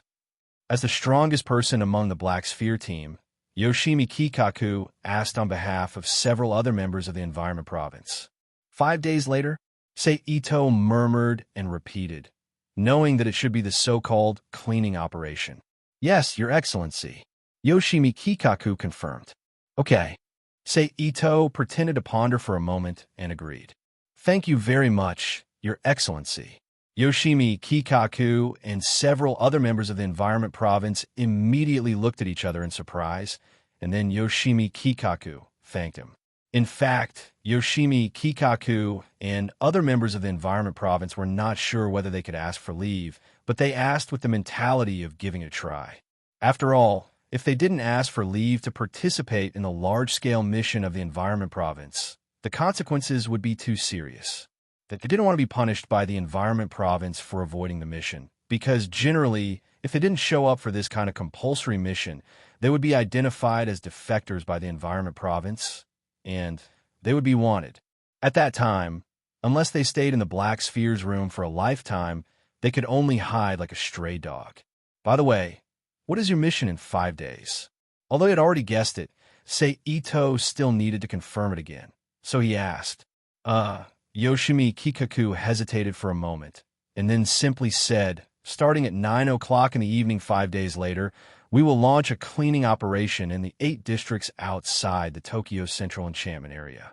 All personnel except the 5th room, 6th room, and 7th room will participate in the operation." "I understand," Seito said, and then cut off the communication with the Black Sphere team. Phew! After Seito's vague influence disappeared, Yoshimi Kikaku let out a long sigh. No matter who it was, when facing the person who controlled their life and death, they would unconsciously increase the pressure in their heart. Yoshimi Kikaku was already very good on the surface to not show it on the surface. What a big operation, just in time to see the true power of the Environment Province. But what do the 6th and 7th rooms do? Seito frowned and thought. Then he shook his head and thought to himself, who cares what they do? Just ask them directly. Thinking of this, Seito once again activated the little Black Sphere's inquiry device and called Nishikawa Mamoru's number. "Who is it?" Nishikawa Mamoru said arrogantly with impatience. "Nishikawa Mamoru." Seito's changed voice came from the phone. The unique texture of the voice made Nishikawa Mamoru, who was having a good time with a woman, change his expression. He pushed away the woman kneeling between his legs, got up, and walked to the balcony to answer the call. "What is it? You've finally learned to be obedient." Seito could hear the respect in Nishikawa Mamoru's voice and said with a faint smile, "Hee." Nishikawa Mamoru laughed dryly on the other side of the phone. "Okay, let's get down to business.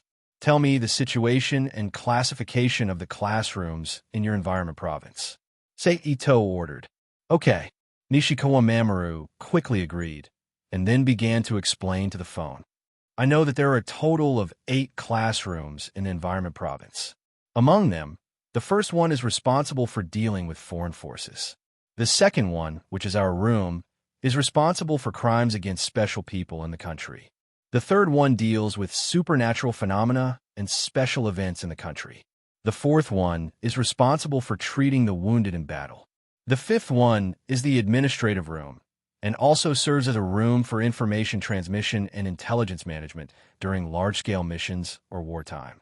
The sixth room is the most mysterious room in the Environment Province and is responsible for developing weapons that can be used against special people. The seventh room is the monitoring room, and its function is similar to a prison for ordinary people. The eighth room is a special combat team. Its members are more than 100 ordinary people who have undergone special military training.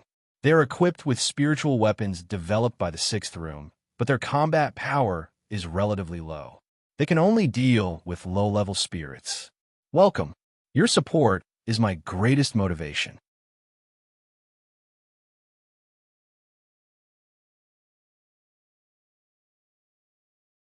Chapter 293. That's all I know, but I heard that there's a ninth room in the Environment Province. I'm not sure if it's true or not. Finally, Nishikawa Mamoru said in an uncertain tone. I see. Then Sei Ito asked Nishikawa Mamoru about the situation of the Environment Province. After getting all the information he wanted to know, Sei Ito unilaterally hung up the phone, ending the call. Listening to the busy tone from the phone, Nishikawa Mamoru's face turned pale. In the end, he cursed in a voice that even he couldn't hear.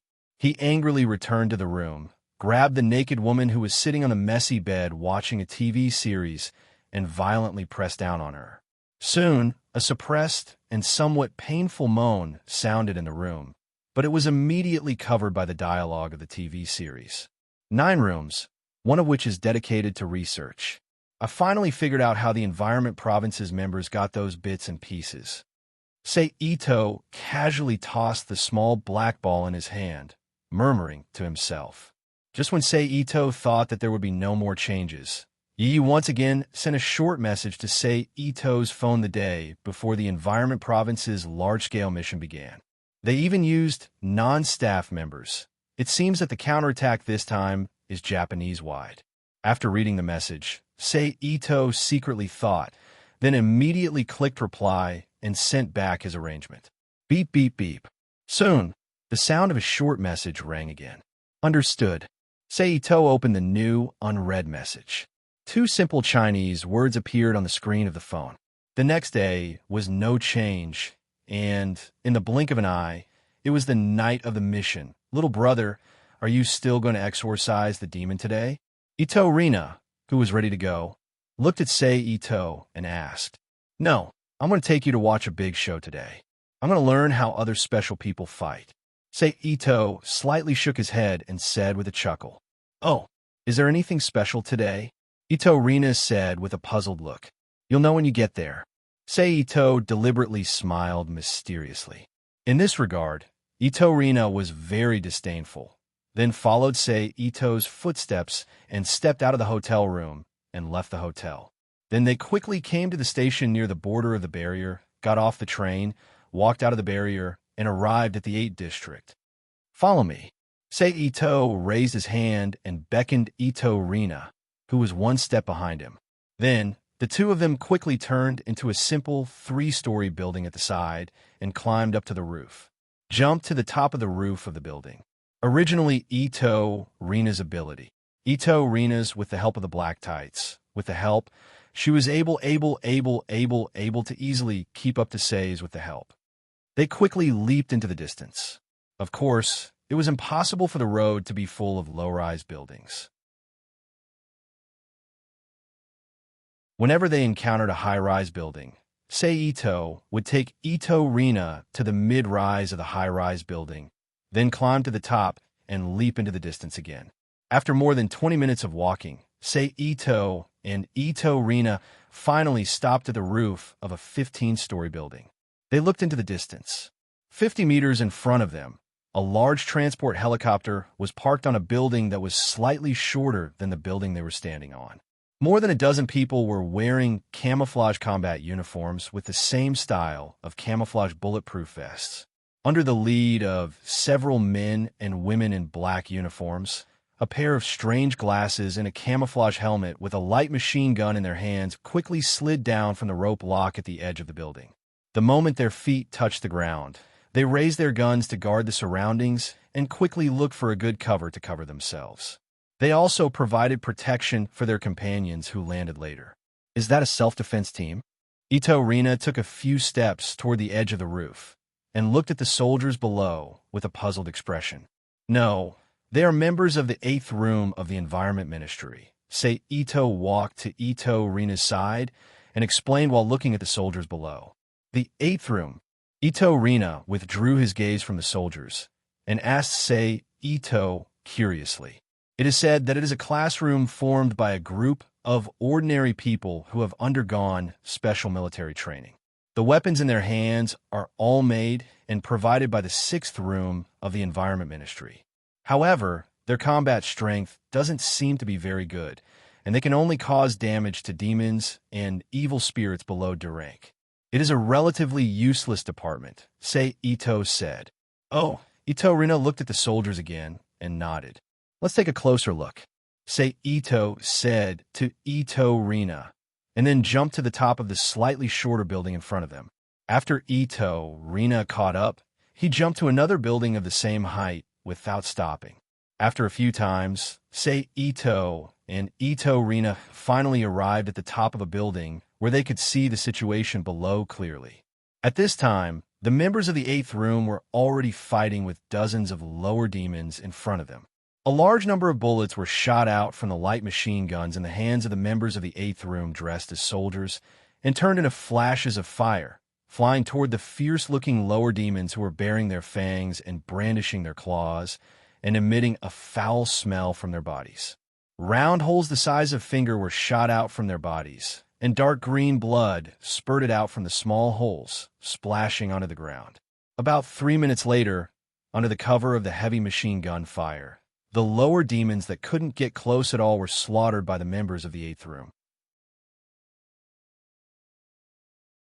After that, the members of the 8th room didn't stop, and under the lead of the men and women in black uniforms, they ran to another location. Only the still emitting traces of hot brass shells and broken demon corpses were left scattered on the ground. Let's follow them, Say Ito glanced at the pale Ito Rina with the corner of his eye and said in a low voice. Then he took the lead and jumped to catch up with the members of the Environment Ministry. Ito Rina paused for a little while, and after taking a deep look at the demon corpses on the ground and the brass shells that were shining under the light, he chased after Say Ito's back. In this way, the Environment Ministry was cleaning up below, while Say Ito and Ito Rina followed behind, watching the whole process of the Environment Ministry's cleanup operation. Let's go to the next location. After an hour or so, the members of the Environment Ministry had cleaned up the demons in the area they were responsible for. Under the command of a man in a black uniform, they called for a transport helicopter that had landed not far away, and with a rope hanging from the helicopter, they were dragged to the next mission location. As expected of the Environment Ministry, they cleaned up this area in less than an hour. Ito Rina looked at the helicopter that flew away and said with a sigh, "Well, compared to an organization like the Environment Ministry, a small family like ours is indeed somewhat inferior." Say Ito also nodded and admitted with a sigh. "What should we do now?" Ito Rina withdrew his gaze and turned to look at Say Ito and asked, "Let's go somewhere else and see if we can see some ability users fighting. You know, the Environment Ministry has sent out most of their resources today. If we miss this opportunity, we don't know when we will see it again in the future."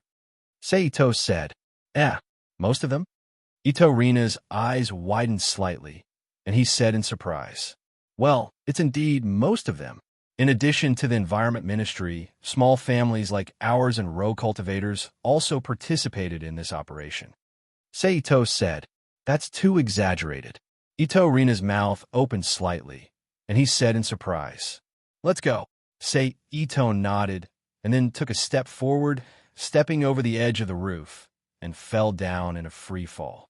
Seeing Say Ito's behavior, Ito Rina quickly looked down and then saw Say Ito, who was about to fall to the ground, suddenly reach out his hand and hit the wall next to him. After that, Say Ito, who was originally falling vertically, immediately stopped falling and flew out horizontally. Then, in midair, Say Ito suddenly turned his body and used the turning force to offset the gravitational inertia on his body, and after a flip, he landed smoothly on the ground. "Phew, damn little brother, You scare me to death." After seeing Sei Ito land safely, Ito Rina quickly breathed a sigh of relief, raised his hand and patted his chest, and muttered in a low voice. After he calmed down, he also jumped down from the roof. A few seconds later, with a burst of sound, Ito Rina's feet also landed smoothly on the ground.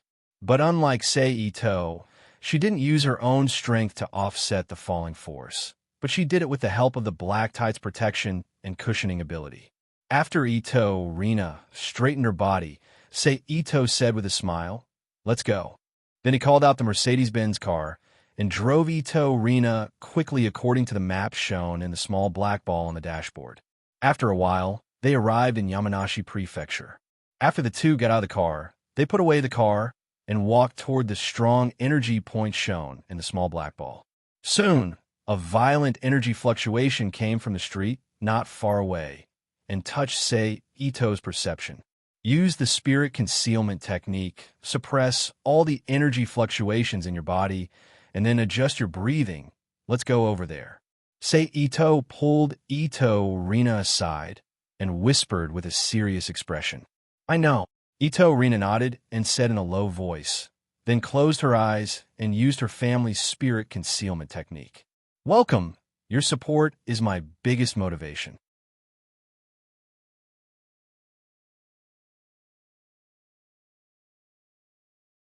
Chapter 294.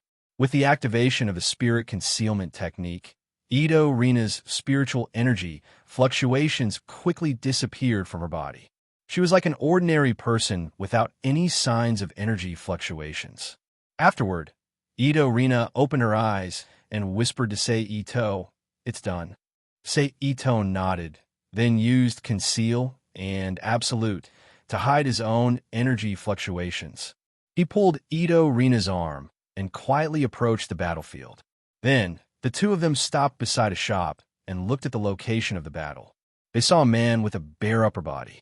His two white and tender arms that didn't seem to have much muscle were tattooed with strange dark green runes.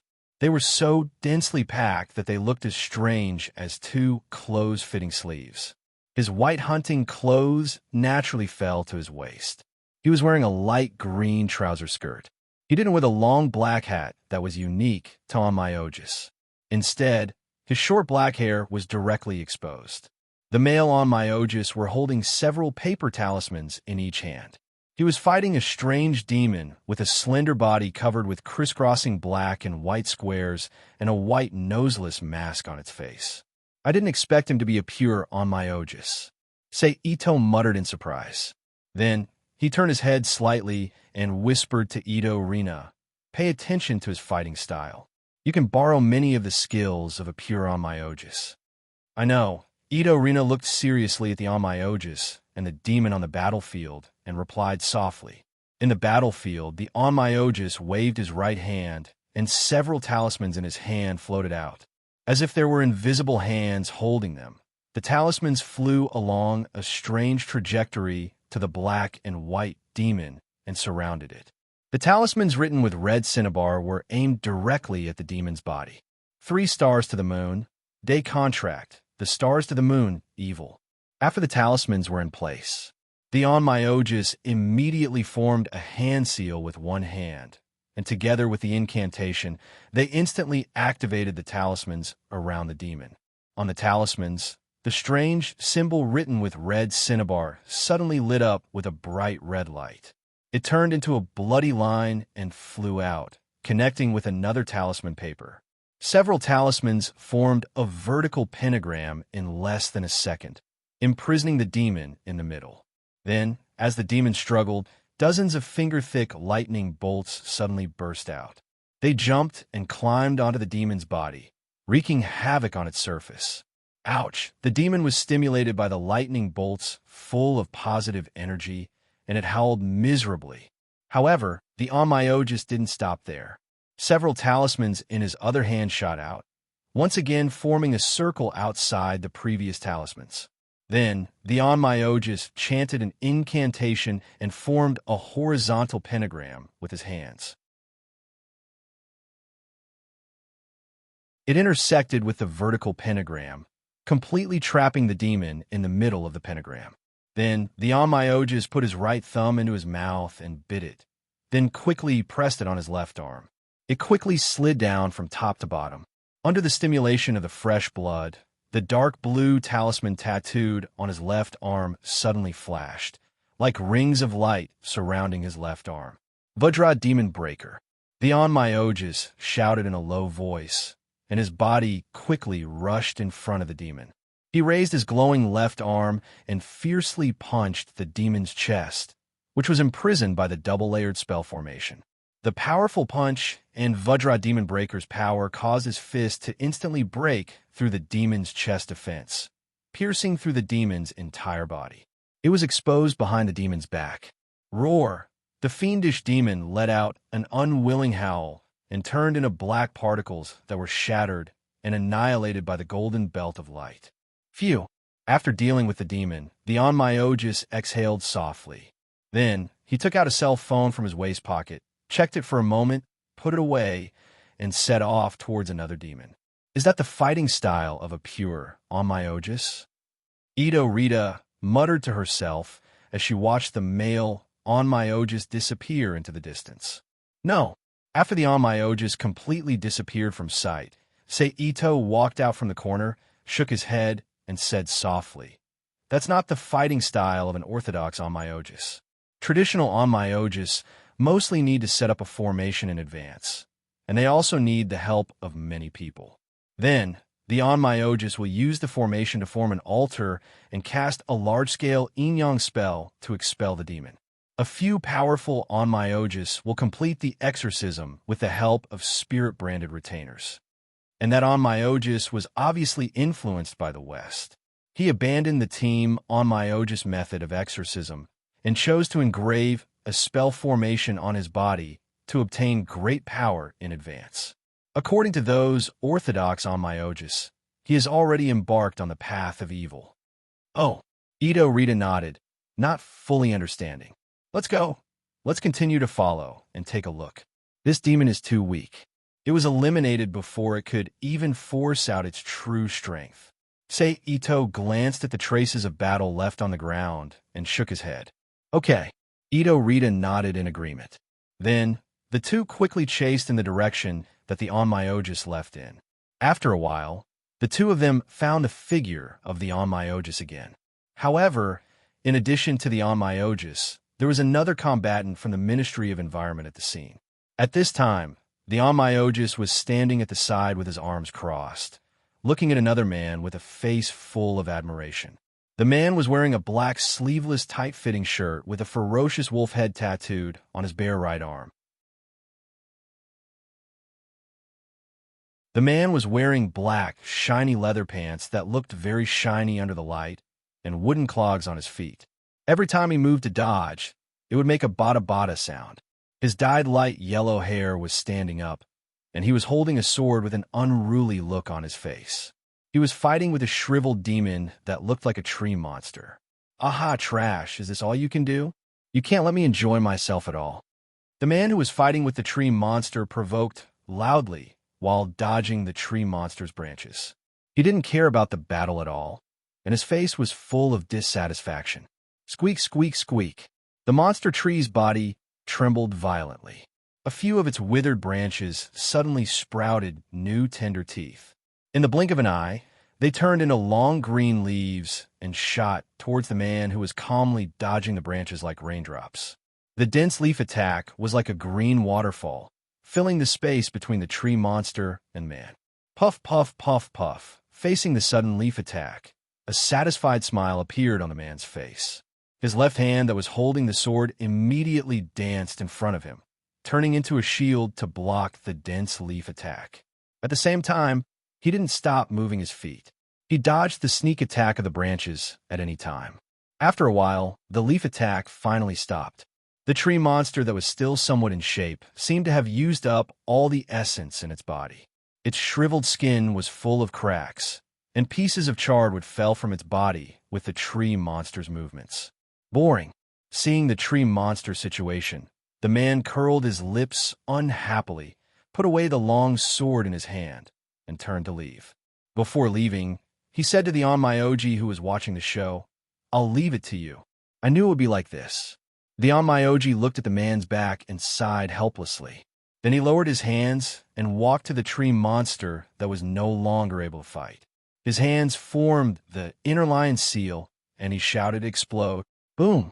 In an instant, a slight explosion sounded, and the tree monster's body suddenly exploded from the inside, scattering on the ground like old dead wood. After doing all this, the Onmyoji clapped his hands, took out his phone to check, and turned to leave in the opposite direction of the man. The monsters in Yamanashi Prefecture are too weak. Seito came out of his hiding place and complained in a low voice. Then he turned to Ito Rita and said, "Let's go to other prefectures." "Whatever."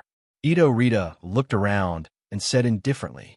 Then the two of them sat in the Mercedes-Benz car that was released again and began to wander around the 8 prefectures, observing the fighting style of the members of the environmental province. They were estimating their overall fighting strength. That night, they saw a lot of novel fighting styles. For example, members of a certain environmental province used a large number of spiritual weapons of different shapes and functions to fight with the demons. Another example was members of a certain environmental province using curses to fight with the demons. Another example was members of a certain environmental province using puppets to fight with the demons. Of course, there were also superpowered people with all kinds of strange abilities and traditional Japanese professions with strange fighting styles. In short, there are all kinds of strange fighting styles. It's really an eye-opener. On the way back, Ito Rita said to Seito with emotion, "And this is only in Japan. If it's on a global scale, then it will be the same. If it's worldwide, I don't know what it will be like." Seito, who was driving the car, said with a smile, "Yeah." Ito Rita nodded in agreement. Just as the two of them were talking, the clouds in the sky shook violently, and a small vortex emerged from the center of the clouds. It expanded at an extremely fast speed, like the eye of a tornado, stirring up the clouds in the sky and rotating like a nebula. This sudden change interrupted the conversation between the two of them, drawing their attention to the source of the commotion. Then Seito stopped the car, and the two of them opened the door one after another and walked out, looking up at the changes in the sky. At the same time, all the special people in other places in Japan, except for Hokkaido, were like Seito and Ito Rita, looking up at the huge vortex in the sky that covered almost half of Japan, waiting for the next change that might happen at any time. After the vortex rotated for about 10 minutes, a pitch-black column of gas, completely composed of foul gas, shot down from the center of the huge vortex. And then a loud cry that seemed to have just woken up after thousands of years of sleep sounded in everyone's mind. And with the sound of this cry, the earth shook violently again.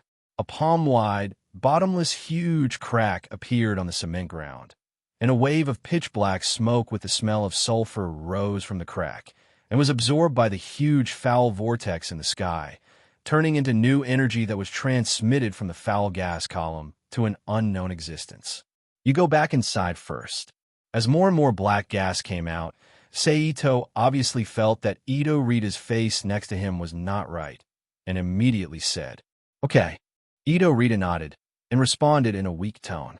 After getting Ito Rita's response, Seito did not hesitate to put Ito Rita and the Mercedes-Benz beside him into the vortex. That direction seems to be Kyoto. Seito, who no longer had anything to worry about, looked in the direction of the gas column and frowned. Oh! Suddenly, the previous howl that seemed to rise from the soul sounded in his mind again, but this time was completely different from the previous one. As if sensing his situation, it was full of excitement, and even the sound carried a special effect that was not present in the previous howl, causing Seito, who was unprepared, to have a headache, and his face turned pale. It actually has a soul attack effect. With just this one attack, I don't know how many special people below D class were seriously injured. I really don't know what this thing is. Seito cursed in his heart. while quickly mobilizing his psychic force to set up a defensive barrier in his mind to prevent himself from being hurt by this sudden howl again. Sure enough, not long after, the howl with the soul attack effect sounded again, and this time, it attacked the soul with a more powerful force than the last time. Damn it! Ito shook his head and cursed in a low voice. At this moment, in the direction of the capital, not far away from the pillar of Chi, a golden pillar of light rose into the sky. It broke through the huge cloud in the sky and cleared out a clear patch of sky. Then, on the surface of the huge golden light column, flickering golden Sanskrit characters quickly spiraled up from the bottom of the golden light column, and in the blink of an eye, they covered the entire golden light column. Then, the sound of chanting came from the light column, and a warm and comfortable feeling suddenly emerged from the bottom of his heart, comforting his psychic force. Did Kyoto make a move? Ito said in surprise. Oh, apparently, the unknown monster had also discovered the capital's methods. It roared angrily again, and a soul attack that was several times stronger than the previous one shook. However, before it could do anything, it was suppressed by the Sanskrit scriptures that came out of the golden light pillar. Next, the unknown monster and the golden light column clashed a few more times, and after seeing that it was ineffective, it had no choice but to give up on using the Sanskrit chants to attack. Instead, it focused on absorbing the foul gas in the sky, preparing to break free. Just like this, apart from the two new huge light columns that only special people could see in the sky, the outside world returned to peace. However, everyone knew that this was only the calm before the storm. As long as the filthy energy was completely absorbed by that unknown existence, the storm would arrive. The only thing that was unknown was how it would affect the world when the time came. Beep, beep, beep. Ito's phone suddenly rang at this moment. Ito took out his phone and tapped on the unread message on the screen. Then, a short message labeled as the sender, Environment Ministry, appeared before his eyes. Welcome. Your support is my greatest motivation.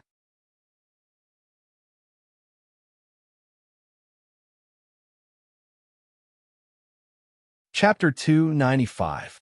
Order.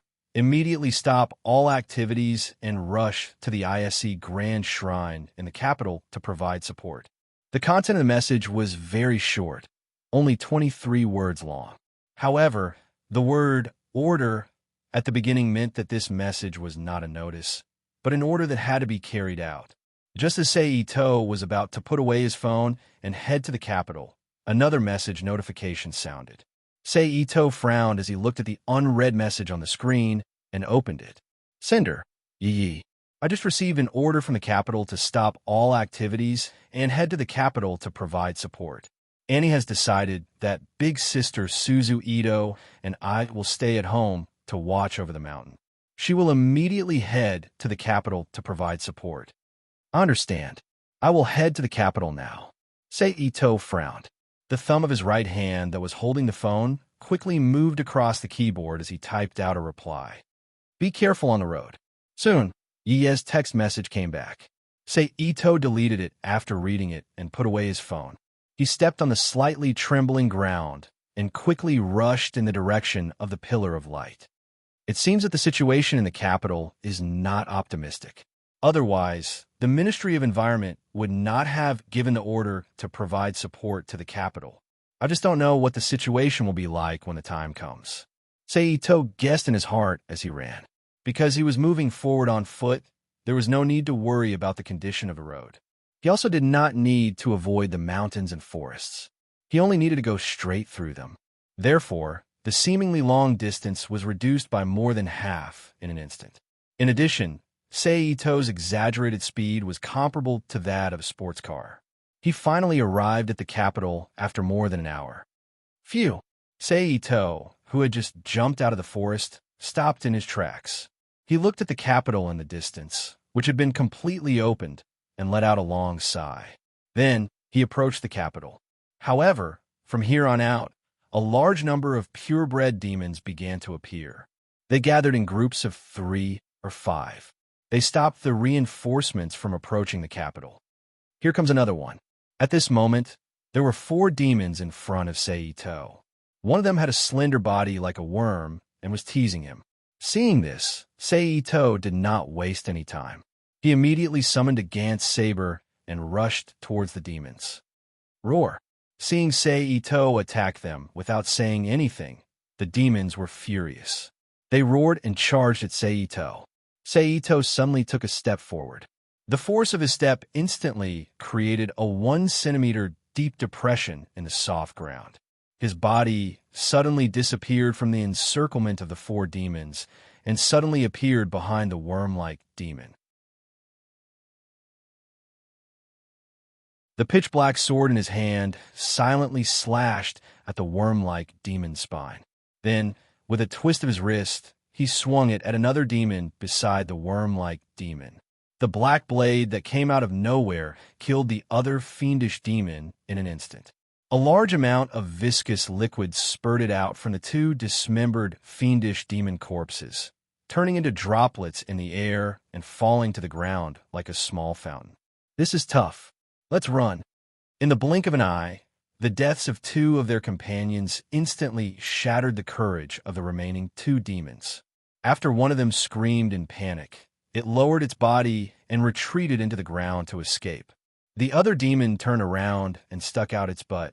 It sprayed out a pungent, light yellow mist with a sluggish effect. Then it ran away without stopping. Seito snorted disdainfully at the actions of the other 2 demons. He threw the Gantz saber in his hand at the escaping demon.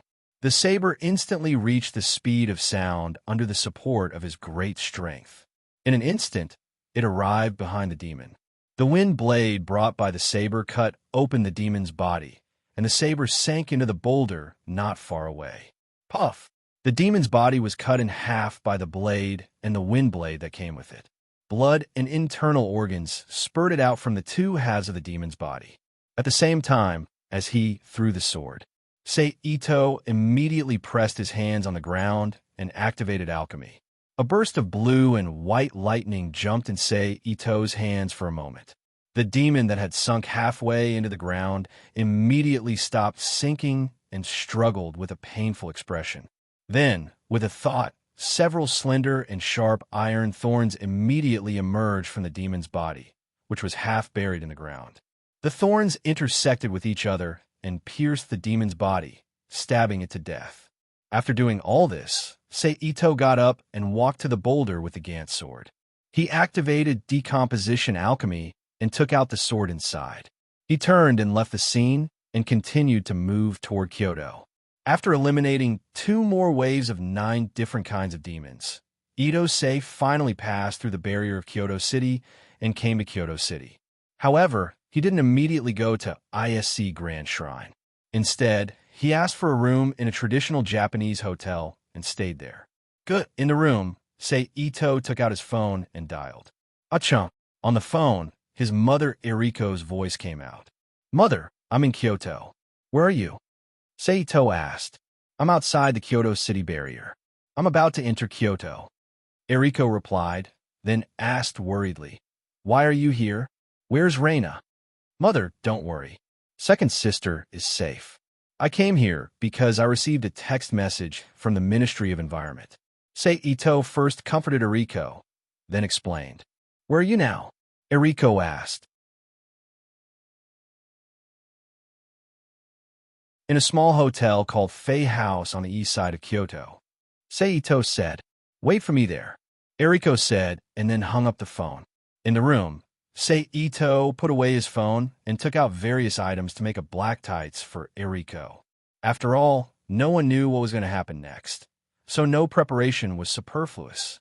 Maybe it would save his life at some point in time. This was one of the rules of survival that Ito-sei learned in the battlefield of the steel smelting world. Soon, Seito, who was making the black tights, was interrupted by a knock on the door. Sir, there's a lady outside looking for you. The owner's voice came from outside the door. Got it. I'll be right there. Seito shouted outside the door. Then he put down the things in his hand, got up, and went to the door. He opened the wooden door and followed the owner to the entrance. Mother.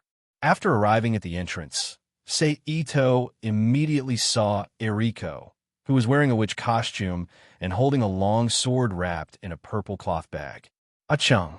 Eriko immediately turned to Seito and said with a smile, Ah-chung. Although there was no obvious expression, Seito could clearly feel the happiness in her words. Mother, let's go back to the room first, Itose said to Eriko with a displeased face. The boss, who was peeking at Eriko with lecherous eyes from time to time at the counter, said coldly. The owner, who was attacked by Seito's cold snort, immediately turned pale. He looked at Seito in fear with sweat all over his face. Like a mouse that saw a cat, he lowered his head and stared at the registration book on the table without moving. Okay. Eriko obviously noticed the owner's situation and answered without looking at him. Then, she followed Seito back to the room. After the two of them sat down, she asked with concern, How is Reina doing? Second sister is doing very well. I took her for a baptism some time ago. Because I wasn't sure if the Soul Lady had been chosen in the capital, I didn't take her back. Also, I was worried that the Ministry of Environment would borrow the Ministry of Information's data, so I didn't even call home. I'm sorry. Seito bowed and apologized.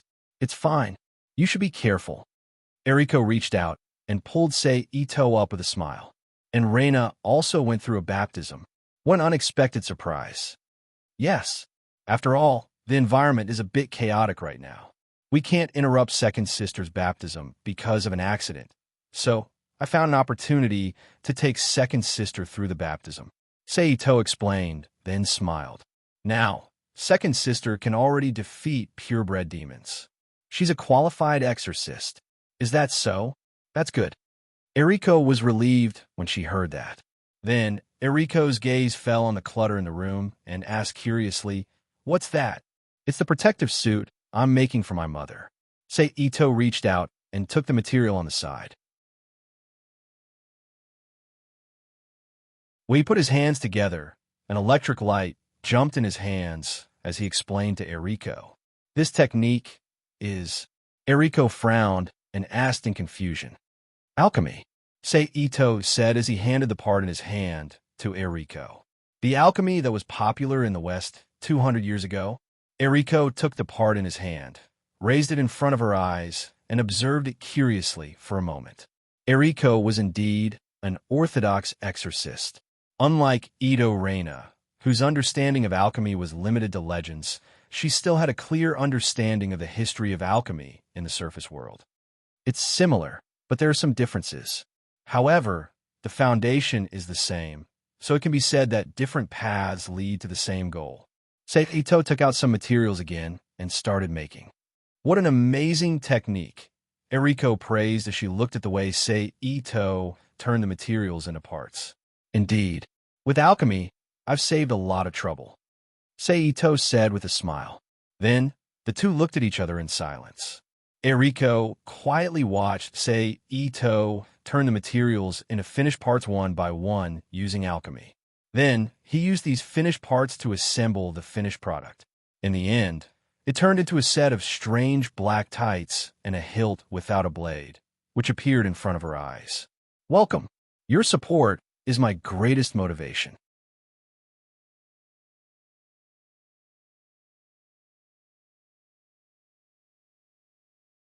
Chapter 296. Looking at the two things in front of her, Eriko raised her head and looked at Seito with confusion, waiting for him to explain. This black tights is the protective suit I mentioned earlier. Although it looks a bit strange, its defensive ability is one of the best in the world. Seito reached out and explained to the black tights. This suit can not only effectively defend against all kinds of physical damage, but it can also defend against energy attacks to a certain extent. The only thing that limits the time and strength of the defense is the button-shaped biological battery on the surface of the suit. As long as the battery is charged, the defense effect can always be turned on. And in addition to the defense function, the black suit also has two practical functions: invisibility and muscle support. Really? Eriko reached out and took the black tights in her hand.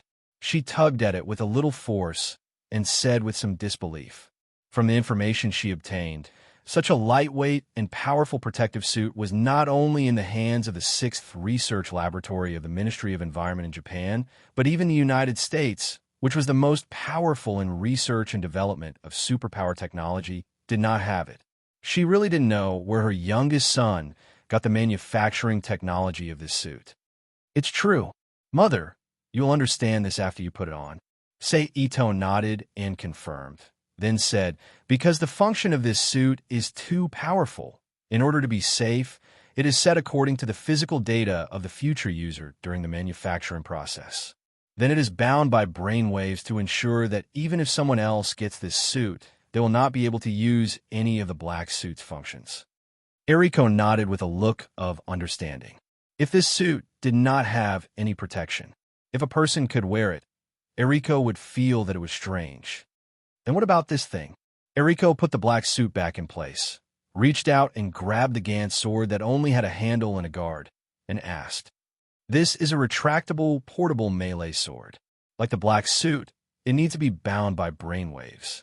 Then it can be controlled by mind, or the change of blade length," Ito said as he took the saber from Eriko's hand. He aimed the saber at the empty space beside him and used his mind to command the blade to spring out. Schwa. One was 85 centimeters long. It was 2 centimeters wide, and its body was pitch black.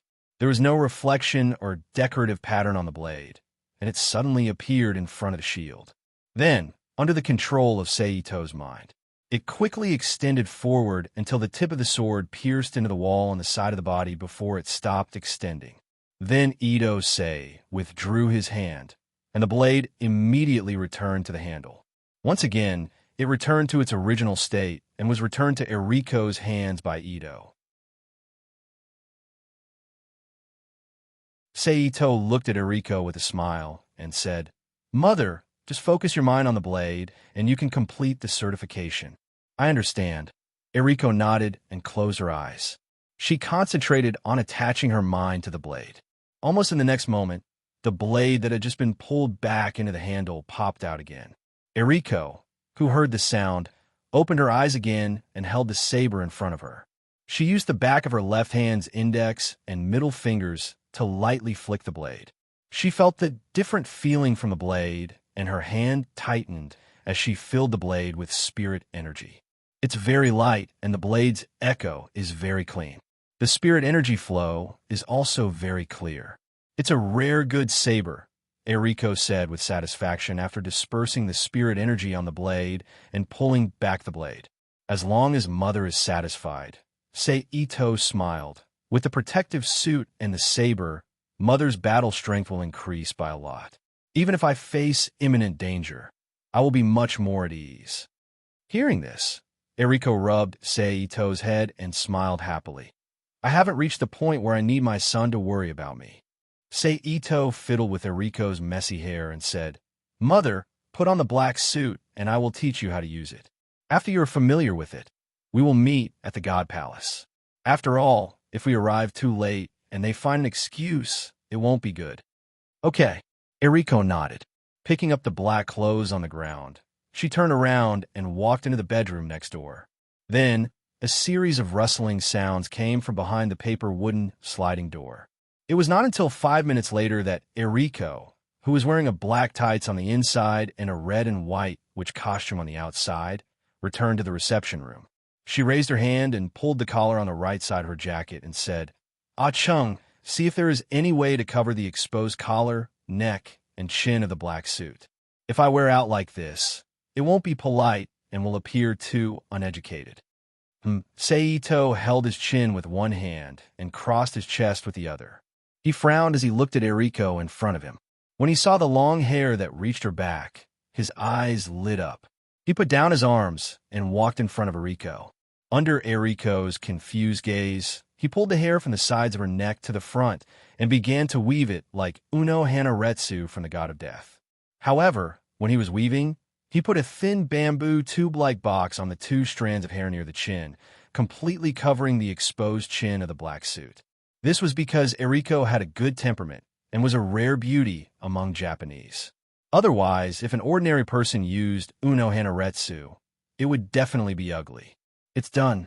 After a moment, Seito put down his hands, took 2 steps back, and nodded to Eriko with satisfaction. When Eriko saw that Seito had finished, she turned around and walked to the side of the mirror to look at it. After she found that the effect was okay, she didn't say anything and kept it. Then, she hid the Gantz sword in her hand, which only had a handle, in the scarlet silk around her waist. She held the sword in her hand and said to Seito, "We don't have much time. Let's go out first and try to familiarize ourselves with the functions in half an hour. Then, we will go to the shrine to see the manager." Okay. Seito nodded and quickly glanced around the room. After making sure that nothing was left behind, he left the room with Eriko and quickly walked out of the Kyoto enchantment and into a nearby forest. "Let's begin," Eriko said to Seito with a serious expression. "First, the invisibility function." Seito nodded and explained, "Mother, there's a long protrusion as thick as a watch band on your right wrist. You can use the invisibility function by pressing the button that is slightly smaller than the biological battery on the protrusion." "I'll try." Eriko nodded. She looked down at her right wrist that was raised horizontally in front of her, and her left hand pressed a round button that was obviously smaller than the black battery on the back of her hand. In an instant, dozens of electrostatic discharges appeared around Eriko's body, making Eriko quickly become transparent and then completely disappeared. What a powerful invisibility ability. Even my Miko costume is hidden. "In the void," Eriko said with a surprised tone. Then, a small electric light flashed, and Eriko's body seemed to protrude from the flat space. She reappeared. At this time, Eriko looked at Seito with a serious expression and said, "Ah-chung, in the future, except for the people you trust the most, don't give this kind of protective clothing to anyone else.